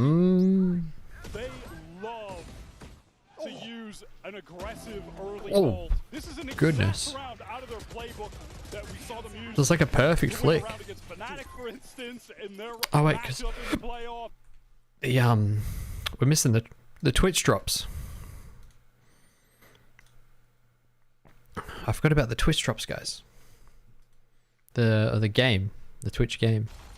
Okay. Oh, we missed the first few seconds. The perfect window to punish that rate, and again, early in the round, Sen have been knocked down to 4. There's just. It's good to see Corbino really getting into the game here on map 2. I don't understand. Like, what does Sen think is going to happen here every round? You're versing Omen and Breach. At least one of them is going to be here to stop you from scaling up. Like, unless you're going to like Neon Wall and go fast and say even if we get stunned, we just commit. Like, we're just fucking around here for no reason. Like, let's pressure this. On this dark cover angle and knows he needs to get the hell out of here with his overdrive on the way. Is he TPing? Yes, he gets out just in time, but he TPing into the relay bolt. Like, see, they come back in here late. Backside. And that's all fine, but they lost one here early. Need a smoke to come back online for him. Let's just start with this. Yep, that spot in And just hold this. They're one-waying it anyway. Oh, that's... Bang maybe doesn't know the lay of the land before he TP's in like that. Another 3 for John, but not enough for Sentinels. That's the 6th round to hand. He kind of intended that. How dangerous was that, though? The spam to the smoke from John was crazy. He is on one right now. That is a very insightful shoulder peek for Gravino. This just never should have been that close. 4-on-2, he gets the 2K just spraying the smoke. Alrighty. All right. Oh, Jesus. Crybaby. The crybaby Sally is crazy. Tough first map. Much improved on Santa. They're going to thrust down mid again. They're going for an hour. Wow. The aggro plays. Barely get out of bed before getting clotheslined. Ara finally taken down, but once SEN cannot get 10 seconds into the round with 5 players wide. They just can't do it. This is just another play out of the GX strat book that we've seen from them before, and no team seems to know how to stop them. It's just the combination of their initiator util, the push down mid, the push through B main. There's a fault line that comes through B main that canvases all of bottom mid for Aura to fight. And then there's that recon up top. It's just, they run the same plays and it just keeps on working. And here's an neural theft for John. Sees all of this at top mid. The second baited into that swing, and I There's mean, there's a chance here. Right See, look, they're gonna obviously. create an opening. Just good that he had support from Flickless for that instant trade. You just got to take the timing, John. Entire kill total in that round, Wyatt. Yeah. You had a quiet outing. Very winnable round. Very winnable. John has been making plenty of noise. This timing is going to... Not if they... Tell you what, that's value for ammo, isn't it? Flickless exits around with 3. Oofed. GX, 5-round lead. These guys really lock the map down.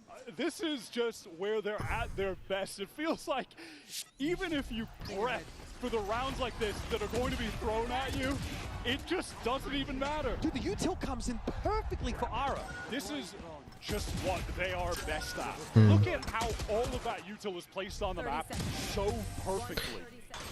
And it's that fault line that comes from B main.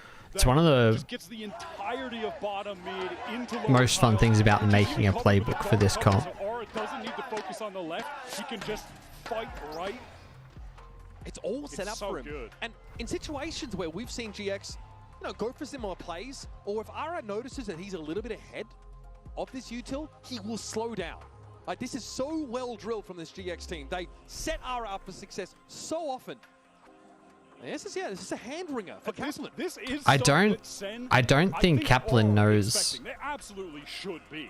They knew Sunset would be in this pool. Knows what They're to not call. going to ever take it out, and it's Like, it's kind of just like a we need to win our fights. I mean, I could be really wrong, they but know it's going to come eventually, but it's another thing to actually have like to deal we with haven't. in the moment. When was the last time we actually went here? The exact 3 maps that would get played in this series when they came in.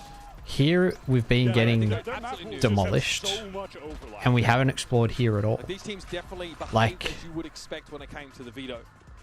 So now Sentinels have to generate this some momentum. this is here. GX what are we need to do. We're starting A main again. We're starting A main again. And they're more than happy to get Just- into the face of America's number 3 seed. What do we think's gonna happen? We get stunned. We're one-wayed. I fucking pushed off the line. Look, this cage. Okay, we can slowly scale up. We get droned out. Now we're in a crossfire. The flash comes in. He gets pushed back again. Quite on his side, but the paranoia came out enough to act as Now, a relief like, valve. we've achieved almost nothing. Now we're smoked off. We're here.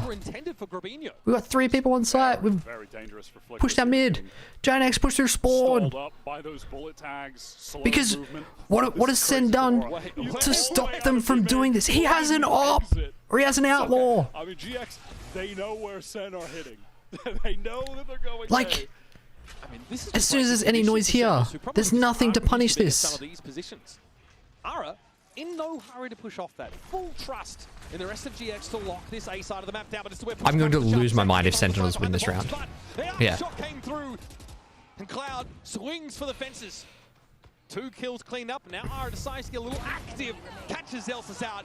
Timing certainly works in his favor. And Westside will step in when needed. Flawless round and so many metrics there for GX. Untouchable on this defense side. Yeah, they really do love like, I don't understand. We've just had a timeout. The score's 7-2, and we've done this every round where we've just started A, and we're against a team comp that has the best A main denial in the game, and we think, and we've been trying to beat it, and it doesn't work. And we think that trying to brute force it another time is the answer. This outlaw does have a few, 125 HP targets. Second and John, though, they're the ones with armor. John can have some confidence. Yeah, look at this! Look at this! Going for that three-prong sight and Zek splitting from multiple sides. Now, how do they deal with the anchors, though? They're getting up through top mid, and the whole structure completely breaks down. Like, the round's over now. And a nightfall now to catch the players rotate in. 2 pings at Boba. Tells the whole story for Sentinels. This is a pace adjustment from Sen that GX were not expecting. Crucial win from Gravino. Ugly stuff with a stinger, but util in hand for when Narrate steps up to the plate. And now it's on Cloud and Flinkless to make their way through a smoked out Boba. Money, damn good for GX, and it might be worth going The Bulldog on the ground, he doesn't even want it. Cloud wants to wrap around, has a lot to say across the stage so far this game. He'd love now to show some bite with the bark wide. Nice swing. And second down. Narrate steps up. Oh, if they had guns. If they had guns, man. They're gonna not think, they're not... Unbelievable retake from GX. It's Cloud just able to isolate. He gets that 1v1 against Zekian, ready for the swing from Narrate next. Yeah, like 1v1, 1v1. Insane on this map. 1v1. Really nice. 1v1. Yeah. I mean, it's crazy 4 1v1s, and you've got weaker guns. That's just 4 disadvantage fights. 5 years of play, and is yet only 21 years old, and has to be the leader of this team. And I love that we're seeing him give it back to Sen. Yeah. Oh, is it indicating we won a 2 What we got? against you, I think? First to use the Ultimate X, other Cloud. Has just been giving it to him. It's a 7-round gap between these 2 teams. And look at how far back Sentinels are playing early. They're expecting some nonsense because Hunter's Fury is active. Cloud doesn't give it to him, though. Not in that way. Sen will be allowed to work the map here, but... Was Bang gonna ult before Cloud? Yeah, because Cloud will do his reactively. Bang might just ult into spawn or something. After just an absolute oh, this is a very cool bait. Map 1. Here on map 2, he has been completely... So Omen's gonna run away here. GX defensive util has really had no opportunities for clean And entries. the C's doesn't hit Ara. They don't know. They don't know. But it's been too long. They have to be aware. Oh no, he doesn't. Bro, Sentinel look amateur right now. Watches the sword fall, and there's Hunter's Fury that Sentinels are waiting on. Hey, we called the ult, right? The half Sentinels are unlikely to put much of a scratch on Giant X. Spike is heavily within enemy territory, and John has to stand and face the music. I mean, look at that setup that they pivot into so quickly. Flickless set up to fault line through main. Off that, the Hunter's Fury gets significant damage. This is actually frustrating to watch. Scramble in their positioning. They have this double setup in elbow. What can Sentinels do? Honestly, what can they do? Anything else, Wyatt? They can do anything else. Kept Sentinels off their balance for the entirety of this attack side. This is GX. The closest round that they got was when they did literally anything other than pushing a main.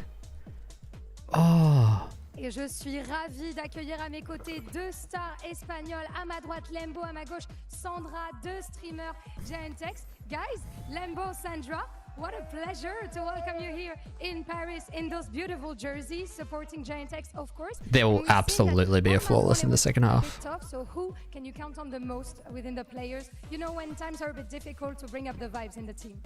I think our little West Side because he's the captain of the team. I think that's pretty solid too. What about you, Lambo? For me, Flawless is so important in the communication. We'll see successful 1v3 in the second half. Du coup, sur qui est-ce qu'on peut compter finalement quand c'est un peu compliqué? Ils ont perdu la map 1. Qu'est-ce qui remonte un petit peu l'ambiance dans What do we la team? think? Will we see a successful 1v3 in the second half? I don't know that we will. Là, on a le facteur West Side pour les clutch et aussi pour les calls, on a West Side. Donc on va ensuite pouvoir leur poser la deuxième question. I wanted also to ask you because we know that French and Spanish fans are very passionate, you know. So what do you think about our French audience? How are the vibes so far? I think Spanish and French people are the most enjoyer of the esports, the more passionate people cheering for the teams. We saw in many events the blue wall and wow, it's exciting. The blue wall. Really beautiful fan base, right? Donc on voit que les Français et les Espagnols sont tellement passionnés à propos de l'e-sport. Ils adorent ça, ils se déplacent pour les fans, etc. Et donc, qu'est-ce qui t'a impressionné finalement de la French audience? Et tout simplement, ils sont motivés, ils sont là, ils font du bruit, notamment le Blue Wall, les fans, Carmine. And now, let's see if GX... Yo, marketing works. I'm half considering buying the GX bundle. The energy in here is great. I've never really even followed Giant X. I've just seen all the fans with the buy the GX bundle. I'm like, you know, I gotta do it for the fans, man. I gotta do it for the fans. Zelsa says buy the Sentinel bundle. I'm like, yeah, whatever, buddy. These fans hold up some sides, and I'm like, all right, let's check it out. On your loadouts here, so almost 2K down to West Side, 88.1, which is really quite high. This guy's been really rock solid, man. He's been controls that B side of the map. Destroying Bang so far in this game in particular. Everyone has been, unfortunately. Yeah, but he is obviously on the defensive side at his best. But now that we're heading over towards the attack for GX, honestly, it feels a lot like the defense in the way of they play incredibly fast. You know, compared to the average in Europe, they plant the spike 10 seconds faster than all the other teams in stage 2. They send it. That's a nerd stat. They have so many crazy fast executes where all of the utility sequences are perfect. All of their timings are hit. They're really incredible on this map. Yeah, it feels like against GX, you have to kind of beat them on an individual basis. And that's been hard to do with all this util slanting engagements in GX's favor. Big stack here of B main set up for Sentinels. That allows the West Side to be extracted early, but there's Cloud standing tall. John at least controls any ingress towards that Boba area. And there's Zakin tucked in his corner. This is a pretty conservative approach here for Sentinels, but they are 2v2 now. Sentinels need this game, this round. Gets around the corner, but he's gone low.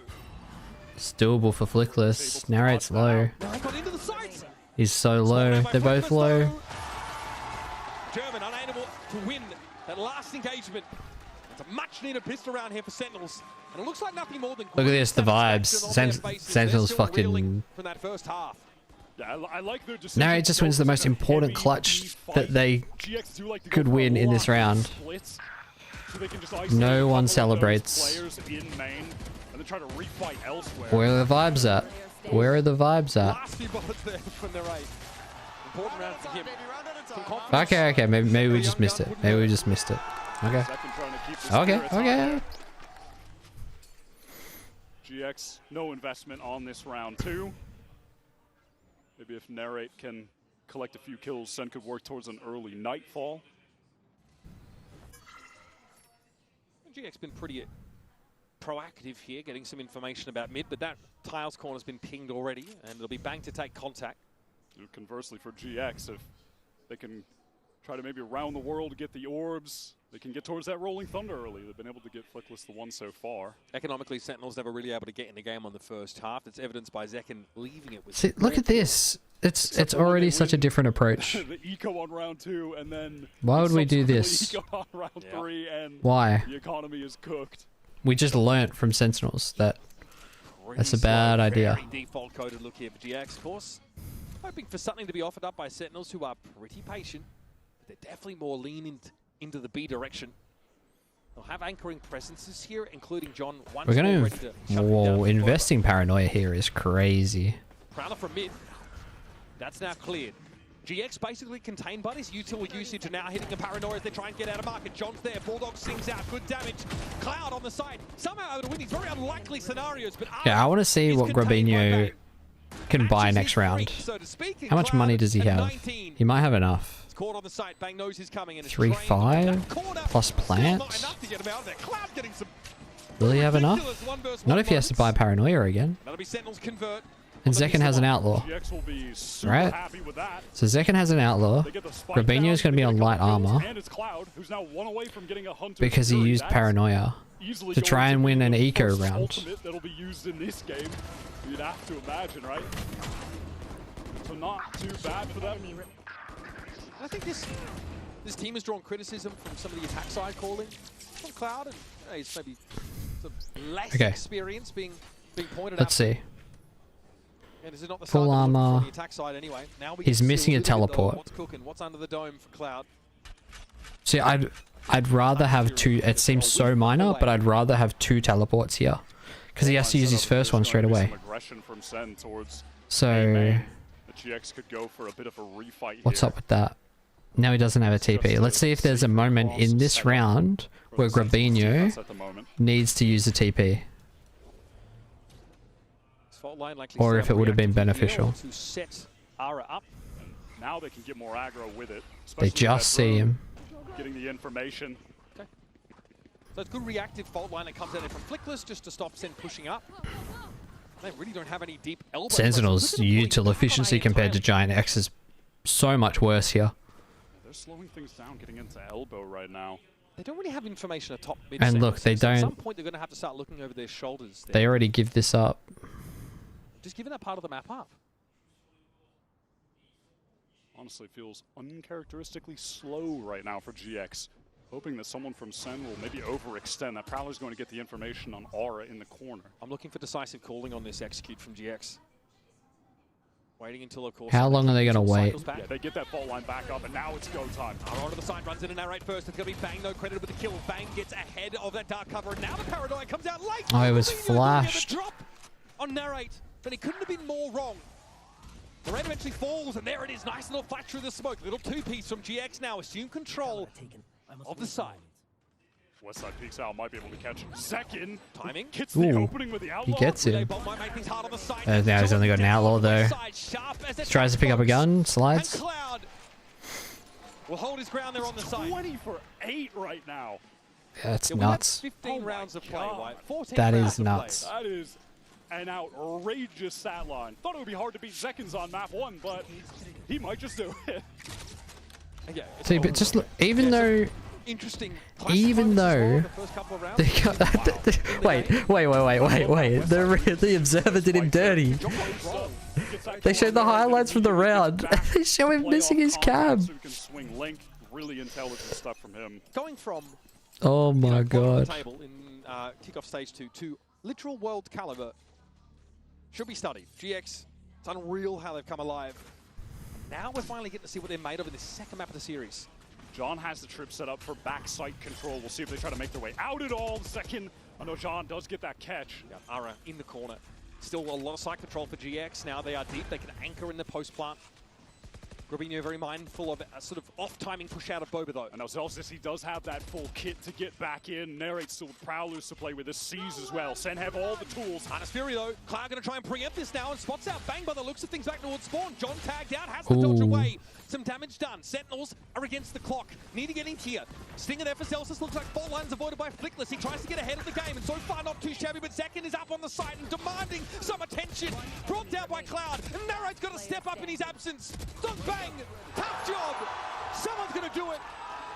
And Flickless puts the round to bed. 12-4 for GX. Just dominant. Crazy. They can't get it done there. They can't get it done at all on this map. Wait, was that a 1v3? Did the shot calling go off? They're 4-on-5. Sen have all of the initiator tools to get back in.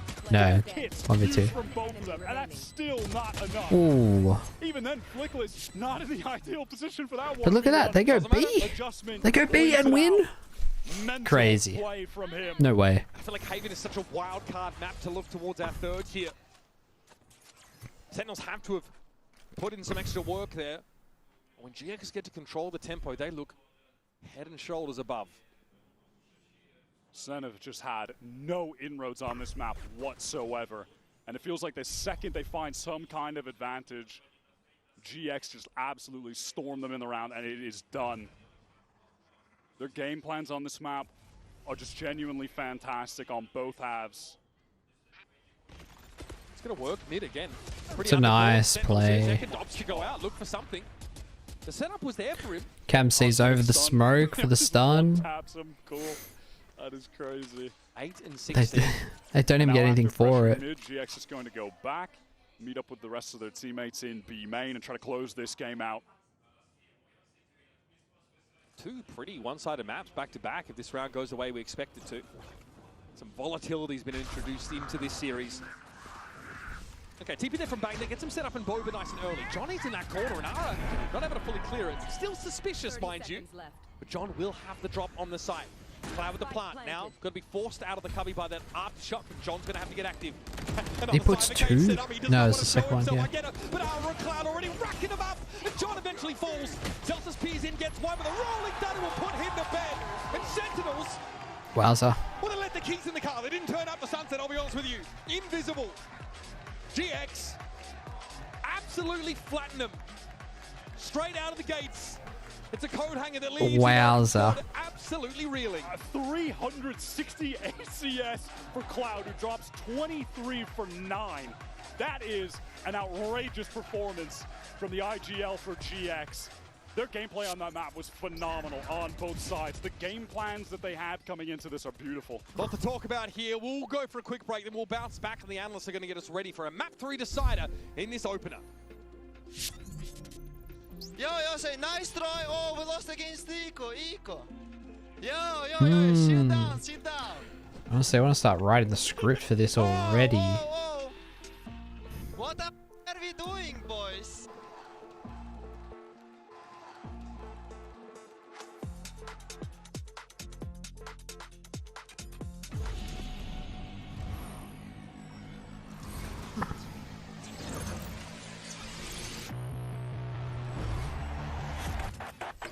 Game changers. It's about competition, pure happiness. It's like a crazy experience. We're making history. It means so much to us.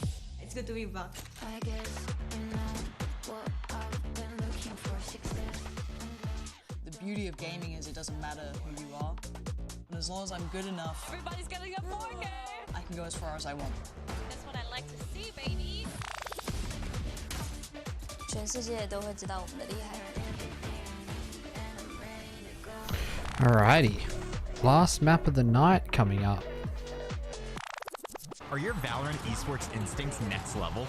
This man is a big player in big games. Prove it. Put your game sense to the test with the all-new VCT real-time prediction game, Shot Call. It's a Twitch desktop extension available exclusively on official VCT broadcast channels. With Shot Call, you and your friends will be able to call your shots, score points, and earn rewards. Here's how to play. During the official champion streams on Twitch, open up the Shot Call overlay on screen to make real-time predictions by answering Sentinels questions. were embarrassing correctly calling a on site rotate before it even this starts. map. You'll score points, find a live leaderboard, and have the chance to win prizes. Play along seamlessly with Shot Call's built-in notifications, or open the extension in full to check your progress and see how other viewers are guessing. You can call the shots during What are the Valorant titles? Champions Paris The starting on worst September 12th. Tune in, try it out, tell us what you half of Valorant in 2025.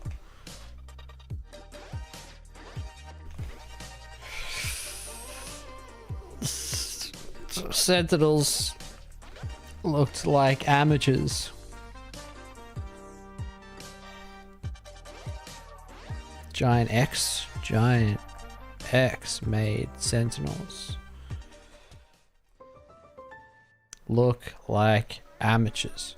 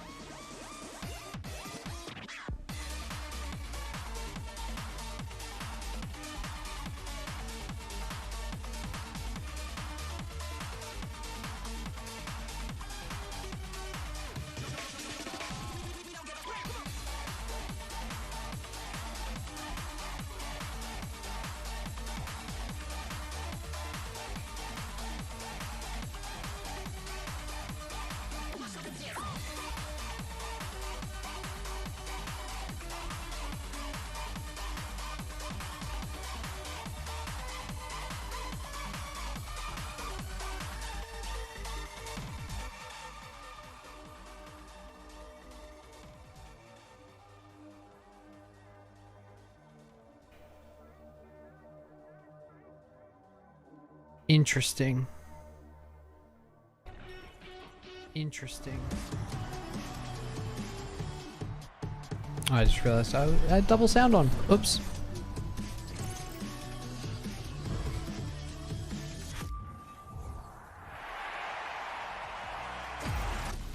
In true Giant X fashion, they don't look the best. Okay, on map 1, 3. but they hit back hard on map 2, which means we will be going to a map 3. Cuba not having the greatest time, but he is telling everyone It's upside down. to buy the GX bundle. Let's go! I'm not biased at all. Go on, join me. Join me. You know what? I'll admit when our team is bested. We've been owned. I fear. And holy smokes, were they bested? Yeah. It looked brutal. I mean, there were so many parts of the game where it felt like you had a lot of these players who historically do step up when things look bad. John delivered. He did his best, especially in the first half, to drag them over the halfway line. But everything after that was John did not deliver. And, yeah, and there's a reason why EMEA fans are so excited about Flickless playing Initiator agents. He was so good on Breach. It actually annoys me that they took him off of it for Corrode. You never know what could have happened. But this is just classic Flickless playing. I mean, I think John went 16-14, but like, I think the combination it doesn't matter if he just calls the same fucking thing every round and it doesn't work. Their ultimate Like, plays coming online, just the sharp shooting, come on now. especially out of Cloud as He well. had 3 Breach ults. Yeah, it was. Yeah, in what? Insane. 17 rounds. Yeah. In 17 rounds. That's insane. But so nice from the team. And I think it all started on the pistol round for them, on a nice retake. Then they lost round 2, and we were like, oh no, this could be ugly. Right. But still, the West Side Sheriff is just the best of the game. Gets a couple of kills up in main and there, so it ended up equalizing the half for them. And just continues to prove how good Giant X are with the pistols. Yeah, and there was something about watching that round play out where you saw the first pick by Giant X and went, I don't like this. This has bad feeling written all over it. And sure enough, that bad feeling never really dissipated. It never really went away. And then I think we ended up seeing them get to run a lot of these set plays later on. A lot of these aggro looks here. A little crunch maneuver, seeing the Neon through main. While Groovy goes down into tiles. And I think even once they froze, right, they didn't fall out of space. A lot of teams would take that fight and fall away. Giant X just stuck to their guns up in there, and it was this brawl that came after that initial fight that went so well. Yeah, and I think there were 2, maybe 3 big looks like this, but then they also had a bunch of these little like micro traps at the beginning of the round where Groovy marked. He had so many good moments. This is the second one that I'm referring to, where they were very intentional about taking the fight to Sentinel's doorstep, and they couldn't find a way to navigate around it. And what I love about these rounds, so we just saw round 7 and round 9. And it's both of these early aggro plays. The calling from Cloud I love, because in round 8, it's when Sentinels played that painstakingly slow round where they almost lose on time. They plant with like 10 seconds left. Oh yeah. And it's we got Haven. that Cloud goes go, go, go. Yeah, well, let's not live in the past because we're heading to Haven. This Sentinels is going to be the on the decider. And again, GX have such Viper, Neon. Have they played this before? this map, and it works. I can't remember. Yeah, it I feel like they does. have. I think matching up against Sentinels that have started incorporating the Viper, that's getting a little bit more popular, at least in Americas. What this game is going to be to me is all about A main control. Usually Breach as an agent and with the Neon 2, you can dominate the fight over that space. But the Viper wall that typically you're going to be seeing John QT put down the Viper is just... that one that slices through a lobby. And I think there's going to be a big test whether or not Giant X can. What do you mean no choice made? I did make a Sentinels choice. from that space early on. Otherwise, it gives Sentinels so much control over the map. I think on the other side of the map, you'll expect Giant X to take control of C long a lot. Yunto, I think you were the one who were mentioning it. They're very comfortable with the flash dash, or the slide, I guess. Yes. But that idea of establishing control early on, very similar to what we saw in Sunset. The thing about Haven, though, is that it's a 3-side map. It feels a lot bigger. There are less places to get. What the heck is going on there? Oh, I would love to know.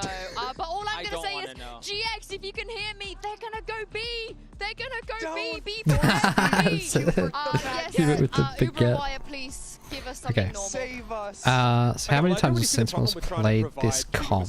That is pretty reasonable. I don't think he's got the Haven. anatomy to down about 3 yet, times. Fine. Maybe puts him at a disadvantage. 3 times, 3 wins. At least Kaplan is trying to feed the guy. I think he'd like to see more Sentinels Against rounds, questionable... Very, beneficial and sustaining for Cuban. Very few of those at one Sunset. I understand he's looking questionable competition. Sentinels, look, I mean, I'm going to talk about that last series of their playoff run in NA. They looked dead. They struggled to bounce back from the beating they'd suffered. Sunset looked just like that. So do they have what it takes to dig deep here and show us a great Haven? A map that we haven't seen much of them on in Stage 2, but they have gone to this double controller comp. Aura, does he dare swing? No. Dark cover. Zekken wants to go in, though, off that recon. All right, man, at the door. Zekken bypasses him entirely and then decides to get on out, drawing a little fakey fake. They're going to be... It's going to be tough here, though. Oh. All over him like moss on a rock. No chance to recover. And the side swarming with... Where was the Sova dart? Sheriff bullet penetration going through default box. Now 2 players from GX ready to face onto Zelsis. He doesn't want to take that duel right now, though. He can just take things easy, slow down. Coming. That paranoia doesn't hit Narrate, so he can stand a bit of burst to the action. Not Gromino on Flickness again, surely not. It's the Polish player alone. Okay. Zelsis, that opening pick changed around. Holy crap. Let's see a replay of that. That could have gone either way. That was an interesting little round. I mean, that's a pretty classic move on a pistol. Try to sell that B fake with your Neon, who can get in, get out, pivot into the C split through garage. Drone tags on the west side, and then he's lit up. Oh, it was the... That's a nice part of having the Sheriff, though, on these pistol rounds, is that you can actually shoot from that default box. How does Gromino put that quick 2-piece together? Dangerous as always, but Sentinels at least get their pistol. That's what they came for. Nice little pivot there. Sentinels win the pistol. So we have this gamble sack from GX that is based on this paranoia from Gromino. If there's noise long, going to throw that out, and 3 players are ready to swing. But it seems like SEN are probably going to be dodging that unless they go for maybe a late C split again. I don't know if Narrate liked what he saw off that recon. There was no Aldrone used. Wow! look at this setup. There's no way. Very much a default look for Sentinels, and they are so... I mean, I think Cloud has kind of put the fear of God in them here about turning up in random places on those eco rounds. So Sen have to be... They have to spend that much more checking these... They've just got Zelsis in such a good spot here with the Stinger. Really thoroughly. Yeah, they've gone ahead and worked all of long. Walk up. They get it wrong. Completely silent. After that, drone was early. Oh, he's so low. Gets that shot off before going down to the classic. No stone unturned for Sentinels on this A side of the map, and Zekken barely gets out of that one alive. Now though, GX are going to have to play the A side retake, always difficult, with nothing bought up. They do have all the breach utilities to spend, but the gamble stack does not eventuate. It's going to be a data spike situation. Through B. I have to say, it's tough for me to kind It's annoying that this is right over the top of the map. In terms of their map pool right now. You know, map pool was something that Kaplan discussed heavily as an aspect of the game that they need to work on heading into these global events to actually get a trophy.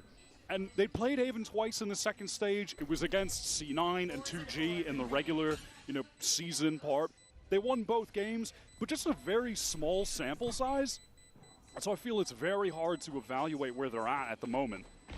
And for GX, they've had moderate success. They're sitting at a 3-2 record in stage 2. Beat Na'Vi a couple times here. So it's really tough, I think, to try to match this up. And I think also we've got to take this map into context of the rest of the series. What we've seen so far from GX when they get that lead, when they start to build up momentum. They look to be really That only just tagged him too. It looked like it actually hit on the outside of his on arm. the defense side, that we've not really seen anything special from them yet. No real set plays, but this is the kind of round where they should start to rear their heads. The Sentinels still have a Stinger Bulldog Outlaw in the round. Zelsis does fully invest into getting that Vandal. Early recon, certainly going to be broken. Cloud taking the opportunity to spam through that standard A-long dark cover that SEN can use to claim this space easily. So far, and this is small sample size of rounds, GX are a little less proactive.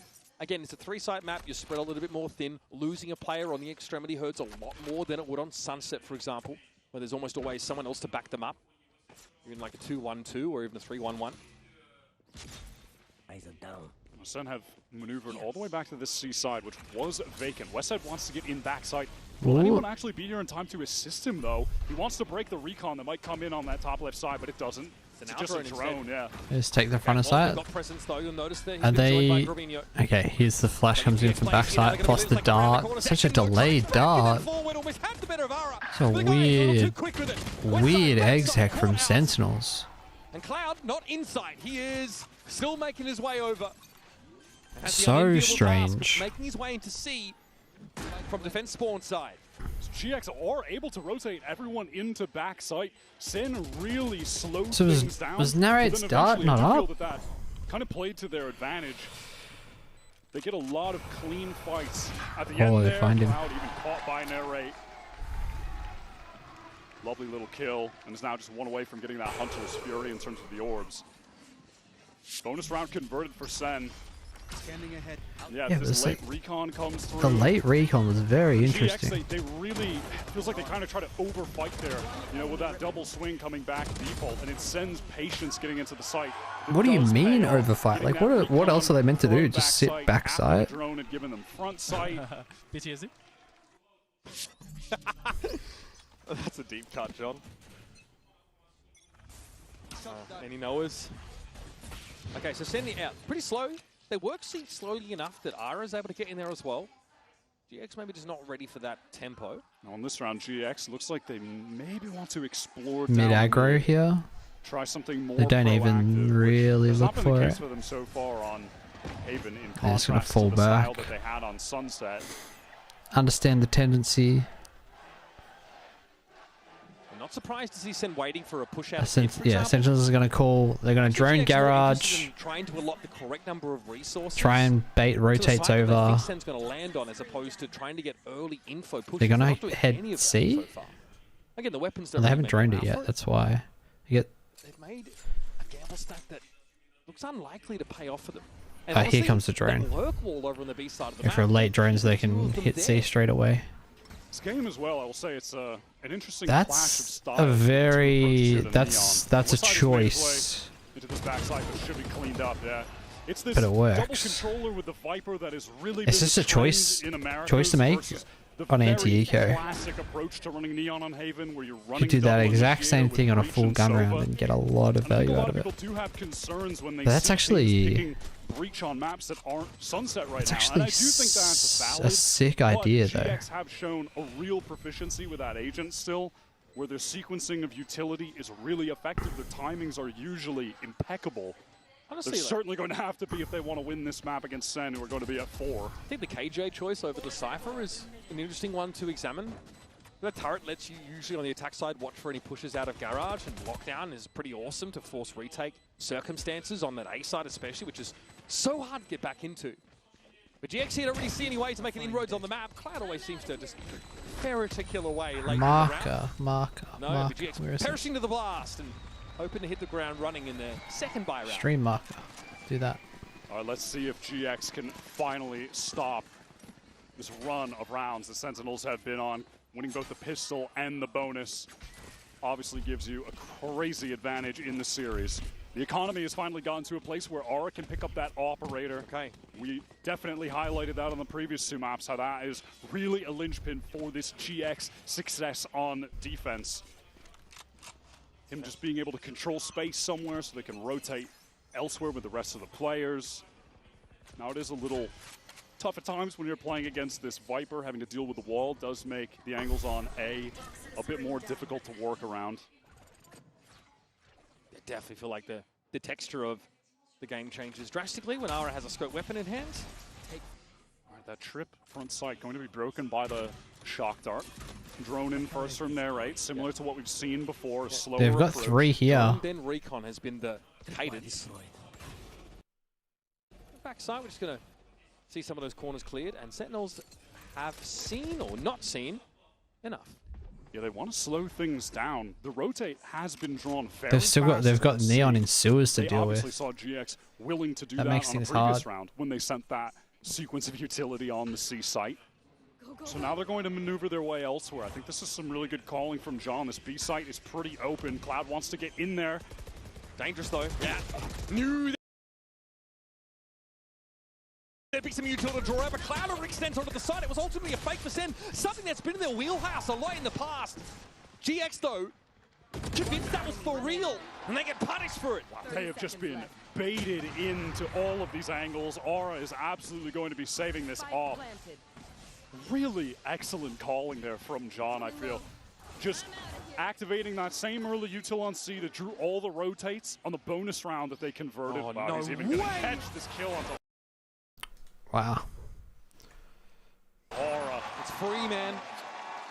But then drawing the rotates, pivoting to B, but then after they're delayed by that aftershock, they turn around. All of those GX players who were drawn out, baited out, they collect the kills, pivot to C where they've left Zelsis inserted deep.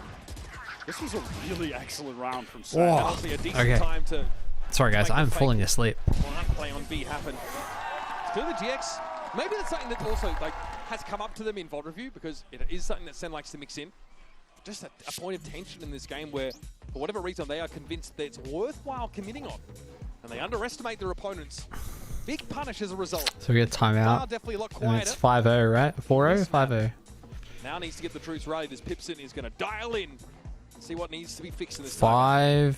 What's made GX so effective on defense is their ability to call rounds where Very they strong fully position to be in disrupt here. the plans of the attackers. And this is, so yeah. far that just hasn't happened. This is where Viper They've been trying to just gamble on some of the shits eco rounds, on and Breach. they've been trying to flood on the buy rounds. We saw that on the bonus. We just saw that on this round too. They all tried to flood back. C, Viper right? greater than And so far that Breach. hasn't been effective. It's just resulted Whenever in John there's having a map- free reign across the map to And this lead is a his matchup. team and execute Viper plans comes versus perfectly. Breach's comps. Viper is generally for this disruptive potential. There's been no defensive pops. the way to go. Like, there's been no sort of very aggressive early round movements here for GX. In fact, they're not even working the map much for information passively. At some point here, I would like to see them do something active towards mid. I think we're going to get it mix now. that in. And yeah, I do think they're going to do it here with this half buy that they've got going. Now, there's no KJ turret set up to see this. Oh, wow. So that's a recon paranoia with a stun from Wow. into window.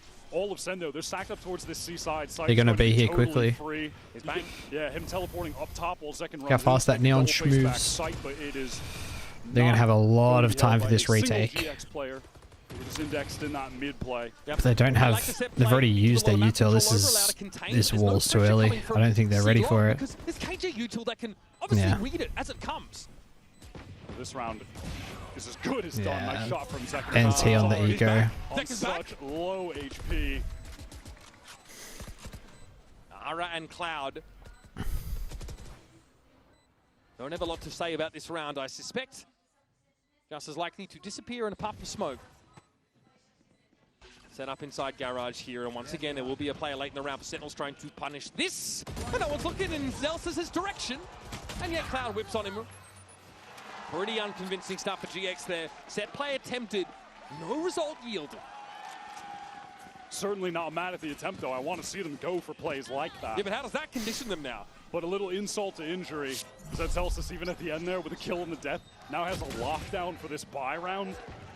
They have the Hunter's Fury with the lockdown to put GX on an eco again. GX have to play ahead of that lockdown potential. They still haven't an op to hand, I would think. At least the option to go for one. Maybe if, Cloud is one away from his Hunter's Fury, so that's the natural counter to the lockdown if he can get an orb somewhere. This time, Sen, they want to go very fast towards A. Teleport cross from Bang, but he's caught. He's stunned. Okay, well, Sentinels conditioned to a little bit of a slower early round from GX and don't really see the mid pop from them in the previous one, so think they can still play in that fashion. There's a stronger A fight from GX. I do like to see that, but this is a good response from Sen. They have gone so quickly towards this C side. Can GX flood in to support West side now? West side Tux gets the perfect drop, and second is lit inside that cage. Too easy for the Cypher, and finally West side gets himself onto the board kill-wise. John, not the timing would have hoped for, I suspect. And now Narrate, unsuccessful in trying to crack the remainder of this C-side open. Finally, Giant X get on the board on Haven. Signs of life. I like how they played that round from start to finish. It's that good timeout. Very aggressive. Fault line comes through. They don't get it straight away, but they do get around here. It was on a round where Sen wanted to go the aggro. Agroness is the adjustment. They can't let Sen just like walk around the map and get all this pressure with the Viper wall. You need to take space. Gets the cages up, allows his teammates to flood back in. That's a perfect defensive round. A good example of how that util perfectly facilitates. And now look, they want to get out again. Relay bolt, paranoia, and Narrate takes the space back though. He's there in a second, Wyatt. Ara brought down. Just impales himself on his own sword by the looks of things, but there's that Hunter's Fury that comes off for GX, a big part of their early aggressive play. Second's got to get across the window, lucky to be alive, but could still be spammed down. As Scorpino wants to push up outside of lobby.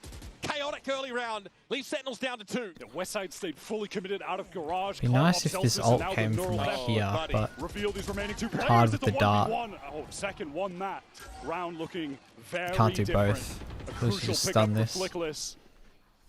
GX, they have to convert this. They got all the info. John can't get anything done outside of the purview maybe of the GX. stun should come this way. Now, those thin walls may be his undoing. Flickless wants to step up, and John doesn't have the mechanics to answer. GX up to 2 rounds. Okay. Finally, we're starting to see some of their personality from EMEA's number 2. Do we have a game on our hands? This team after an absolute drought. How do Sentinels react? This is the play they ran on that prior half by. This time Sen were in the region they needed them to be towards window. It's that Hunter's Fury that Cloud throws in to get the trade when Aura goes down. Hits Bang as well, brings him to half HP, and they're pushing out of A, and they're pushing out of honestly... I'd probably call a timeout here. Ara considered picking up an op a couple rounds ago. Opted for the rifle. The GX haven't really needed to play the passive line hold game. They want to brawl and do it again. They want to fight for this A lobby. Very hard. Gravino gets the first. He gets the second. As well, where that came from. They're all just spam. Bang. That's all he's going to get. They don't see Bang. That's the best he can do to give John a shot in this round. 3v1. What can John do? A little low for Sentinels, as this would be their 3rd consecutive round they've given away to the defenders. GX, they are a team that can just suddenly capture the pace of the game and take it over. It feels like these past 3 rounds have been faster than an entire buy round from the beginning of this first half. John here has to keep it simple. Not surging out in that long direction. Has to make a correction here for Cloud, and he's in mid-air. IGL seals up another round for GX. And like he said after the first, 5 more to go. Well, they've managed to cut this lead in half. 5 also the number of ults that Sentinels have coming into this next 5. But hell, they've had a lot of them for a while. They haven't even had a chance to use them because GX are just sending it on them. You see Bang is trying to find a way to play in response to this raw aggression from GX. But it kind of amounts to him cowering in a corner while his team gets mowed down, and him with trigger discipline able to take 2 and then not convert any further. It's got to be a timeout here for Sentinels. Yeah, it was a cool position to get into, but then with Sen continuing to fight in lobby and just getting shot down by Grabinho playing down there in short. We are getting what we asked for, though. We wanted to see GX disrupt Sentinels in these early rounds. Yeah, push up, make it hard for Sentinels to work the map passively. The aggression has been working because Divine was being less populated by defenders. They just have to keep this up now. The Sentinels are the ones that have to pivot now. They need to start expecting these early round push-ups. Can you see? Yeah, okay. Slow them down, so also Sentinels with the Viper. They realize they've done this level of conditioning to the attack side. Just create all of this pressure, right? So then, if you just kind of let them have this, every round was you have to like invest let me tell you, this. If you only invest 1, like you can't get it done perfectly. Or you have to like play here, which is a bit one and done. And then because you're worried about this, Sentinels can just like take all of this and do what they want with all of this. So you've got to take something back. Doesn't matter what it is, but at the start of the round, see, look at this.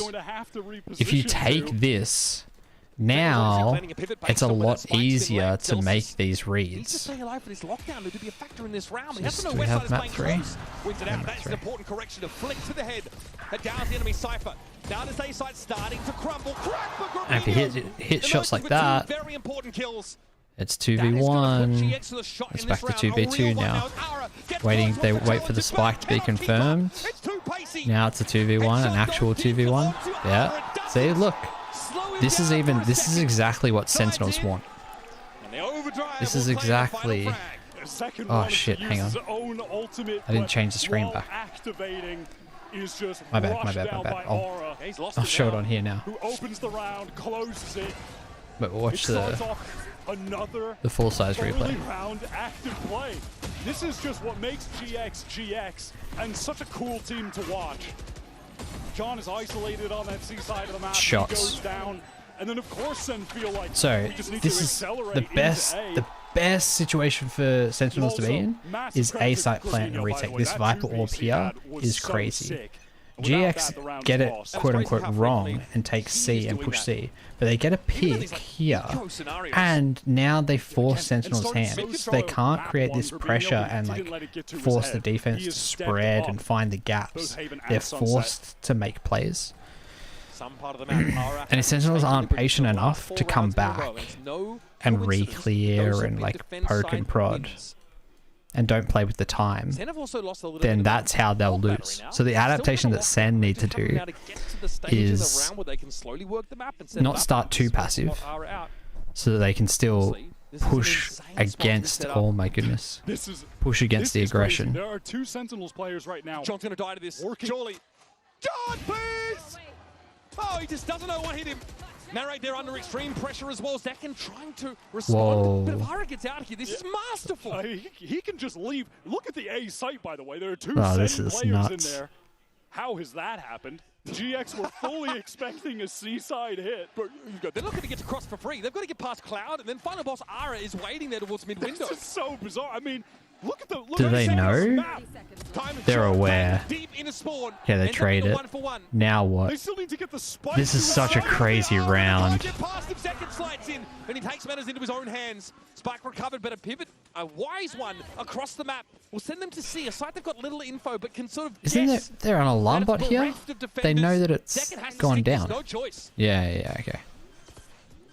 Caught by the trip, doesn't matter. Going to get the spike down. Now, how do Sentinels position themselves here? Lockdown. It's a good lockdown. On default. Yeah, GX, they really don't have an opportunity to break it, and Second wants to take the space that it's creating. Doesn't want to over-push there. Cam dealt with. Delsus also has to play a little bit slower. Yeah, now GX, they have to think someone could be positioned in garage right now. Surely. Yeah, they're gonna. Yeah, West Side's holding it. Will see the barrel? Yes, wins it out. That leaves Second now. Oh, God, you hate to be in this spot. Has to play This is tough. Smoke on the spike as well. Spam this down. Gravino on spike, and Zekin's not 100% sure exactly where he is. No way! What a crucial round! The Red Bull clutch gets the Vibe Merchant on his feet, and much of Sen City in the crowd. Oh man! No one from GX can connect the shot, and Zekin sprays them all down. No reactions from anyone. I mean, that's how this run of rounds for GX ends. They're in a 3-on-1. They got the lockdown out. Oh my! It's hardly even a mistake, but the fact that Westside like came and stood right in front of, rather than like, but he's got to get in line for the fight anyway. That's just fine for Sen fans. That's a huge round. They're just doing 4-7 and 5-6. They'll have a pit. GX on Plus 2 ults here. Slow to start with. Bang. Same sort of bait play. On side, Paranoia, but Ara's there to check if it's the real deal. That immediate bolt thrown down, so no one can try to trade. This is a crazy choice from Sen. Viper's pit. Thrown inside B.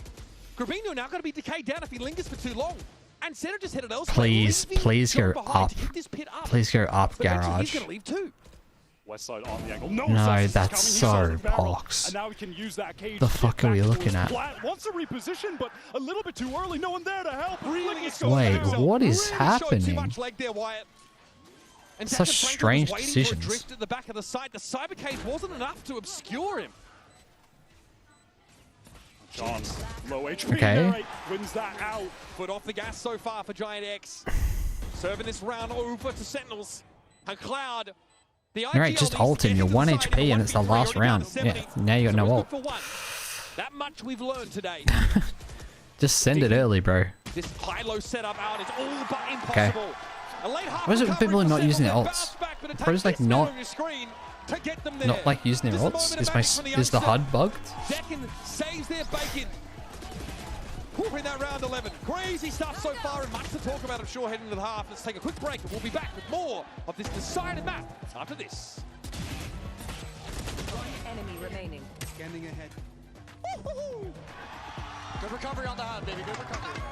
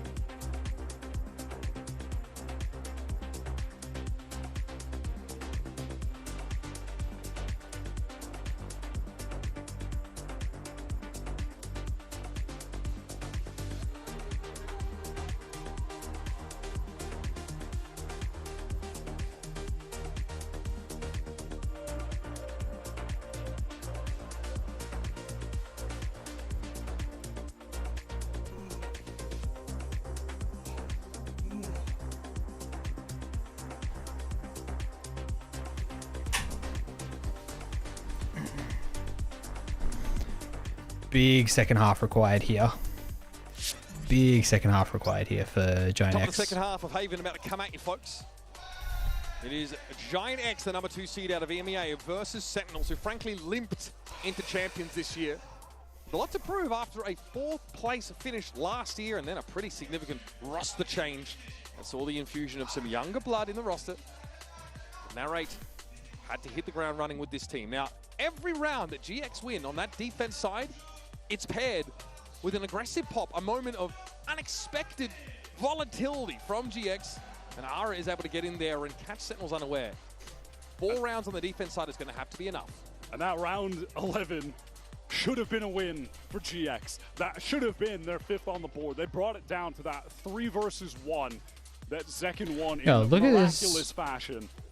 Leo Faria's posted using new broadcast HUD at champs. But like, what's with this old ass That head-to-head against Cloud is a pretty clip good result on the to account back for of many it? of Cloud's 9 deaths over that first half. Someone who was frankly taking the game over on Sunset. It was like 20 and what, 5 at some point. It was pretty absurd. You can see the spend to damage They ratio. particularly wanted to use an old photo? Econ value. And again, it's tough not to point him as the protagonist on this map. 13 kills, 7 deaths after that first half, and a disgusting, what was it, 1v3, 1v4 moment from that round 11. Keeps them with their head above the surging tides. And now SEN, they started this map winning the pistol and then winning the bonus. That gave them that early 4-round lead and all of the momentum. GX goes without saying, but they desperately need to win this second half pistol to stay in the game. Less of a gamble stack approach here for SEN and more just distributed heavily in that A direction. The wrinkling here is actually going to be fruitful. They've got confirmation of at least one player pretty far into A long, and Ara has already set foot over the threshold of A. Bang just ready to throw out that paranoia off some sound cues. Util exchanged, but no gunfire. Everyone's slowed down. Everyone's stalled out. There's a lot of Util drawn out of the defenders, Wyatt. Larry here forced to fight. Westside will get away and avoid the shock dart reprisal. All of A main is populated by attackers. SEN at the moment have not much reason to leave, though, at this noise cut at this time. Now they do. It's that B side that could be open. Garage could be open, and GX have just picked the absolute perfect moment to get in. Yeah. Exactly as SEN give it up. Or SEN pick the worst moment to give it up. It really depends how you want to look at it. Yeah, that's crazy. Depends on your point of view. Well, I think either way, We might have a game on our hands. And now Flickless does have that fault line. Depends how this retake goes. Narrate's low.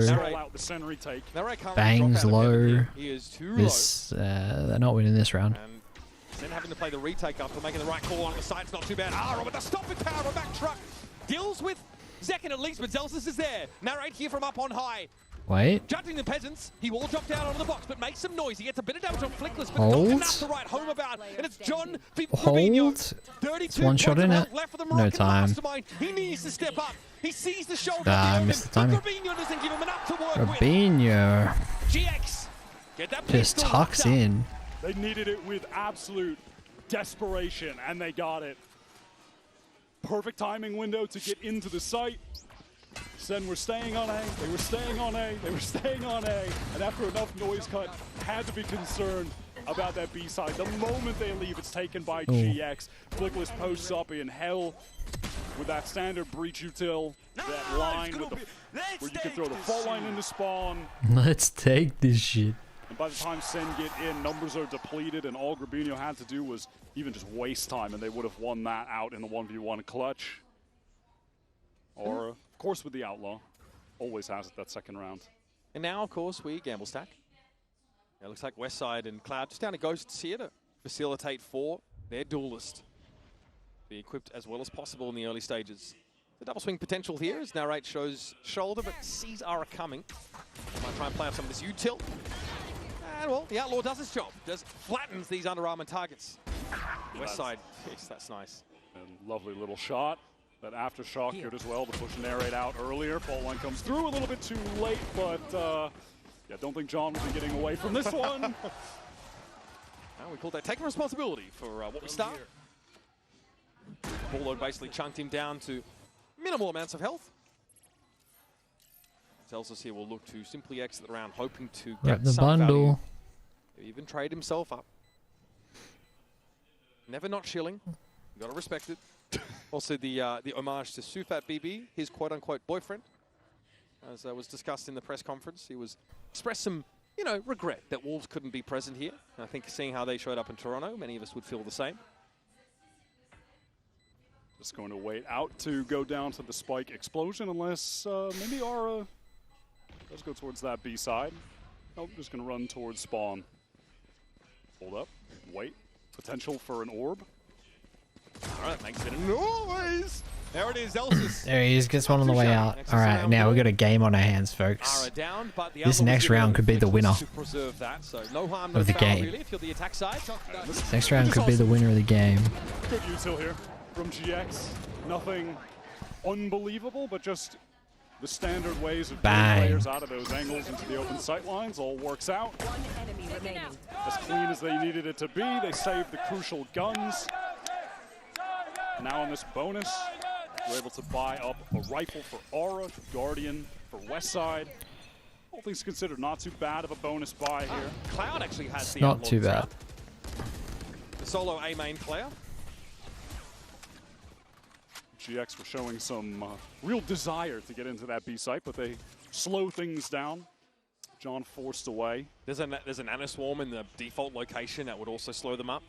I'm trying to get some early util out of Sentinels. It's never a bad call. And you would imagine the alarm bot in that spot will often be... They've got 3 here. This is a good read from Sen. That's usually the standard. Zekin does spot out Aura in... Oh, they just walk through though. Now this is tough. Oh, but they take... Yeah, this kill is big. This kill is big. This is... Because they alleviate the garage pressure with this. Yeah, this is GX taking a lot of liberty. So now they kind of have this in a way. This kind of line. Whereas before, if the garage guy is still here, now it's like this. You know, because this garage guy could still pressure this way. And he can wrap through here for B. So instead of it being like this, now they have all of this. Now they can threaten the wrap, and this guy has to be watching here. So that Risey leaves. Whoa! Just bangs him through the wall. Getting in from the garage side of the map, Zelsus will be slowed up to that effect as well. Caught in the fault line. Yeah, the time's getting low. There's no more breach util, no more breach, in fact. No one on it. Down Flickless, puts Sen at the player advantage, but now they're going to deal with this setup from Cloud. And Outlaw. was the only player not set up to deal with that. Defused goes Zelsus, living dangerously and punished. As Westside executes him with a pistol. Westside wingman. There is simply no way GX win. 3 versus 5. I tipped Sen in the pick'ems. My pick'ems said Sen. With better weapons coming into this. I mean, ambitious little spam from there. Flickless is just open holding the angle. Zekin peeks out. Celsius wasn't ready to be there for a trade. A little miscommunication. The Viper Wall's not in play because they're trying to fight out towards mid. You can't tell me your protocols for dealing with the post plant on B aren't ironclad at this point. This is... level. I guess in a way, there's some justice that both teams This is a choice of a win war. the pistol in the bonus round. So I don't like down this. To honest gun rounds as to who will win this game out. Oh my gosh, nice shot from Aura, putting them in position to convert here. Light armor gets you there. I am a little nervous. We said it before the game. Aura and Flickless. Like Westside has been great too, but Flickless is breach. Aura stepped up with this op. Like...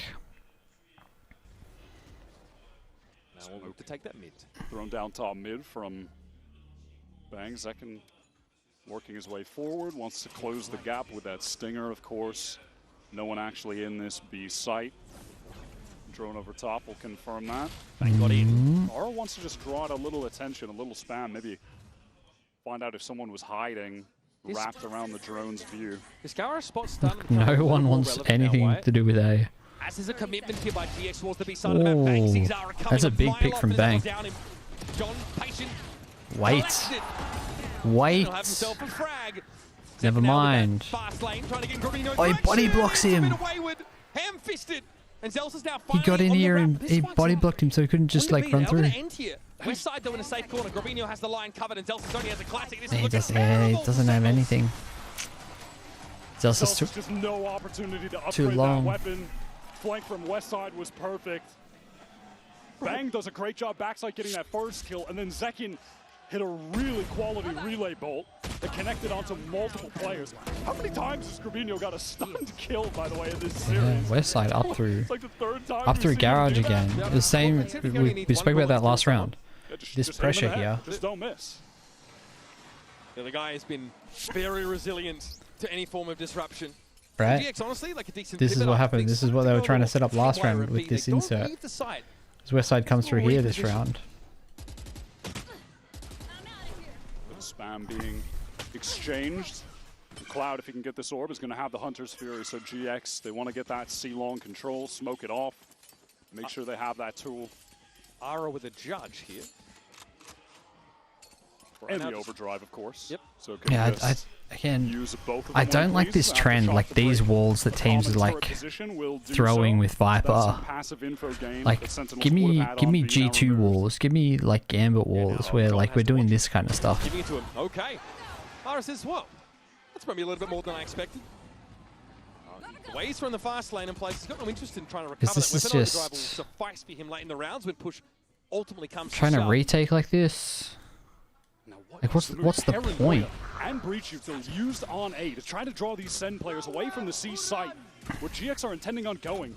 Westside knows he's going to get some action because the alarm bot is now no longer effective inside Garage. Zekin's got to take it up himself. And Corbino, he had that from the shadow, so he can use that paranoia on A and get right back to the pack on C. So they have 4 ready to get in that site. And they've got Westside, this late lurk through Garage. Flickless might even be a second player. Maybe Westside goes first, takes contact. The timing here is beautiful. Garage, so the Garage repush. Emerges just as John had his back turned. Yeah. Here come Yeah. Giant Eggs. They are storming. This is what you want to do on C retake. Yeah, Giant X are always going to come in with some kind of cool You wanna take Garage so that you can do this. It was working into C long, and then they just backfill crunch it. With the judge. That is miserable. But then from there, it's GX. Perfect Running timing. their Omen, their breach over towards A long. They use the stun, they use the paranoia, they're drawing all that attention from the shadows. Grabino, right GX had the momentum, and what's the ult situation looking like? What's the ult and the credits econ? We got timeout. Yep. Sentinels nervous. Timeout here called by Sentinels. Timeouts on Sunset didn't go so well.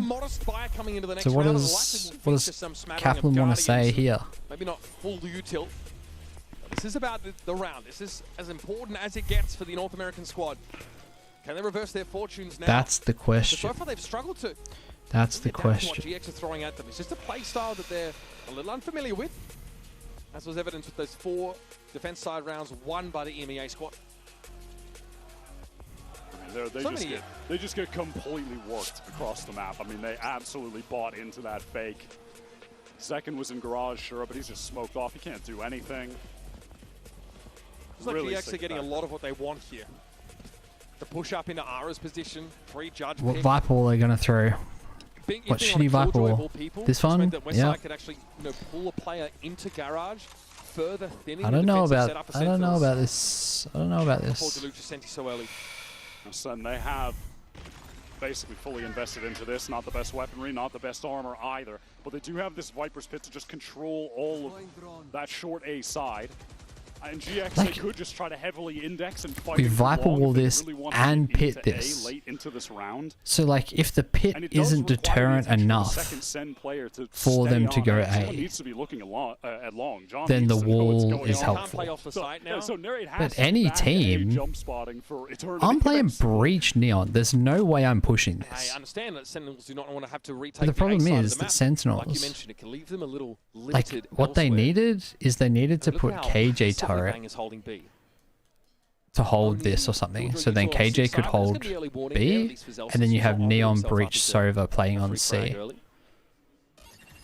Because this is exactly what's going to happen. I don't know if the Sentinels can respond quickly enough. We're about to find out. Straight to the Nanoswarm Swarm they go. KJ can even like lob nanos for this or something.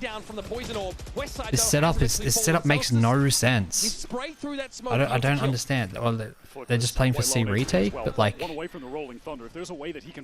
don't have any assistance for retake here. We have Omen Paranoia and like Recon Dart, and then like what? Like what are we gonna do? No other swing into that as well. There's no response. Paranoia. Okay. The snake bite. That's a crazy decision to try and. Oh no. Alright. Well. I mean, surely Cloud. Where's the? He's got no idea where it fucking is. Alright. Well, I guess I should shut up. But this makes no sense. This makes no sense. That is brutal. I feel like that happened to Zekken a few rounds back. And he tried to pull out that overdrive and died. Yeah, it did. I mean, how it's more painful with the Rolling Thunder. Oh yeah.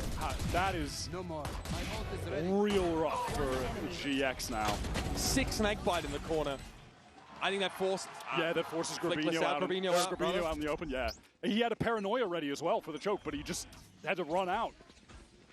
Not too shabby from Sentinels. That's the round they needed. Trying to make a GX-like play there for a second with Zekken pushing down mid, but not going to happen. All the KG util over at A, so Sentinels don't have to over-invest in holding that site right now. It looks like Yezelsis is going to drift off of it pretty early. And I have a drone from Narrate that's going into A long. It's of course not going to spot anyone out. So it's a good read from Sen, I think, because I think Giant X are a bit might be hoping for crazy to go for this retake again. Or this C hit again. Position. He's keeping the alarm bot online, and he's also in position for the lockdown if they need to retake on A. So Sen, they're just cool with playing over towards this C side. Second back site. Dart doesn't hit Zekken. Zekken though holding on it. Might have hit this. He didn't see him. Come in. There's Cloud spotted. Yep, Hunter's Fury going to come from the spawn side. Oh, they've got no idea that he's fucking here. Even though it was John that took the kill. Now looking to anchor. This Hunter's Fury slows things up for GX, but they are committed to this site, and Zekken is more than happy to hear it. There's the step up from West side, and the anchors they get it back to a 3v3. That is big. They know he's going to be there. Now. Shocked out, though, not enough to clear him out. Narrate is down as Cloud just finds the timing to leave that corner. That's unfortunate because Sentinels wouldn't have wanted to commit that in a 2v3, I don't think. This is just going to come down. Are they just going to go for the spam? That's how we have our expectations set. Yeah, Sentinels don't have a lot to disrupt util-wise. Cloud gets that recon back, and the fault line is up. Zelsa's lucky to be alive as he's able to get away. Recon. They need to get on it now. Goes for it again, but look at the crosshair placement for Cloud. He basically knows exactly where Bang is, and they're waiting for Zelsa. They probably could have. They probably pre-pinged the spike. Every contingency accounted for GX. And an important conversion here. Did they pre-ping it? I'm not sure. GX had a really quality second wave fight into backside. He was here with West side, with Flickless, picking off that player towards Flash. There's no ping on his screen. He went in with one of those breach flashes, but goes down right away. Then there was a cage spawn. No one could flood. No one could help. Then they refight backside, claim the kills on the anchors. Yeah, was it Narrate who died here right before this went down? He cooked the round. If you know that you're gonna Killjoy ult, just wait for the Killjoy ult. Some pretty sick multi-kill rounds so far today. It's time to dig deep. Like, we're at champs. This is what separates you. Like this death. Phantom. Well, not the death, but the decision to peek here. When you have a Killjoy ult, that's the difference between winning champs and not. Yeah, have shown less of an interest in bouncing right, which is so crazy. Like, I think dip their toe in. Breach util though is going to be I started saying shit like this when I started coaching. But they are right? Correctly. 4 players ready to go here on this site. Did GX sniff it out? Did they see the second player there? Like my tier 2 players, if they did that, Sentinels, how long does it take for them to read this? tear strips through them. Any of this site from them. They are out of there. Like now it's just haste moving towards C, totally empty. Going to be able to get it for free. Like from a coach's perspective, like it's actually unacceptable. Look, is going to hear a fair bit of this, and he's even pushed ahead of the Viper wall on the B it's side probably lost them the game. Full retake for Sentinels with overdrive and a phantom. Despite, unfortunately, in all honesty, breach ultimate, the Rolling Thunder a couple rounds it's probably ago, lost them the game. Made a lot of progress towards getting one for the end of this game. Could be used at a pivotal moment to close this out for GX. But right now, they have to win this 5-on-5 retake. They have the better weapons to do it. It's such a nice stun, but they're too slow on it. Omen TP's into the smoke. It's a nice retake idea, but like GX just another problem is that Neon Stun comes out. Together, swings from all angles, overdrive, no value. Zekken has had no opportunities Neon on Stun this comes out. Anything happen with it. Not this half, yeah. Played a trifecta of Neon games. Right. His first one on Corona We need to be running out. But Neon Stun comes out. This fades. Come to life at the end Stunned. of this game to get I'm unstunned. I'm good. and then they run out. SEN, who we Like the absolutely timings, expect to be at they're champions flustered. versus a GX, who we still don't know how the hell they made it here. And honestly, the work that GX have put in over the last couple of months is really showing. Sentinels need to go look at their VODs from Sunset last year, GX will slow things down where they ran Breach Gecko and had some crazy good timing on A retakes, specifically A. GX don't quite have the stall for the post plant. No controllers up the attack side here, and yet that allows Bang just to peer into the mix, see what is And there. teams just didn't know how to beat it West side served up. because the util was so tight. GX more than happy to fight tooth and nail for this space they've claimed. It's going to be John looking for a timing for a swing again. It's these refights in the site where GX are just better. Now it's just Bang. Has to clear Graffiti, but there's a crossfire from the drop. He gets that first up to Aura, but the adjustment isn't there. It's as you said, GX, they're so ready to fight together when Sentinels are coming in. They hit when it all was, of the shots. They no smokes, it was no 4-8. nothing to give them material. And it became 6-8. It doesn't matter. No, it is straight up raw aim. It's Aura getting And I think crucial kills. I said whoever wins this round wins, and it was 7-8, and it was their bonus as well, and it was that clutch on B. And he's outperforming him right or like now when they on denied A. Zelsus from sticking the defuse. It was over from there. Look at this. Match point here for Giant X. Sentinels have languished, and that's putting it nicely on this defense side. They try to push second down C. We saw that earlier from Giant X, but it just does not quite work as well for them. And now things have been slowed down. This execute ready to go off from GX. Flickless just one orb away from getting that Rolling Thunder narrate on the angle. Gonna get a lot of action, and there's Ara once again, steps up. A bit too much action than he hoped for. Bang is committing to the Patience. backside anchor. He gets caught. They know he's inside the smoke because of the tag carryover. 2 kills will have to be enough. GG. For John and Zelsus to put it together. West side on the G. run. Isolates G. John. It's all GX on Celsius, miles wins. away. Only has the stinger. Flickless even has the Rolling Thunder on account of the plant. This one is as good as done. Not the auspicious opening that Sen City were hoping for as they took to the stage here in Paris. But it's much the same fashion that they'd limped out of America's playoffs with. Question marks over the map pool. He knows it's cooked, man. Question marks over their They've played C the same way every round. At least for now. And the one way. He's just he's got to tap it again. He's got to hit this shot. He gets breach. I didn't even see they had the breach up. And it just turns out that Giant X are the Goliath in this parable. Sentinels completely neutralized, often disrupted, set off balance by these aggressive push-ups for Giant X on the defense side. And on the attack Interesting, side, I think into Ara's dueling potential. Junkie T ACS, 22 for 17 with 10 this game first just that is an unreal stat line to put up for Aura in his debut global match. What's going on? What's the calling? He seemed confused. Their unique, captivating play style with all of that aggression on defense, so many cool set plays. Really well timed, impeccable utility that is a nightmare to deal with for the opposition.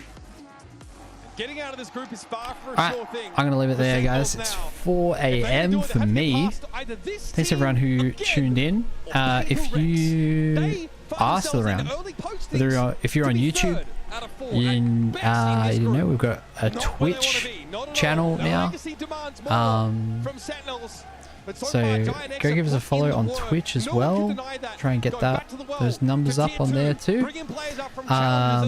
And if you are on Twitch and you somehow not subscribed to the YouTube channel, please go and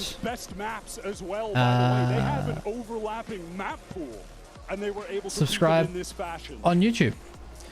Thank you to Rated for the follow, and I will see you guys tomorrow. Wait, who have we got tomorrow before I go? Let's have a quick look. Zest on Sunset, puts up 19 on Haven. Grabinho, he started really slow. So solid, man. Looked like, oh man, does this guy have nerves right now for his debut? I mean, this is a young team, right? Day 2. No, he bounces back. Has a great NRG Liquid DRX. I'm excited to see this. NRG versus EDG.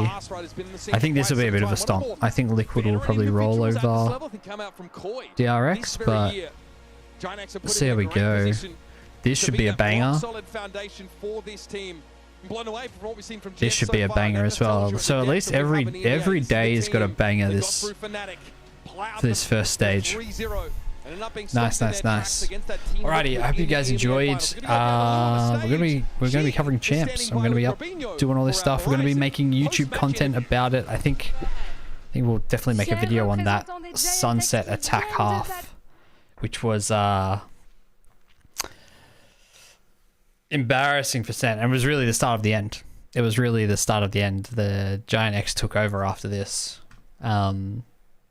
I don't know how quickly Rib will have the 2D replays up, but if they have it up now, a new version of the 2D replay, action replay, where is it? SEN versus, yeah, they won't have them up for, it takes them a while to go through the API, I think. But I'd love to know how many rounds Sentinels tried to go A and lost. Because there's probably 10 of them.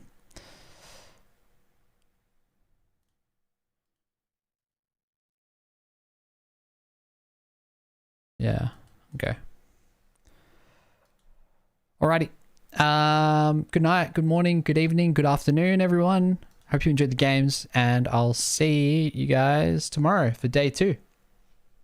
Have a good one.